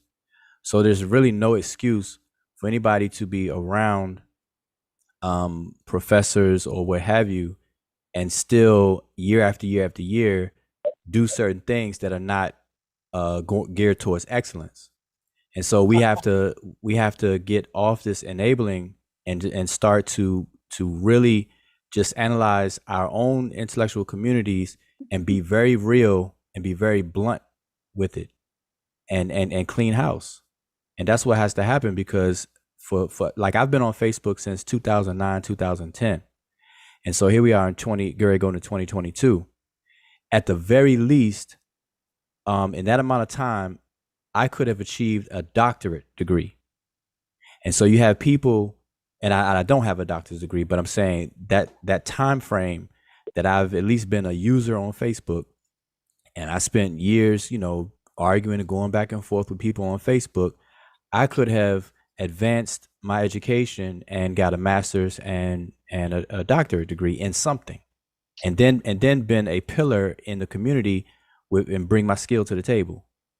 And so we have a lot of those opportunities that are blown because of the perpetual, cyclic things that are going on, and this enabling factor. People trying to be relevant and not say anything because of friendships and relationships, instead of just being real and being mature and looking at the greater good for the communities, for the various different communities. So I see a lot of that going on, and what you all are talking about kind of reminded me of that. True. That is so true. That is so true. And in order for people to take us seriously, gone are the days where we can have the street side philosopher. Those days gone. Right? If it's a craft, you need to take it serious. For people to take it serious. If let's say you don't have the degrees, but you have to have the communication skill. Yeah. You have to can write the paper. That when somebody sees it, they say, okay, yes. And it's not that hard to learn to write papers. It's not that hard. It's not. It's a standard format, section by section, and once you do it once, twice, that's just it. And there's standards, and what I noticed in, what we're calling the conscious community is really the opposite of what that phrase, that naming unconscious should be. Really, it really is, and we do that with a lot of things. We have these misnomers all across the board, but what that does, it lowers all the standards in different areas. It brings standards down because the floodgates and the people that are attracted to it force it to come down to meet at that level, so it could become the norm and everybody can feel comfortable. Because imagine if you go into a room of people talking about subject matters and in-depth subject matters that you don't have any knowledge of, you're going to feel uncomfortable. So you have to change the scenario. You have to change the environment to bring that conversation to something you can understand and where your level is. And over time, that lowers the standards, and now everybody is comfortable. Everybody is normalized. And so we got anybody and everybody has become a teacher now, a YouTube podcaster, blogger, and everything. And so the quality, people can't tell good quality from bad anymore because it's so saturated and so norm now. So when you say, writing a paper, you can look at a blog and people think that that's all good. And academia.edu, for example, you can get a free account, register is free, write something on Word, Microsoft Word, upload it, and now all of a sudden you are online scholar. You can get a microphone, a webcam, and go on YouTube. Now you are an online teacher. So there's no filter process anymore. There's no standards that we measure people up against and then speak out on. We just allow any and everything. Everybody calling themselves doctors and stuff. I haven't seen this many doctors without PhDs or even medical licenses in my life. Mm-hmm. People call themselves doctors, dealing with health, and you got people calling themselves doctors dealing with education, and they don't meet the standard to have that title. But we do it all the time. All the time. You just mentioned something. You just mentioned something about I wanted to cut you, but I had to let you finish. When you mentioned standards, that when you don't have standards, everybody can come to the everybody's a teacher. When you say that a lot, but they don't, and because of that, people who sound intellectual are given the benefit of the doubt, even when they're talking bullshit. Like Polite a lot of time, he can spew X amount of bullshit, but because he sounds intelligent, people say, yes, he's smart. His information must be right. But it's a joke. I love the fact that you say that. But he's actually not, though. And that's and like me, like for example, I'm a take my own personal experience, recent experience. I've taken a huge break from YouTube and Facebook. Every now and then I'll scan, but I don't participate. I haven't literally been on Facebook in months, without opening Facebook at all. But YouTube, I'll scan through every now and then. But when you do that, and then you come back and you start just seeing what the conversations are and everything, it's that gap that you take a break from that allows you to see how crazy things really are, and how crazy the topics, how crazy people address certain things, and how it's just really, really wasteful. Like I've recently just started paying attention again, for the past week, I say. And already I'm like, man, it's worse than I thought prior to me taking a break. Yeah. Yeah. I mean, I already knew it was worse because I'm the main one that's consistently been pointing stuff out, but I didn't think it was as bad as I see it. And so, I'm telling everybody to kind of look away for a little bit, come back, and you'll start to just recognize things. We got to self-analyze, but I'm going into 2022, and I like the way Unbiased titled this video, Gloves Off. Like, I'm going into 2022.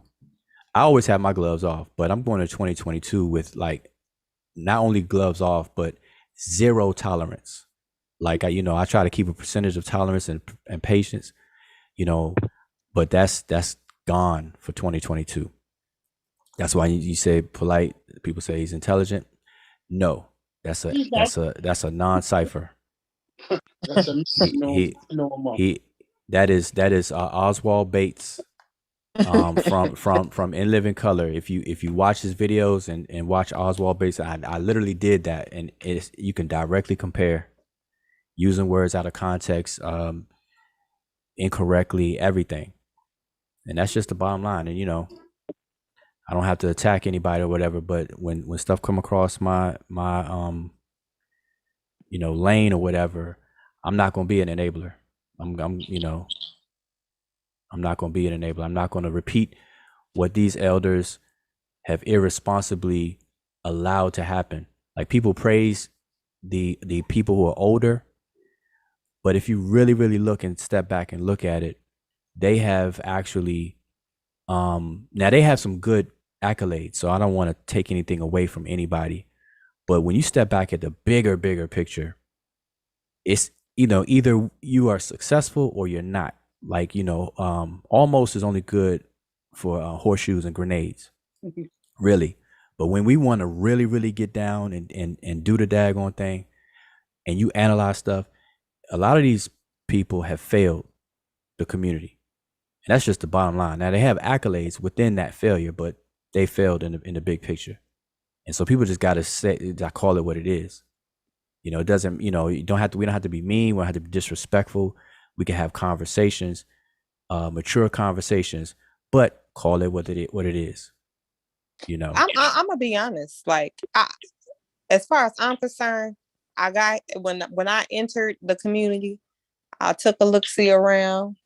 I peeped, and I came to the conclusion that the quote-unquote community has never been the goal, ever.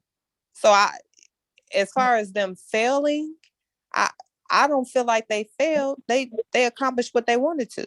They got attention, a few accolades, and to me, that's the extent of the investment. Nobody's looking for real solutions or really trying to. It's just talk. A place to come and complain collectively.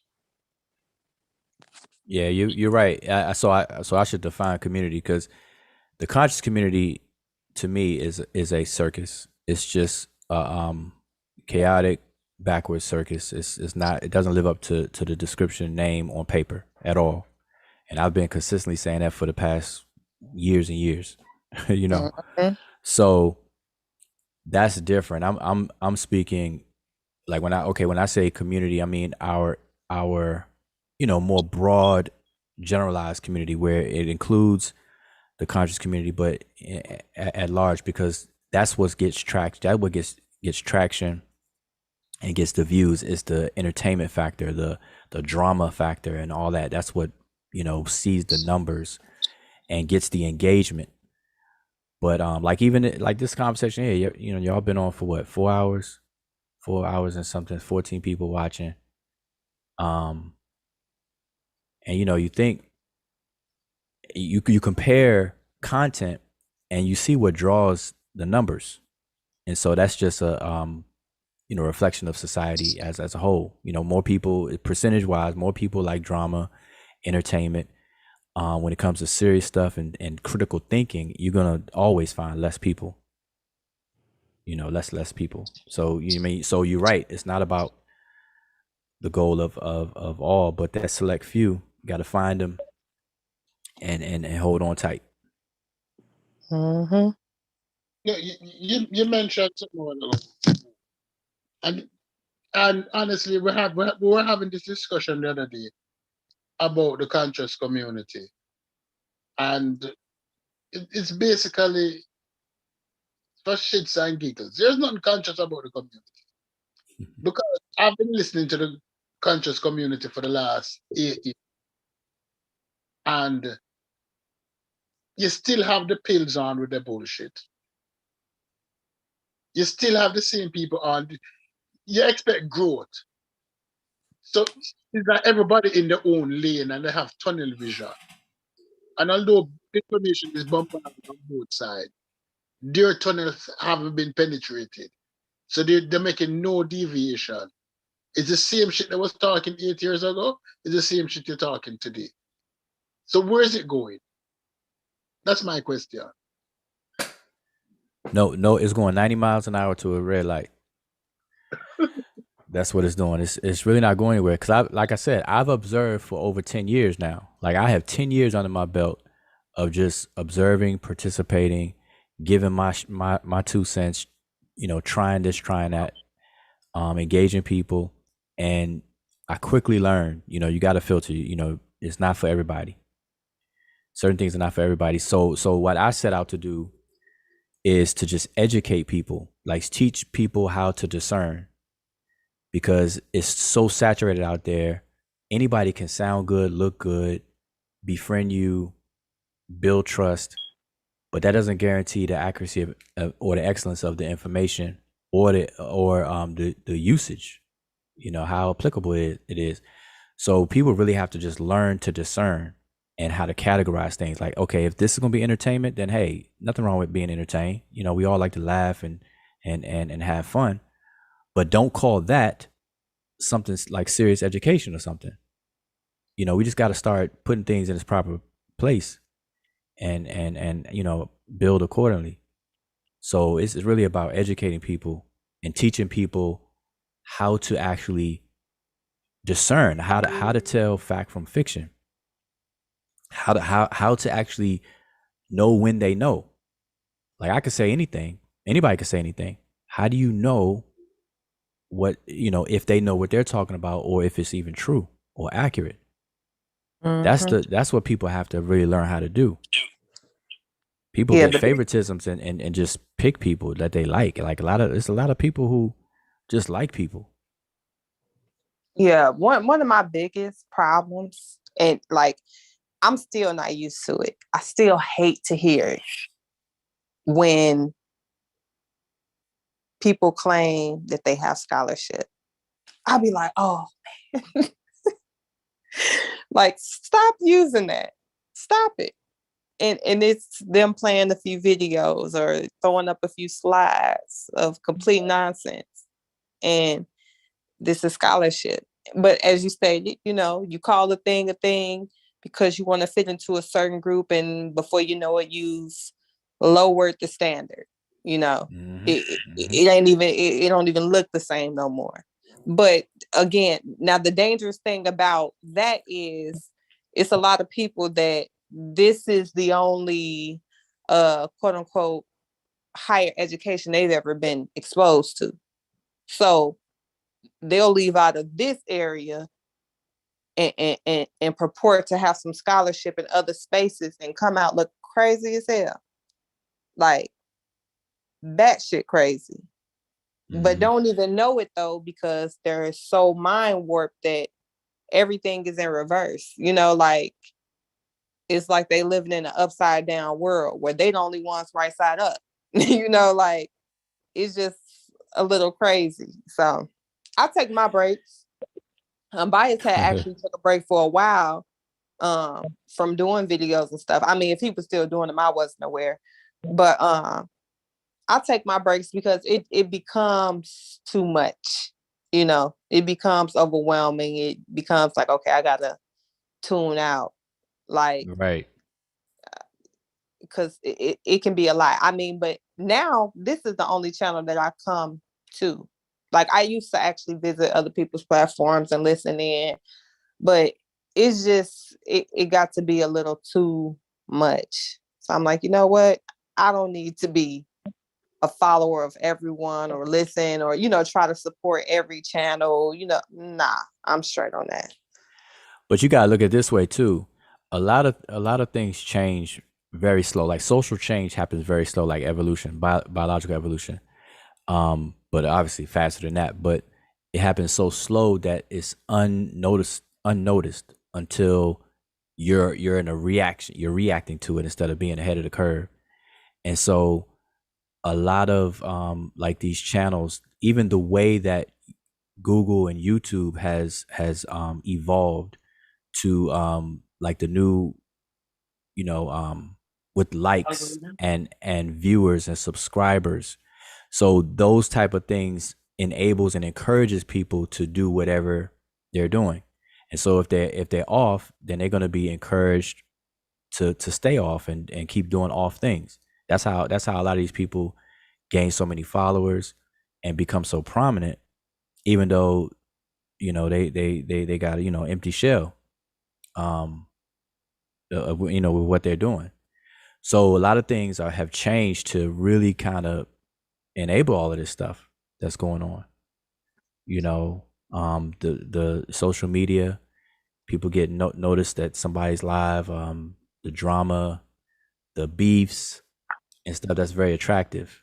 It's you know, it's just, that's what it is, you know. And taking a break allows you to see it. And you can get too close to something where you don't really see it anymore.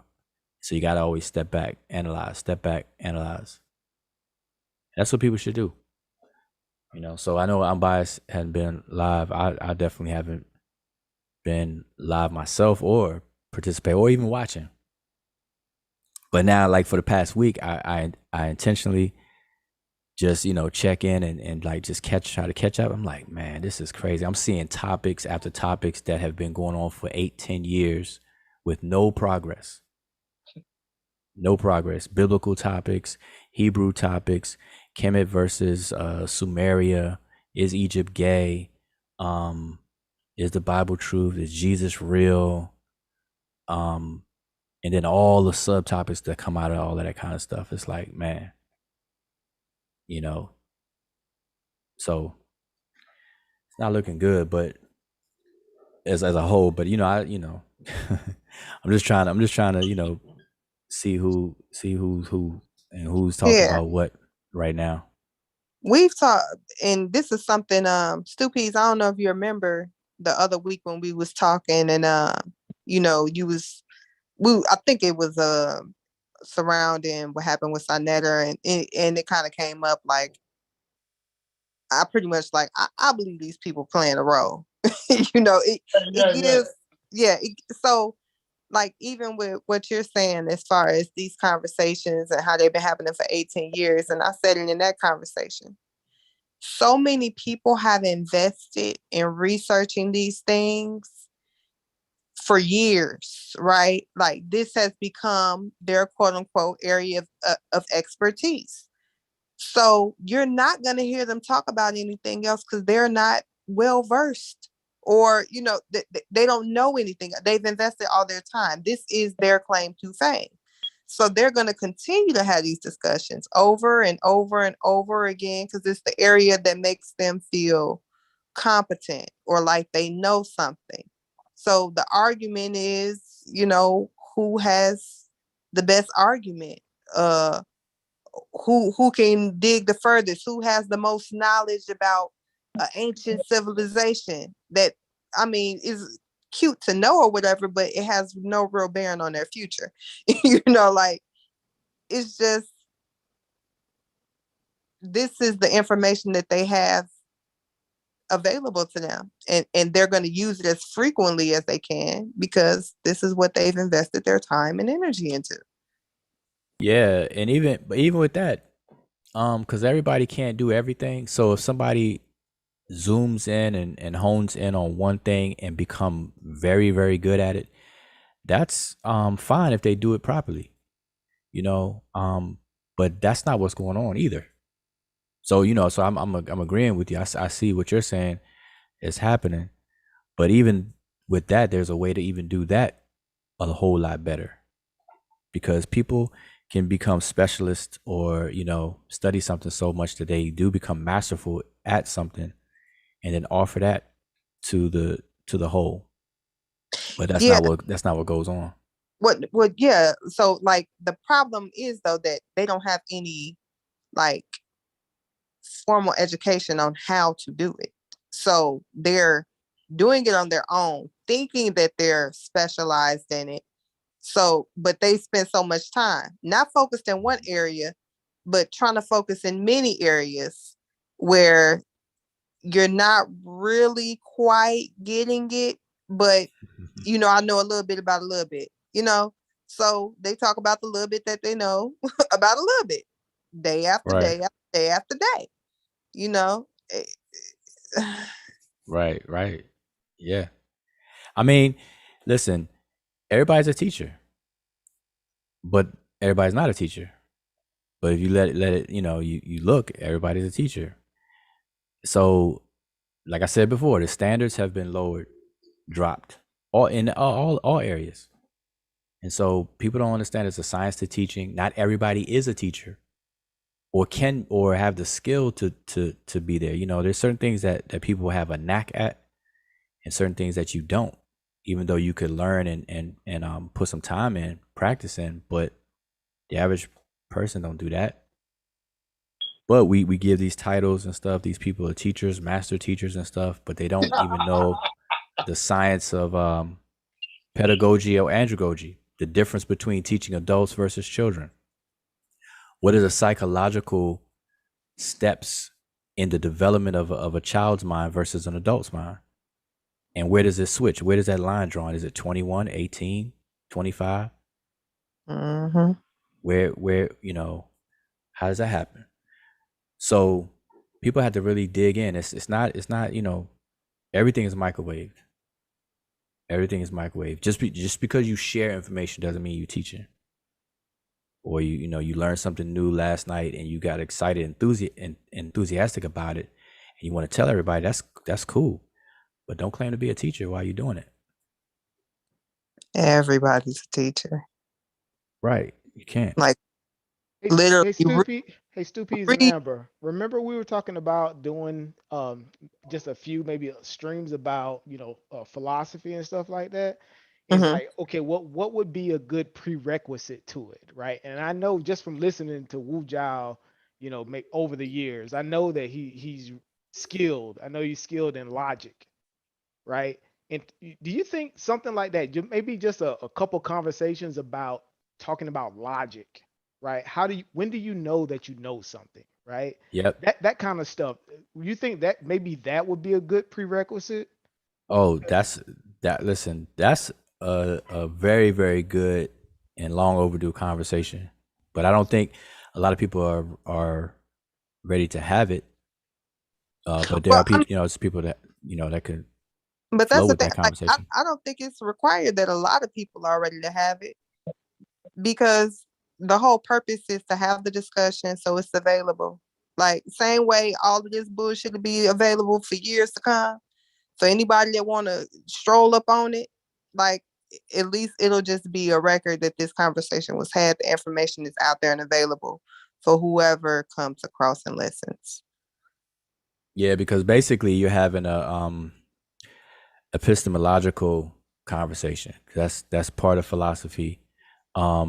knowledge, the knowledge of knowledge. How do you know when you know? And logic plays a big part. People don't understand the separation, but the marriage between science, which is an area of evidence, versus mathematics, which is the domain of logic. Those two go hand in hand like husband and wife. Evidence and logic. And that is the basis, the two branches, two legs we stand on for what we call in knowledge, how we know when we know something. And so those are the two main things, science and math. Math is abstract. So that conversation, about those philosophies, that would be excellent. I started having that. I started to have that conversation the other day, and I stopped. I could have gone deeper. Amber said I could have gone deeper, and I know, but I stopped because I say I don't want to lose the audience. And whoever was that discussion with, his mind was already made up on what he thinks he knows, and you just have to laugh. A lot of the so-called conscious community, the circus community, is based around fussing that they call in debates, right? It's really fussing, but everybody is trying to debate and challenge each other, but not realizing that at the core heart of real argument theory and argumentation and real debating is logic. Logic is the foundation of all of that. And I was a part of a debating team in college, amateur debating team, but I was on a team and we competed. And so I had to go through a lot of learning a lot of skills with that. And that's become invaluable to me. I had to memorize all the logical fallacies, formal, informal. I had to commit them, defend against them, recognize them, and all of that, and just give arguments based on logic. Like, the teacher, professor would give us arguments that we had no knowledge of the subject matter, but we had to build. You don't get to pick your strong suit. Right. We were given a topic, couldn't research it, but we had to structure logical arguments and premises from it, even though we didn't know about it. We just had to learn how to actually structure the argument. And it's just that kind of practice and stuff people need to really, really get into before they start opening their mouth and trying to debate or have debates or pay for debates or charge for debates and stuff like that, because they're not real debates, because it doesn't have a progressive end, no progress on that. But logic would be a very good topic. And that ties in what I said about discerning. Learning to discern fact from fiction. How do you probe? You hear something, somebody make a claim. How do you start to dig in to really find out, okay, is that sound? Is it valid? Is it sound? And that's the biggest problem. Like, a lot of people think that I said this, I presented 3 things that are true, I prove my point. But no, they don't have anything to do with your initial claim. I don't care that you presented 3 random facts. Like, you think that makes your point. It doesn't. Like, I could be telling all lies, right? But all the lies could support my claim. We ain't even got into whether or not this is true or not. But my statements make sense. They lead to the conclusion. But I just pointed out that this, and that drives me crazy, because I'm like, do you realize you said this thing and then you brought information from way over here that does not have anything to do with what you stated, but you feel like you proved your point? How? I don't understand. Right. And those are fallacies. And people that's like where people start. People could start to memorize those fallacies, logical fallacies. The biggest one is straw man logical fallacy people commit. They will listen to your claim, and then they will misconstrue your claim or your argument and then argue against their misconstruction of your argument as though they're winning or they've refuted something. That's the straw man. And a lot of people do that. A lot of people do that. It's, you know. You know, another thing they do to woo, another thing they do is that they confound the argument. They know what the initial argument is, but they don't want to get to that point. So they throw a lot of statements out there and a lot of questions. And money before you can get to what is actually the starting point or what is actually they want to bring across.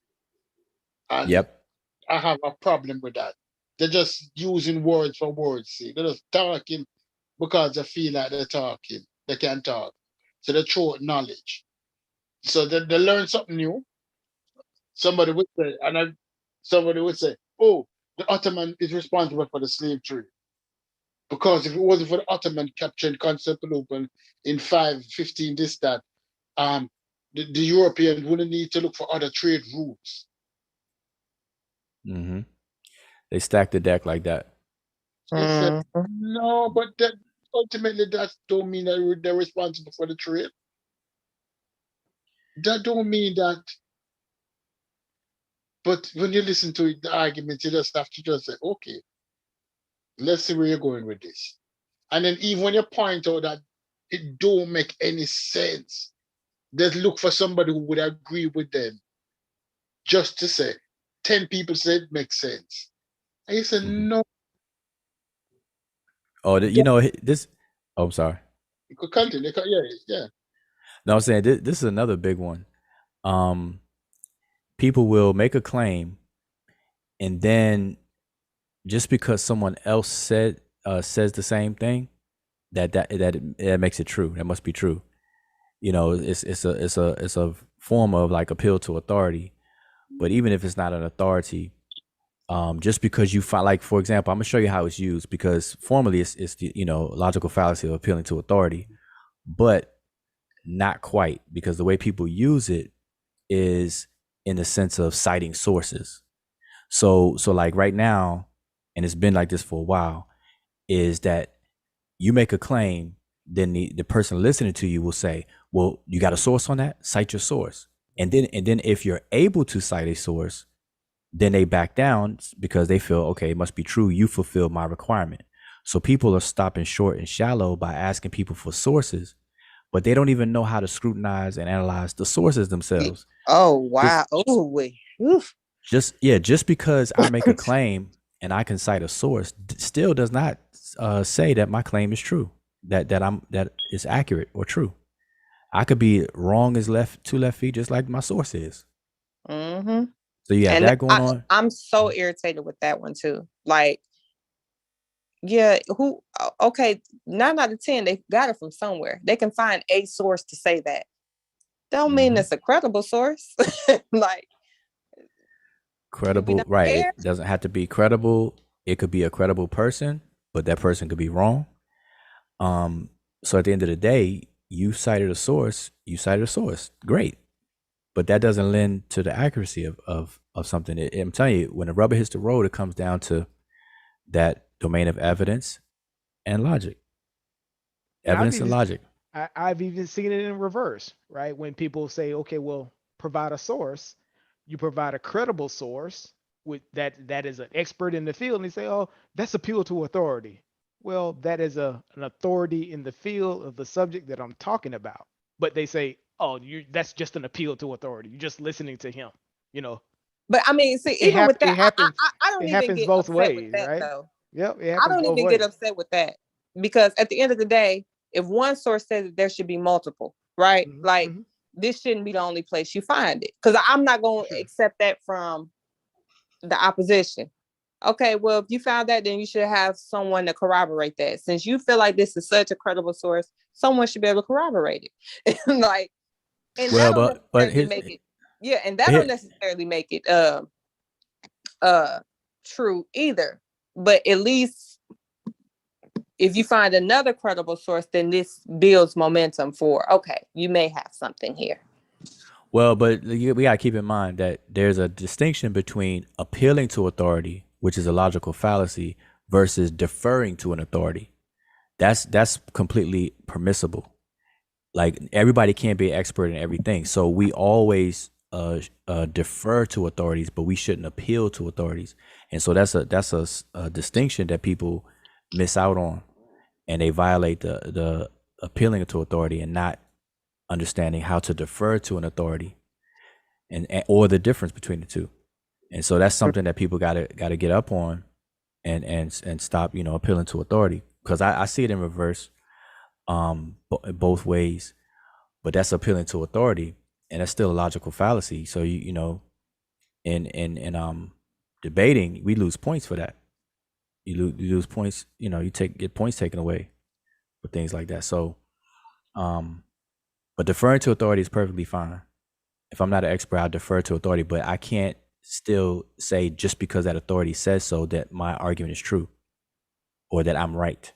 That's where you get into the fallacy part of it. Mm-hmm. You could say, well, this expert, same thing in court. In court, you have witnesses, then you have expert witnesses. Expert witnesses are treated and are at a different standard than regular witnesses. So that's what authorities or experts in scholarship are the same. You defer to them. It's all nuances. And all I've stuff, provided right? I've provided the support for my argument. Now, at the end of the day, I've presented my reasoning for why I feel this way, for why I have this particular stance. Now, and most times we doing it on the spur of the moment. We can't go in depth of what's true, or like it's typically, here's what I'm saying, you challenging what I'm saying. Okay, well, here's my support for why I say that. Yeah, see, those are in degrees, and we should understand them in degrees, because the ultimate question is, let's say you make a claim, Amber, and then I say, and then you support your claim by citing a source or another person.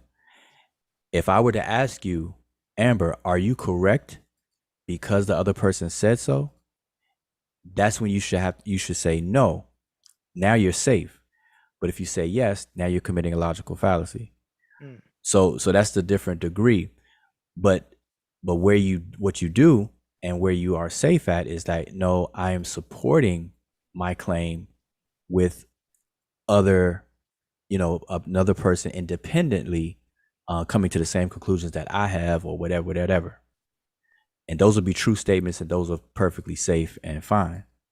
But if you were ever asked, well, wait a minute, are you saying you're true because Dr. Roberts said so? and if you say yes, that's when you borderline, that's when you cross over.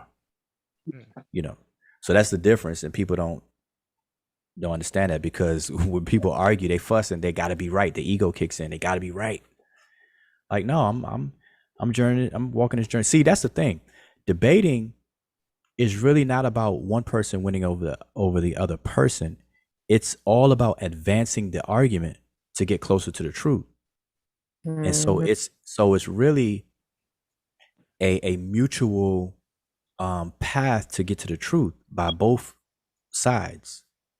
That's how we were taught. That's how it should be set up. And the perfect example of that is, if any of y'all know how to play chess, if you learn how to play chess, play yourself in chess, then you'll fit right in to what debating is really, really, the spirit of debating is really, really about. It's about advancing to make the best move, or get to the closer to the reality as possible, no matter what side you're on. So it's really not about one person winning over the other. And that's why they set these rules up. These some great nuances, man.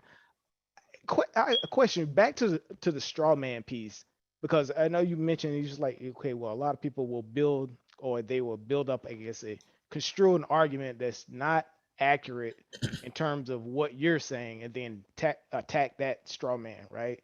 Yeah. Do you think it's because, I guess, people maybe, are they doing it on purpose, or do people not understand the argument that people are making sometimes, right? I would just ask, can you just maybe just elaborate in terms of understanding the other person's claims and arguments, right? The importance of that. Well, I've seen both. I've seen people do it purposely and for a list of reasons, and then I've seen people, innocently do it and not realize that's what they're doing. So, and one is more easily fixable. The other one is not. When people purposely do it, that's ego. That's when the dust settles and the smoke clears, it's really ego, because they know that they can't overthrow your argument or whatever, so they purposely misconstrue it and weaken it to argue against a more weakened version of your argument, and then try to prevail.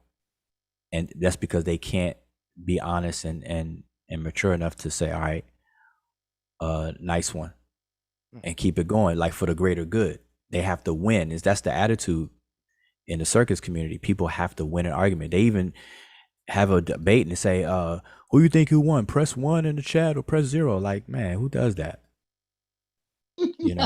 Not even a debate, a glorified argument. Right, it's fussing. There you go. Fussing.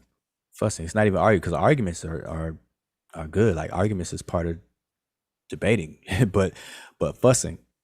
Because over here, I don't think that, especially over here on this channel, I don't think that a lot of the, I guess, disagreements become, people trying to just do purposeful one-upmanship, right? It becomes, I think it's over here, it's more like, okay, I think they don't understand the other person's argument a lot of times, right? And and that becomes a problem as well, right? And that's why I kind of asked that question. It was like, okay, well, because the old additive is like, hey, you really can't give me a disagreement if you can't articulate my argument better than I can. So here's the thing. Mm-hmm. So here's the thing. Two things. Well, one, before I forget, remember I said one is more easily fixable, and that's the one where people unintentionally just misconstrue and don't understand your argument. That one's, you could fix that. But in order to fix it, communication is the key. People got to learn how to communicate. You can't talk over each other and this and that. So that plays a big part. But the other thing, I forgot I forgot what I was going to say now. I forgot what I was going to say. We come back to it. I interject right quick. Well, Brendan, I'll say sometimes that is the case. Like with certain people, like IBM. IBM, I believe sometimes he doesn't understand the position that people are coming from, or sometimes people don't understand him. But then there's other people like Focus, where you can literally ask, well, are you saying this, that, and the third? Yeah, that's what I'm saying. And then as soon as you go to counter, oh, no, I wasn't saying that. Let me finish. Like it becomes like, okay. And I have a hard time having conversations with people like that, because my thing is, I don't really care, but can we just have an honest and straightforward discussion? Like, why does it have to be this? Like, so you'll say anything in the world, as long as you can feel like you're right, even though internally, you'll be that dishonest with yourself. Like, you on BS. Oh yeah, he's always in attack mode. Right? I remember what I was gonna say. Go ahead. Just real quick, I'm sorry. So listen, so what we were taught in debating teams and stuff, we were always told that you should repeat the other person's argument at the start of your argument. So like if Amber, if you were given making a claim and given an argument for your claim, when it comes my turn to address it, I should repeat your argument back to you to prove to you that I understand your argument. Then I should proceed. And see, that's what people don't do. They just wait for you to shut up, wait for there's a moment of silence, and then they just kick in. They don't actually demonstrate that they actually understand what you said in the first place. And so that's a no-no. Amber, you do that. I noticed you do that a lot, right? What you'll do, so you're saying, and you'll just break it down real slowly, and then you'll go into it. right? Yeah, Yeah, that's a yeah. good thing. She does that a lot, right? That's a good thing. I do it. But see, the new wave is to pretend like you're upset with, like, so you remember the other day when me and Sosa, he was like, well, you know, they go hard and you know this. No, I don't know that.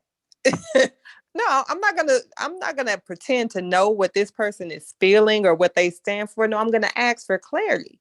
Because as soon as you make a point, they're like, oh, well, I never said that. Like, no, I want to know what you feel and your stance on certain things. I'm not gonna assume that. Yeah, and another key ingredient is pace. So what some people do is, so you got people who will purposely misconstrue your argument, you know, to try to prevail. Then you have people that will change the pace of the conversation to favor them, which means they'll speed it up. They'll try to talk fast over some key details to get to some other areas where they feel like they could prevail. So that's controlling the pace. So you can't allow people to control the pace of an argument, as well, or, you know, a discussion. When they start or try to speed it up, you got to slow them right back down. I don't know if y'all remember, like, or ever seen me get into a back and forth with anybody. I always slow the conversation down, and people don't like that because the moment you slow a conversation down, because see, a slow target is easier to hit than a fast target.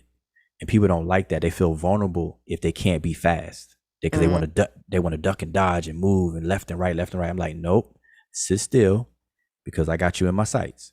And, you know, we're going to sit still. I'm going to sit still. We're both vulnerable. It's okay to be vulnerable because the whole thing is to get to the truth.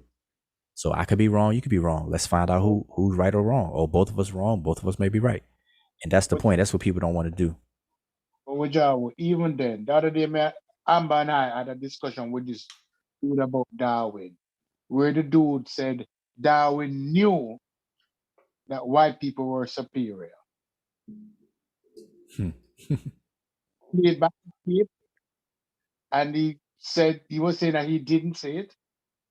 But even then, when he said it, when you slow it down, he said, holding it to this point, what are you saying? It's round and round the mulberry bush. Right. Wait, no. Hold on, Stu Pease. You got to give it the entirety. He said knew. I gave him the opportunity to walk it back. I said Darwin knew, and he said, yeah, knew. And let me tell you why. So he go into explaining, even said that blacks were inferior to whites. He said that. So he had been drinking. The conversation continues on. And I asked him, I said, well, okay, well, you know what, you're going to have to tell us the inferior part. Explain that. Well, I'm finna break it down. See, I'm finna break it down. So he started to act like he was going to say something in favor of black people. And, it was just the time. But by the time the end of his rant, he was talking about, yeah, you motherfuckers think you something, but to these people, you just another stupid nigga. It was given very much self-hate. So Unbiased tunes back in like, hey, what I missed? We like, oh, he just telling us how black people are inferior. Oh, I never said that. So we like, what? Not only did you say it, you doubled down. So I know, no. So of course I'm annoyed. Roll back the tape. roll it back. Just roll it back. So Stu Pease pulls the tape. Do you know we listened to it and he tried to spin the entire narrative? Like, it was crazy.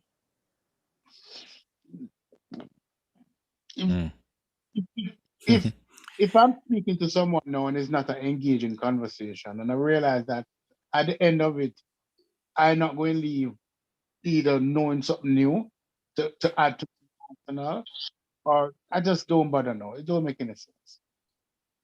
Today, a dude came on and said Obama ordered 100,000 guillotines, and I repeated it. And I said, are you sure? Is this what you're saying, that Obama ordered 100,000 guillotines? Yes. He has them in railroad cars, and I just stopped. I stopped instantly. No, I'm not this conversation. Well, a lot of stuff that we're mentioning today, and the lack of that is resulting in what we see on all the conversations dealing with the virus versus the vaccine and all of that. And that's when we can say that the animals have broke out of the zoo. Like that kind of mentality starts to spread, and it affects society at large, where people are thinking backwards on things that affect more than just themselves, you know. And it's a shame, but that's exactly what's happening. Like what we're talking about is, you know, arguments about certain specific topics, but that kind of mentality and that behavior, once it gets out of the zoo, it can actually affect people. And that's what we see with the virus and vaccine conversations.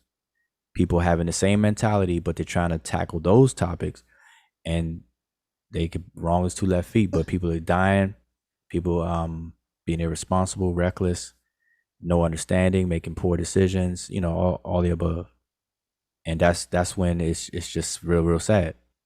When it's not just personal anymore. It's not just okay, because you know, sometimes people can be silly, and you could just be like, all right, you know, I'll let you have it, man. You know, you just being you, and that's your understanding. That's where you are now. Okay, fine. But when it spills over to affect you and other people, what then? You know, so yeah, but I'm not even sure at what stage it needs to be corrected at, because, and I'm gonna say conspiracy, you know, theories, but you know, we know conspiracy theories don't have to be a negative thing. You know, some of them can actually have some, you know, they can actually make sense, or, you know, they can be actually logical. But the way it's kind of thrown around now, a lot of people have these conspiracy theories that just, they don't even make sense. Like the conclusions that are being drawn from the evidence is just all over the place. They are definitely mental leaps. But I don't even know, like, how, at what stage do we cut this off? Because I feel like with COVID, I understand, like, we're in a space now where it's very important for people to kind of understand evidence, and, you know, how to make a decision based off the evidence, how to defer to authority. But at the same time, I feel like there was a long span of time where where it was pretty much quiet, you know, as far as societally, it was pretty much quiet in regards to, you know, pandemics or, you know, large outbreaks. It was no need to really know this information. But without even being quote unquote scientific, you could still have a degree of logical reasoning where something presents itself, such as a pandemic, and you could still make a good decision regardless as to whether or not you understand the science or not. So I guess I'm just trying to figure out, like, at what point do we teach that? Because not everybody is gonna understand the science behind it. So well, here's the thing. It's about being brutally honest and having the character to be honest, because, and not, like you said, not everybody's gonna either want to know, have the time to know, research and learn whatever, but they have to just acknowledge that that's where they at. Like they have to just say to themselves, I don't know. And if it's important to me, I'm going to seek to know. If it's not that important to me, then I'm not. But I can't go around here acting like I do know. And that's the difference. Because everybody doesn't know how the immune system works. And everybody might not need to know or have the time to get to know. But if you are one of those people, don't go around acting like you do know, or get in the way. And that's the difference. But you know what I'm saying is kind of like what you were saying earlier. Like, at what stage do we teach children, young adults, that how you know when you know something? Because a lot of these people simply do not know that they do not know. You know what I'm like? You want them to be honest and say, I do not know, but they sincerely believe that they know because they seen the video where Dr. Sebi said this, or, you know, and again, the Dr. Sebi, you know, like, it's just a lot of people do not know, and they're not even aware that they do not know. They sincerely believe that they know. Well, you're kind of answering your own question because you're saying at what level do you like address it, like at what degree, what level, and you're hitting it because it's at the fundamentals, the very fundamental level, you know, the first layers, that concrete, that bedrock layer, because once you get above that, anything you build on top of something that's shaky and not solid, it's going to be shaky and crumble. That's what's happening. People don't know that they don't know because they don't know what it means to know. Like, how do you know when you know something? What does it mean to know? What does it mean to be in a state of knowing? What's the difference between belief, which is to accept something you do not know, and then starting there, everyone starts there, but then seeking to know, and then how do you know you cross the finish line and now you're in a state of knowing or knowledge? Like that pathway is not really taught intentionally, like specifically like that. A lot of information just gets dumped. We memorize a lot of things to pass tests and stuff like that, but we don't really, you know, push the details of that process and the importance of it. You know, learning to discern. And a lot of people don't know. You're right. Whoa. Listen, we have been on this topic for the last 3 days. And people are convinced that Fard Muhammad went to Japan in 1927 and built a wheel, a mothership, a spaceship, a space plane for $15 billion. And that plane is now orbiting in space, and it's hide behind a star, and it comes back out to get hydrogen and oxygen, and it has 1,500 bomber jets on it. We're speaking to adults now. When do we have to admit that some people have crossed the line into the land of disillusion? Well, yeah, and that's kind of what Amber is asking. It's the same level. People belief is see, we don't live in a culture where this is taught. Like belief is actually taught, where we all start in belief. We're born as an empty vessel. We know nothing. And no, stop. We had a conversation about that the other day, where people telling us that knowledge is innate. Don't go to yourself. We had a conversation about that the other day. You and I thought. See, I would love to have been on that conversation, because when people say that, what they really mean is the backbone of education. Because to educate someone is from the Latin verb educare, which means to draw out that which is already in. So there's a difference between teaching, which is pointing out things, versus educating, which is drawing out things. So you got to point out and draw out, and it's the mutual where those two meet is the playing ground for knowledge. So that's a totally different thing. But what I was saying was, as adults, see, we have a lot of mental conditions that we don't label as problems, but they are a problem. Like it's so normal that we don't see it as a problem.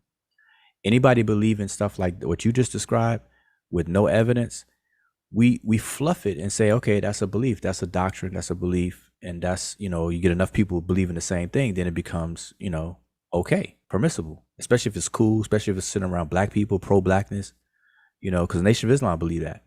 So the NOI, Nation of Islam, that's like a staple in the black community. So that's okay. You know, that's normal. A lot of people believe that, and it's okay because of that. but it's just as bad as Never Neverland and you know, Rudolph the Red-Nosed Reindeer and all that kind of stuff. No, You know? the dude. What did they ask me, Amber? When did we? What was the word he used? I can't remember now. Start with T. When did we become? Is a philosophy? Is like when you do I can't pronounce the word. My tongue. There's two sections. One that deal with innate, and one that deal with what is it? You talking about rationality? What do you say again? You talking about rationality? Yes. Yeah, he was asking us, he said, well, when did we become rational? When did we become rational? And I'm like, I wasn't on the panel during the discussion. I just heard it on the playback. But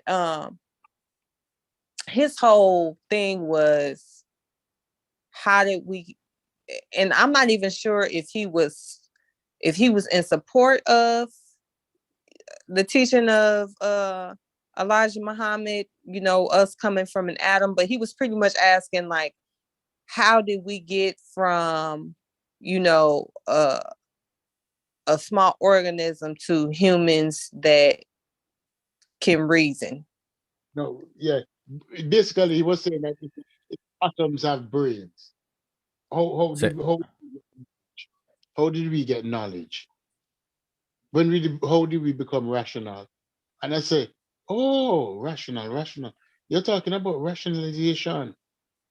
You're thinking about knowledge as being innate. And so, no, I'm not talking about that yet. But after I break it down, him admit, say, knowledge come from God. That was his finding, that all knowledge come from God.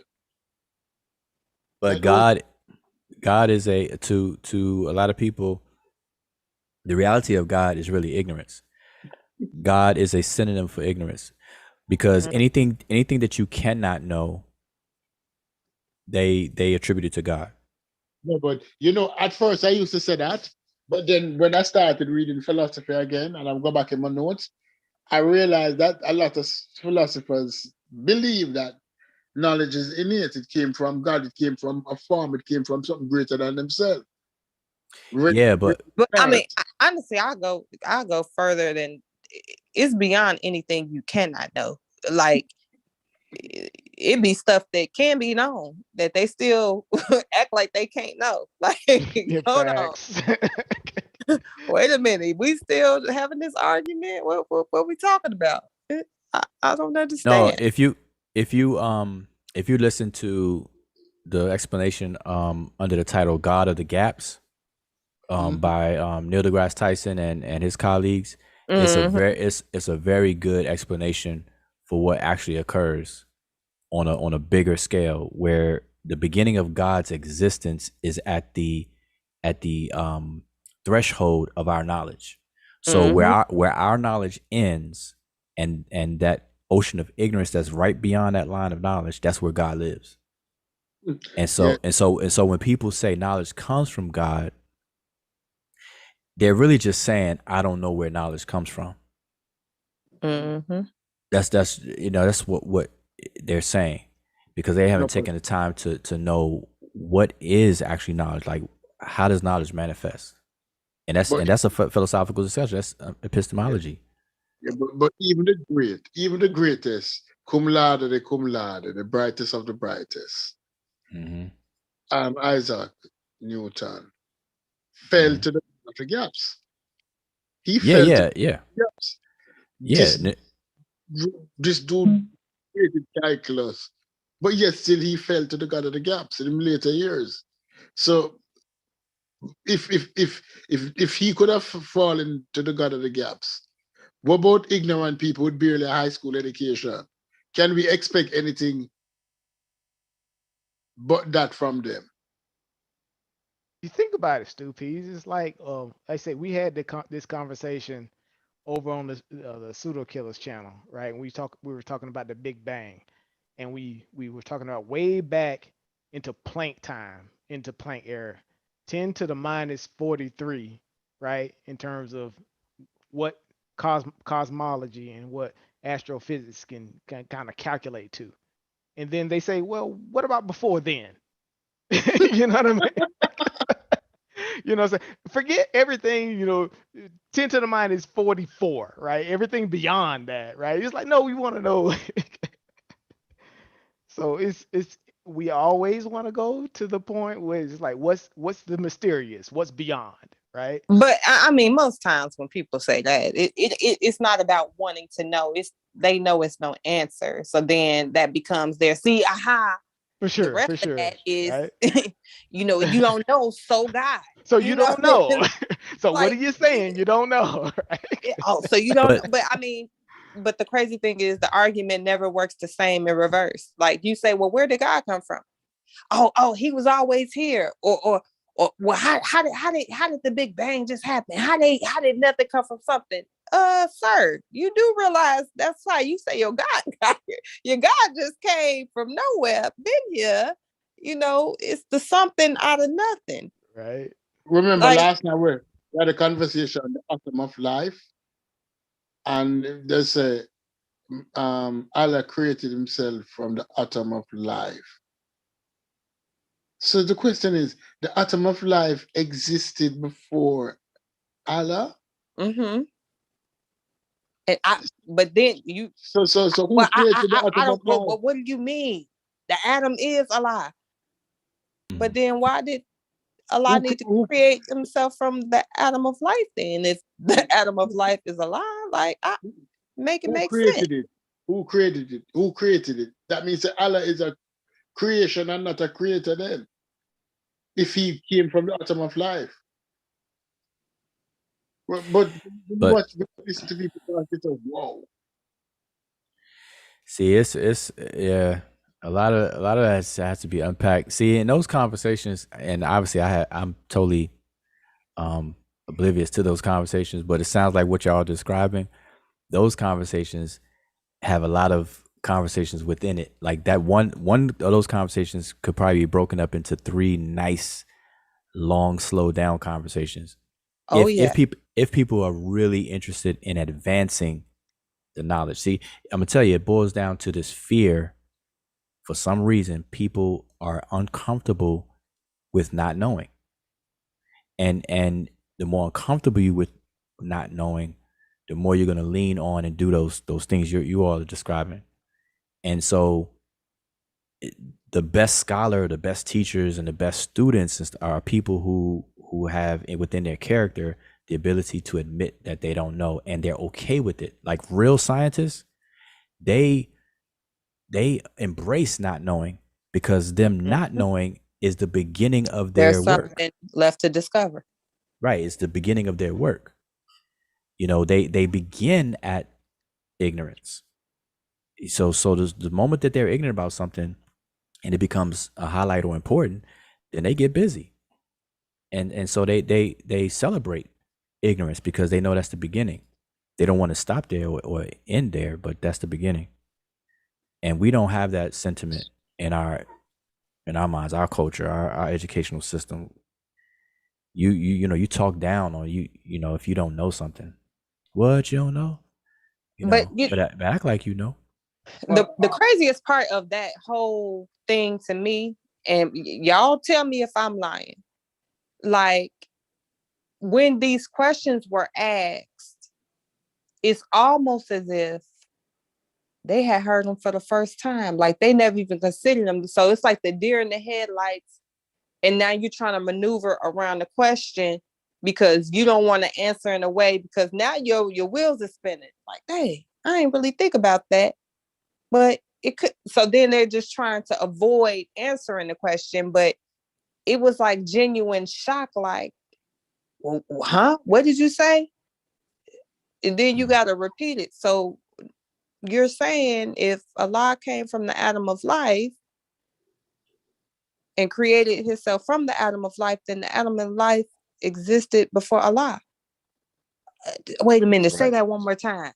Like, and that was what was more shocking to me than anything. So you mean to tell me you consume this story and never in your mind did questions pop up, you didn't even have the capacity to question what you read. Wujao just said something a while ago, and he said it earlier, and I just observed it, and I relate it to my situation back home in Jamaica.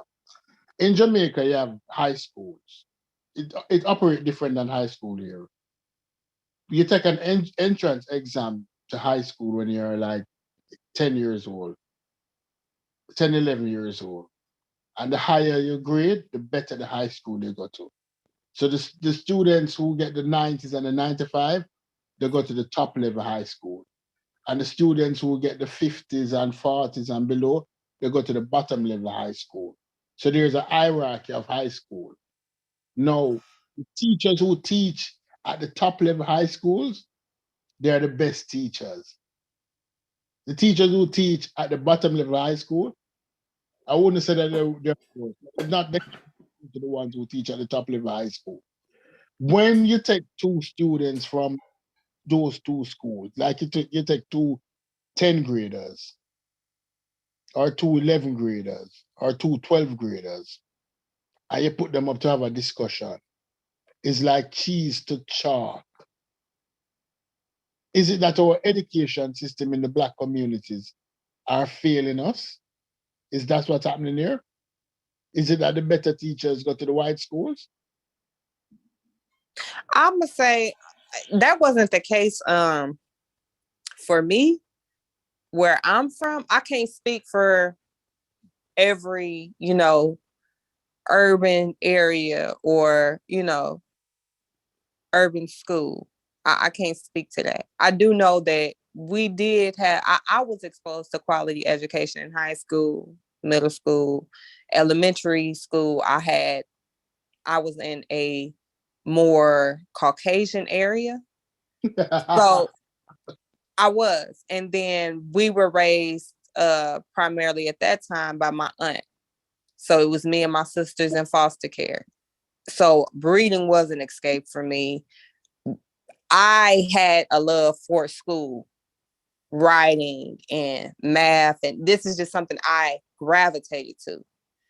So when I ultimately moved with my mom in this Black area, I didn't really have to do much to do well because I completed my assignments, I did my work, I caught on to certain things. Now, there was other students struggling, but it wasn't that the quality wasn't there. It's just the teacher didn't take the time to teach them stuff that they should have learned at earlier levels. You know what I'm saying? Like, and who can do that? If half the class don't understand these concepts, it's why are you even here? But I will say in Black education systems, students tend to be passed along, but they tend to have more IEPs and all these different accommodations where they kind of prevent them from being able to be graded as harshly as others. Accommodations are made, they're passed along. So in that way, I'll say potentially, but I don't necessarily think that's a school. I think parents have to take, responsibility as well. As far as I'm concerned, I was exposed to some quality schools. Now, as far as were the parents involved and were they on top of their kids and were they making, parent teacher meetings and no. Typically you had the mamas coming up there with the belts on report card day, but you ain't seen them all marking period. The teacher been trying to call home and tell them that their child been acting up and they ain't paid no attention. Then report cards come out and now they want to whoop some ass. I would say this, Stupid, is just like when I came up in like South Georgia. I know Wuja. You I think you stays in Atlanta or that area, right? I come from the very southern tip of Georgia, right, which is a questionable area in terms of racial things goes on, right? But I remember I had like courses and I was with teachers. They would say flat out, they would say, you guys are the last, you test last in terms of the nation with your test scores, right? This was back in the 90s. You were in last place, 50 out of the 50 states, right? And I said, I think about it today, it's like, dude, is it our fault or is it your fault? You know what I mean? It was like they were telling that to the students, right? But you think about it, right? If you go back, you know, it's like, and when they were telling us in the classes, those were my elective classes where, you know, I had like, you know, I was in class with black students, right? But in my AP classes where I had, you know, my physics classes and all, they didn't, you know, the teachers didn't say anything like that. In my chemistry classes, they didn't say stuff like that. You know what I mean? They didn't tell those students that, you know, they didn't talk to them like that, you know, and that's I think that's some of the big thing. And there's a disparity even there, because when you look at it, I remember, I guess at graduation, you remember people had to take the ASVAB. I guess it was like to go to the military. If they were going to go to the military, you got to pass the ASVAB. So when everybody goes in and take the ASVAB, boom, that's it's a simple test. Boom, boom, boom. You blow the test out of the water. People are like struggling to pass the ASVAB. And I'm like, dude, that's like a basic test. You know, it's like, but I'm talking about like people that just like my peers, like I'm thinking like, okay, you guys, we homeboys, all this. They cannot pass the ASVAB. You know, it's like, what's going on? There's a disconnect here. You know, it's like, are we getting the same education? You know, it's like, because like you mentioned, Amber, I didn't live in the same, I guess, you know, the same area, right? I lived in a more affluent area. It's like, are we getting the same education? You know, I mean, once we get into high school, you know what I'm saying? So that's crazy stuff. But that's the thing, like people will pass into high school, but so they're getting the same education that you're getting, but the ability to grasp it, you know, retain it, understand it, you know, make something useful out of the education that they're getting, they don't have foundational blocks. And that's where like they entered high school prematurely or ill-equipped. Right. You know, like I had plenty of friends, they have the standardized test. Right. I took it, passed all parts. First time. I ain't gotta worry about that shit. Never. I have friends that literally struggled year after year. I finally passed the English this year. Still got to do the math. And this was a whole thing. They had tutoring after school. Like they were stressing out because of course you don't graduate unless you pass this test. And they did all this work and they struggling. But my thing is like, I do know that while their parents expected them to get good grades, I don't know many parents that facilitated it.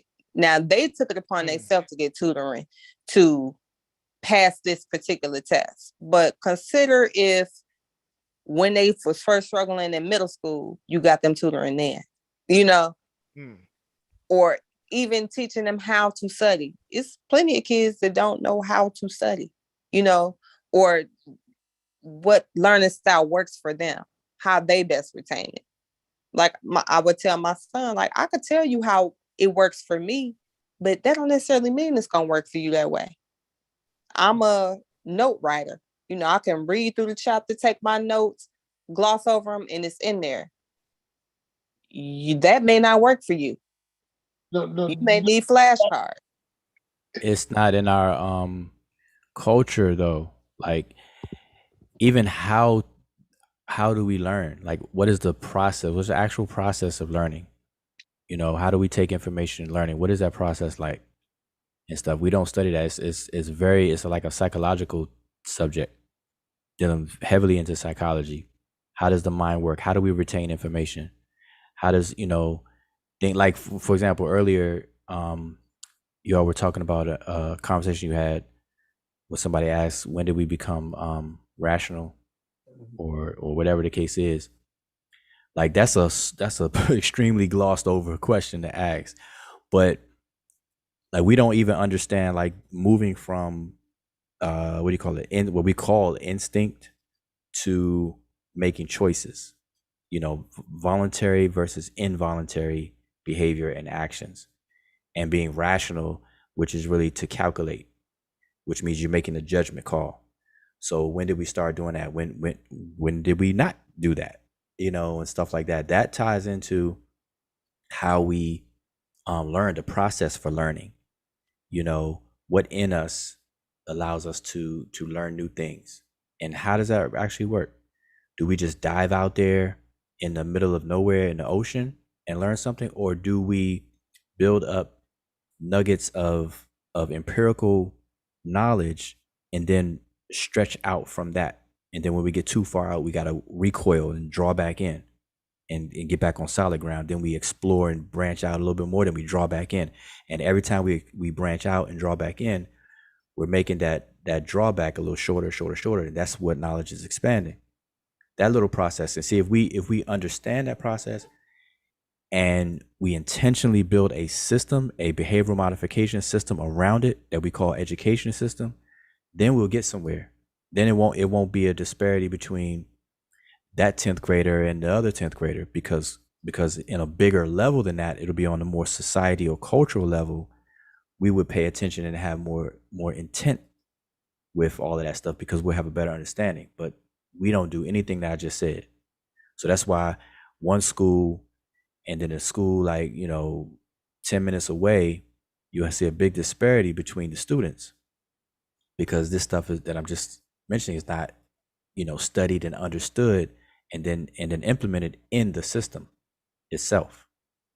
And that's terrible. Now I know that from doing research into that, specifically because dealing with behavioral modification systems. But then that's very real. People don't understand like the basics between the anatomy or physiological components versus the psychological ones, and where's the nexus between the two. The development of the brain, like the what's the foremost part of the brain, the prefrontal lobe, or I forget what the name of it is. That doesn't fully develop until you're around 24 to 26 years old, which is around about the 21-year age, which is coincides with 21 being an adult.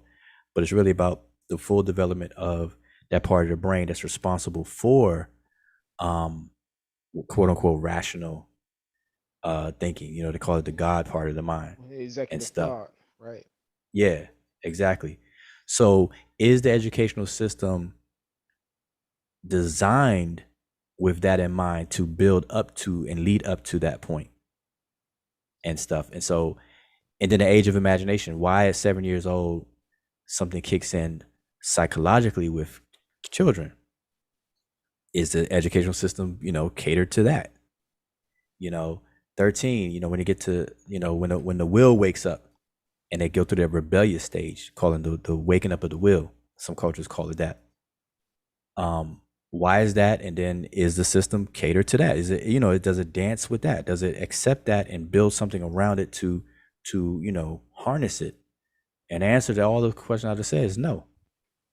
In our system now. So now we rely on now your education it relies on your circumstance. Okay, how well off are you? How much money do you have? What's your social status? It's not based on the psychological and physiological aspects of just being human. Now it's based on status. And that's different. Your circumstances, single parent house, multiple parent house, where you live at, and all that kind of stuff. And that's just not right. No, So- it's not right, but let me draw back to the same situation I mentioned earlier. Like, partially why I blame some part on the teachers too. Like, my school, I went to, my school was like up in the top 10% of schools. So it was one of the better schools, right?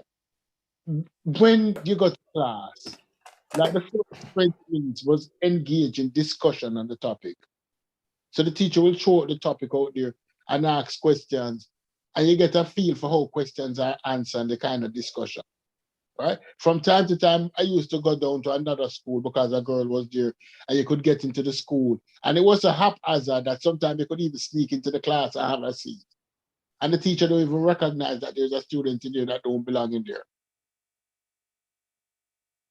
Right? And that sometimes when we have to compete with that, is that we have hurdles as Black people put in our way.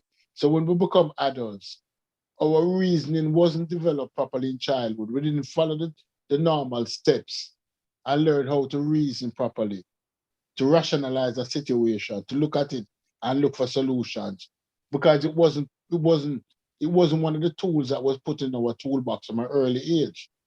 That is my problem, is that we get too much hurdles.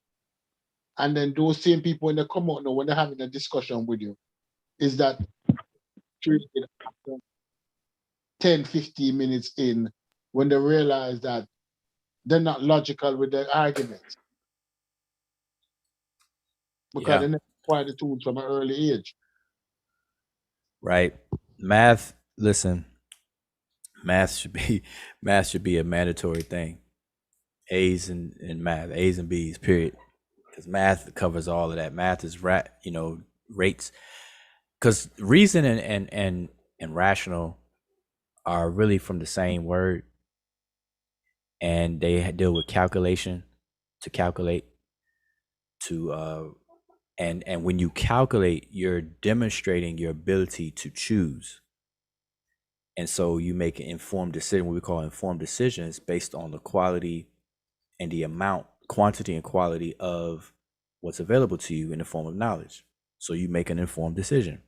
And then we say that's rational thinking, being able to think rationally and not emotionally, because emotions is an animal, and it can cloud the calculation process, where you don't calculate anymore. You just more so reacting to things impulsively. And that's why people, who act off emotion get in trouble a lot, especially with crime and stuff like that. They do things they regret later because that whole rational aspect of the mind shuts down. And that goes back to what I said. People don't study the actual phenomena that takes place in the body and in the mind in relation to the learning process. That's why, dealing with behavioral modification systems, which school is one of them, the church is another, and stuff, it ties directly into this. But we don't look at it that way. We don't call it these things, I'm saying, and we don't look at it that way. So it's just on its own. School is school, church is church. How children behave and stuff, that's just what it is. That's parenting, home training, we call it, whatever. We don't look at it into a system, but we need to. So, well, one of the craziest things is like I'm just thinking back. It's like back when in college, right? When I took my physics classes, when you're talking about mathematics, mathematics is extremely important, but it's not that important, right? It's like I remember taking tests, and they would give you a formula or equation or something. You're just like, okay, explain this and do the equation this and show me your work, right? And you would go through and it's like you got all this stuff, you got to kind of write it out. You got to explain what this formula is, in terms of here it is, like, okay, what a formula for equation due to gravity or whatever, whatever. It's like, and then you do the mathematics for it, right? And you build it out, and then you do the math on it. And then you get your paper back, right? And then you look, and I guess in terms of like your grades, right? They say, okay, well, in terms of your mathematics, it's like you got your end, I guess, equation, your end solution may have been slightly off, right? But your explanation of the formula was correct, and your method for getting there was correct. But we're gonna give you the credit for it, right? mm-hmm. It was like it's like, okay, well, it's more of a holistic, I guess, understanding, That's what I'm kind of talking about, right? It's like it's not about the precision, it's about the understanding, right? Mhm. Yeah. I mean, that's the thing. It's method, and Yeah. method is connected to reckoning. Like, how do you calculate something? Show your work. And so if you can show that you have,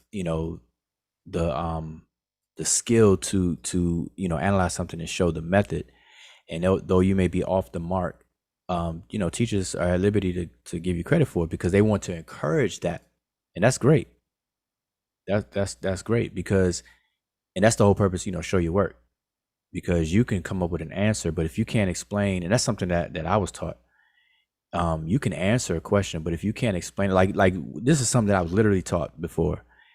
How this is like a layman's way of knowing when you know something. You know something when you can explain it back or explain it to another person to where they fully understand it. And so in math, that's what you're doing when you show your work. You're trying to show the method of how you reach your conclusion. And even if your answer is wrong, you're basically showing how you reach that wrong answer. But the point is that you at least showed your method. And Sure. and so that that's worth that's worth giving credit for. Hey, I And put that not out only there that, for those that aren't math geniuses. You have a future in engineering. No. You Yeah. know what I and not only mean? that, the process of checking your work is like reverse engineering. Mhm. Now go back and go backwards to see if your answer is actually correct. Like for me, I learned that way too. Like to the point where even when teachers didn't require it, it was just in me to do, Mhm. to just show how I arrived at my answer. I Yeah. taught my son a different way still. How I taught my son is that when we were going through, I used to use it, say, when we go to an example and I teach him how to do certain things. And I said, do you know it? And he said, yes. I said, if you know it, you can explain it. You can Yeah. explain as to why you get it and why you get it. And after doing this with a lot of things, after a while, you couldn't challenge him with any of it because you understand the why and the how of it. And that is what we need to understand.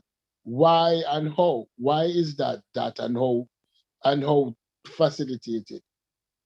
Now I don't know how many people got small children on the panel or even school age kids, No, but he's big now.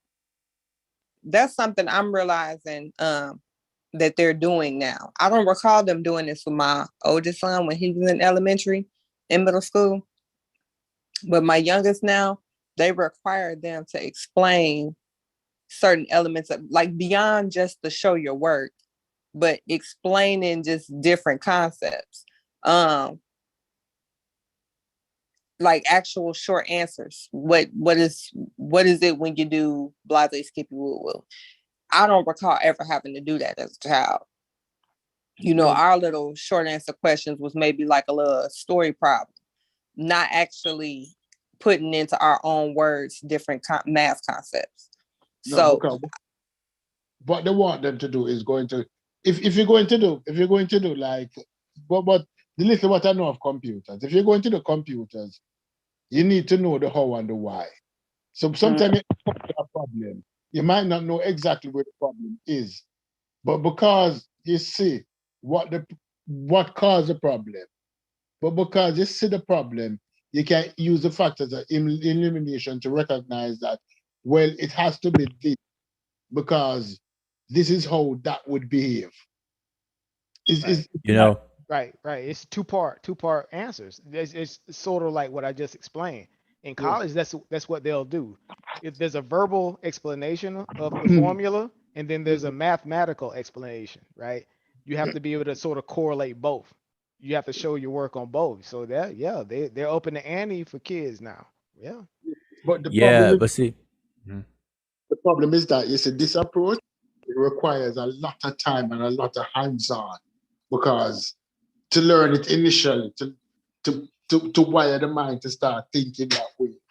And I think we are going to be left behind because we don't have the two-family home to stress that amount of time on the kids.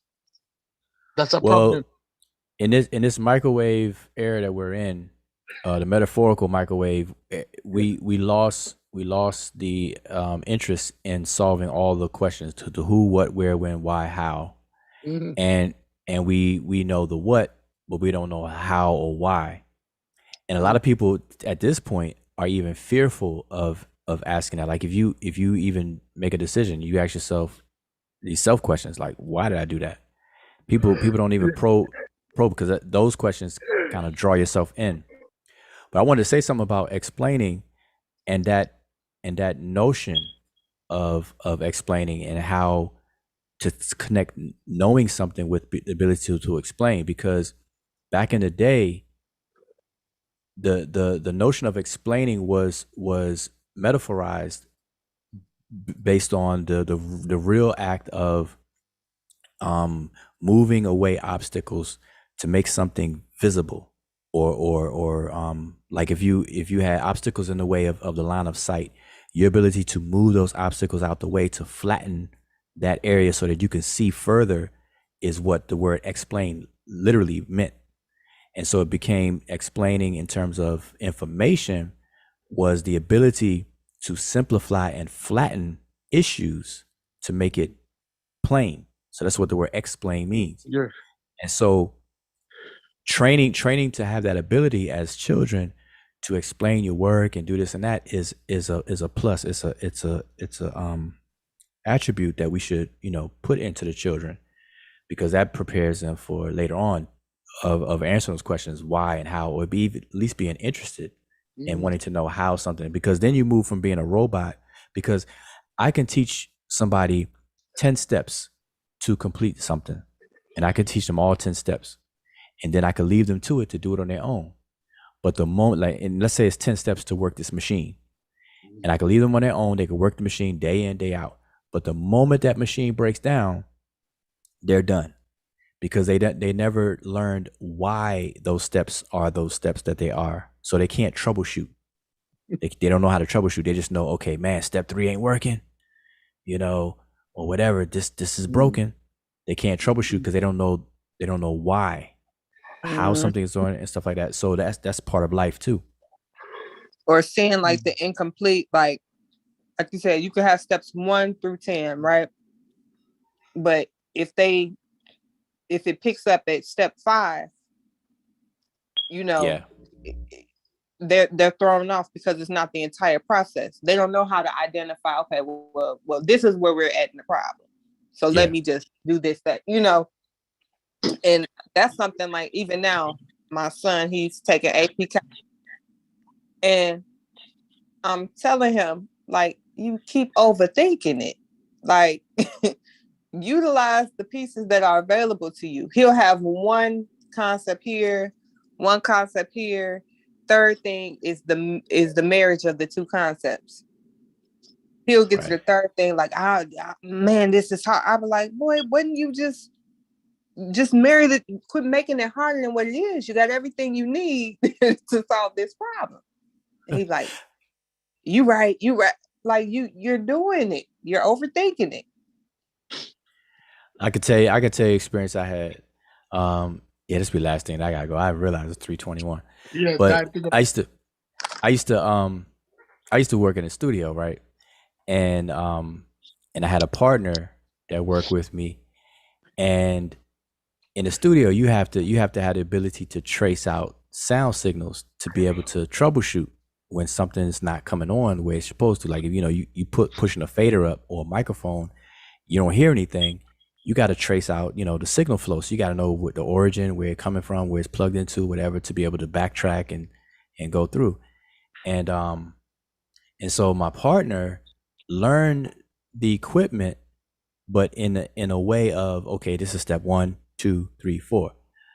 Now that's how he came into it. Now I had a different coming into that, because when the studio I worked in, I actually helped build Like I helped wire it and everything. And so I knew what was patched into what worked what and everything like that. So I knew the signal flows of pretty much stuff in there. So when something would go wrong, you know, I could go in there and be like, all right, I know why this is working the way it should be working, so I can go and trace through. But him, like we compare, he couldn't do that. And you know, looking back hindsight, I clearly see why. It's because how he came into it. He just came and like, you know, just hopped on the equipment, learned, okay, this is the power button, this is faders 1 through 48 or 1 through whatever, and blah blah blah whatever. But not knowing, you know, the signal flow to be able to troubleshoot, okay, why am I getting this distortion, or why is this not coming on, or whatever, you know. So it's the same thing, and that's the same thing with information. To deconstruct and construct, that's what debating, you know, the word debate actually means to beat down, to hammer out, to flatten out. So the word explain, the word debate, all these things are related. But with that, it's definitely past time. I gotta get some rest. Time, but what you could have the networking then, man. You should have the Cisco. You don't understand the steps. You understand so why that not working, why that stop there, so why that do that. Why? You know, I used to be a network administrator, so I used to do token ring networks and old school stuff, right? And all that. Yeah. Token ring. That's nobody does that anymore. Yeah, Ether. sure. I used to manage token ring networks back with my working state and local with the state and back in Georgia, way back. Okay.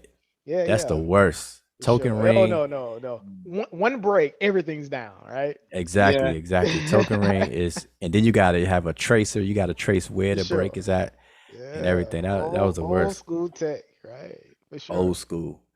But yeah, I was a network administrator, software wise and hardware, topography, all that. Right. But all right. So I'm listening out, see when Unbiased y'all go live or whatever. But I'm gonna kick off the year. My whole thing will be education though. I'm picking topics, and whoever's interested is interested. Who's not. It's like no love lost. That's my attitude. Before you go with John, earlier I was saying that if what we could do is even once a month, do a book review. Like get out a book, put it out and say, we're going to stress this book. And then we try and get a book that's available on PDF that we can make available to everybody to read. And that would be good. Of course. Hey, I got my first suggestion. The first book should be the Bible. Oh my God. Good night. Because everybody have access to that. That's everywhere. Oh man. Review that bad boy. It could have been like, hey, probably one second message to the black man, right? Nah, those NOI lessons, boy. Yeah, y'all were telling me y'all had a Nation of Islam guy on or something? Yeah, several of them. Oh, okay. So you were part of the NOI, Wajao? No, never. Okay, because I was going to ask you about the mothership. Nah, that mother plane. Listen, if you're not familiar with Paul Guthrie, any of y'all familiar with Paul Guthrie? No. Oh man, and he doesn't have his videos up anymore, but Paul Guthrie has taken time out to really challenge the NOI's doctrine and really expose the intricacy of Master Fard Muhammad and how the doctrine developed and where he got it from and stuff. And he puts forth a very compelling case, and he tried to debate Wesley Muhammad, and like for 2 years it never came through, you know, for whatever reasons and stuff like that. But it's interesting. So his name is Paul Guthrie. Look, I feel like I'm referenced him. Yeah, he has a YouTube channel that he did a full like explanatory videos, like 3 hours long, like hour a piece, 3 parts. But I think he took them down or made them private, and I don't know why. I had a chance to speak to him, man. He was working on a 4th one, and I don't know what happened, but they were really, really good. So if you do get a chance to see them, I'm gonna see if I can dig them up. I think I downloaded them. But anyway, if you ever want to talk to an NOI person, watch Paul Guthrie's work. He will arm you with at the very least some really good questions to ask members of the NOI about the lessons, not about the social, the real time politics of NOI. I'm talking about the core doctrine, the like how 1 to 36. Yeah, the lessons, the 1 to 10, 1 to 36, the student enroll, all of that stuff. Who Master Farah Muhammad, why they say what they say, those catchphrases. Why is the black man's God, maker, owner, cream of the planet Earth, God of civilizations, Father of the universe, or whatever. All that stuff. He breaks it down. Trillion years. All of that. He talks about all that stuff. Because really, I'm a spoiler. I'm gonna give you a spoiler, little spoiler. He shows evidence that most of that came from Indian doctrine out of India. And I'm telling you, we talked about that. I The 73 trillion years, remember? Yeah. Right? Somebody mentioned it. Was it Stuppies? Yeah, Stuppies. But I would check it out. Mm-hmm. Yeah, I definitely wouldn't be surprised. No, it's listen. Even the way he even pronounced certain Arabic words, it was really not Arabic. It's because of Master Farah Muhammad and Honorable Elijah Muhammad. Mm-hmm. Yeah, we gotta hit you up on the logic conversations as well. We do basically just some conversations on just structural logic and foundational. Yeah, well, hey, that's my hey, I love those conversations. Yeah, because it connects to everything. It's everything, logos, logic, logia, even law. Mm-hmm. All that stuff is have relationships. All right, but I'm out. So it's good. Speak to. Actually, this is my first time participating in a long time. So I'm just trying to plug back in. New year. All right, so I'm gonna say peace. All right, peace. All right, Hotep. We need a philosophy class. We need to start philosophy 101. That's a great addition to the stream, right? Yeah. We need that'd be a good one. 101. But anyway, folks are going to bed. Good night, Stu. Good night. I'm going to look at bed. My wife just peeked into this room in here. I got. That's why I'm like, I'm heading out too. I'm acting like I ain't gotta work. Okay. All right, y'all. All right. Bye. Bye-bye.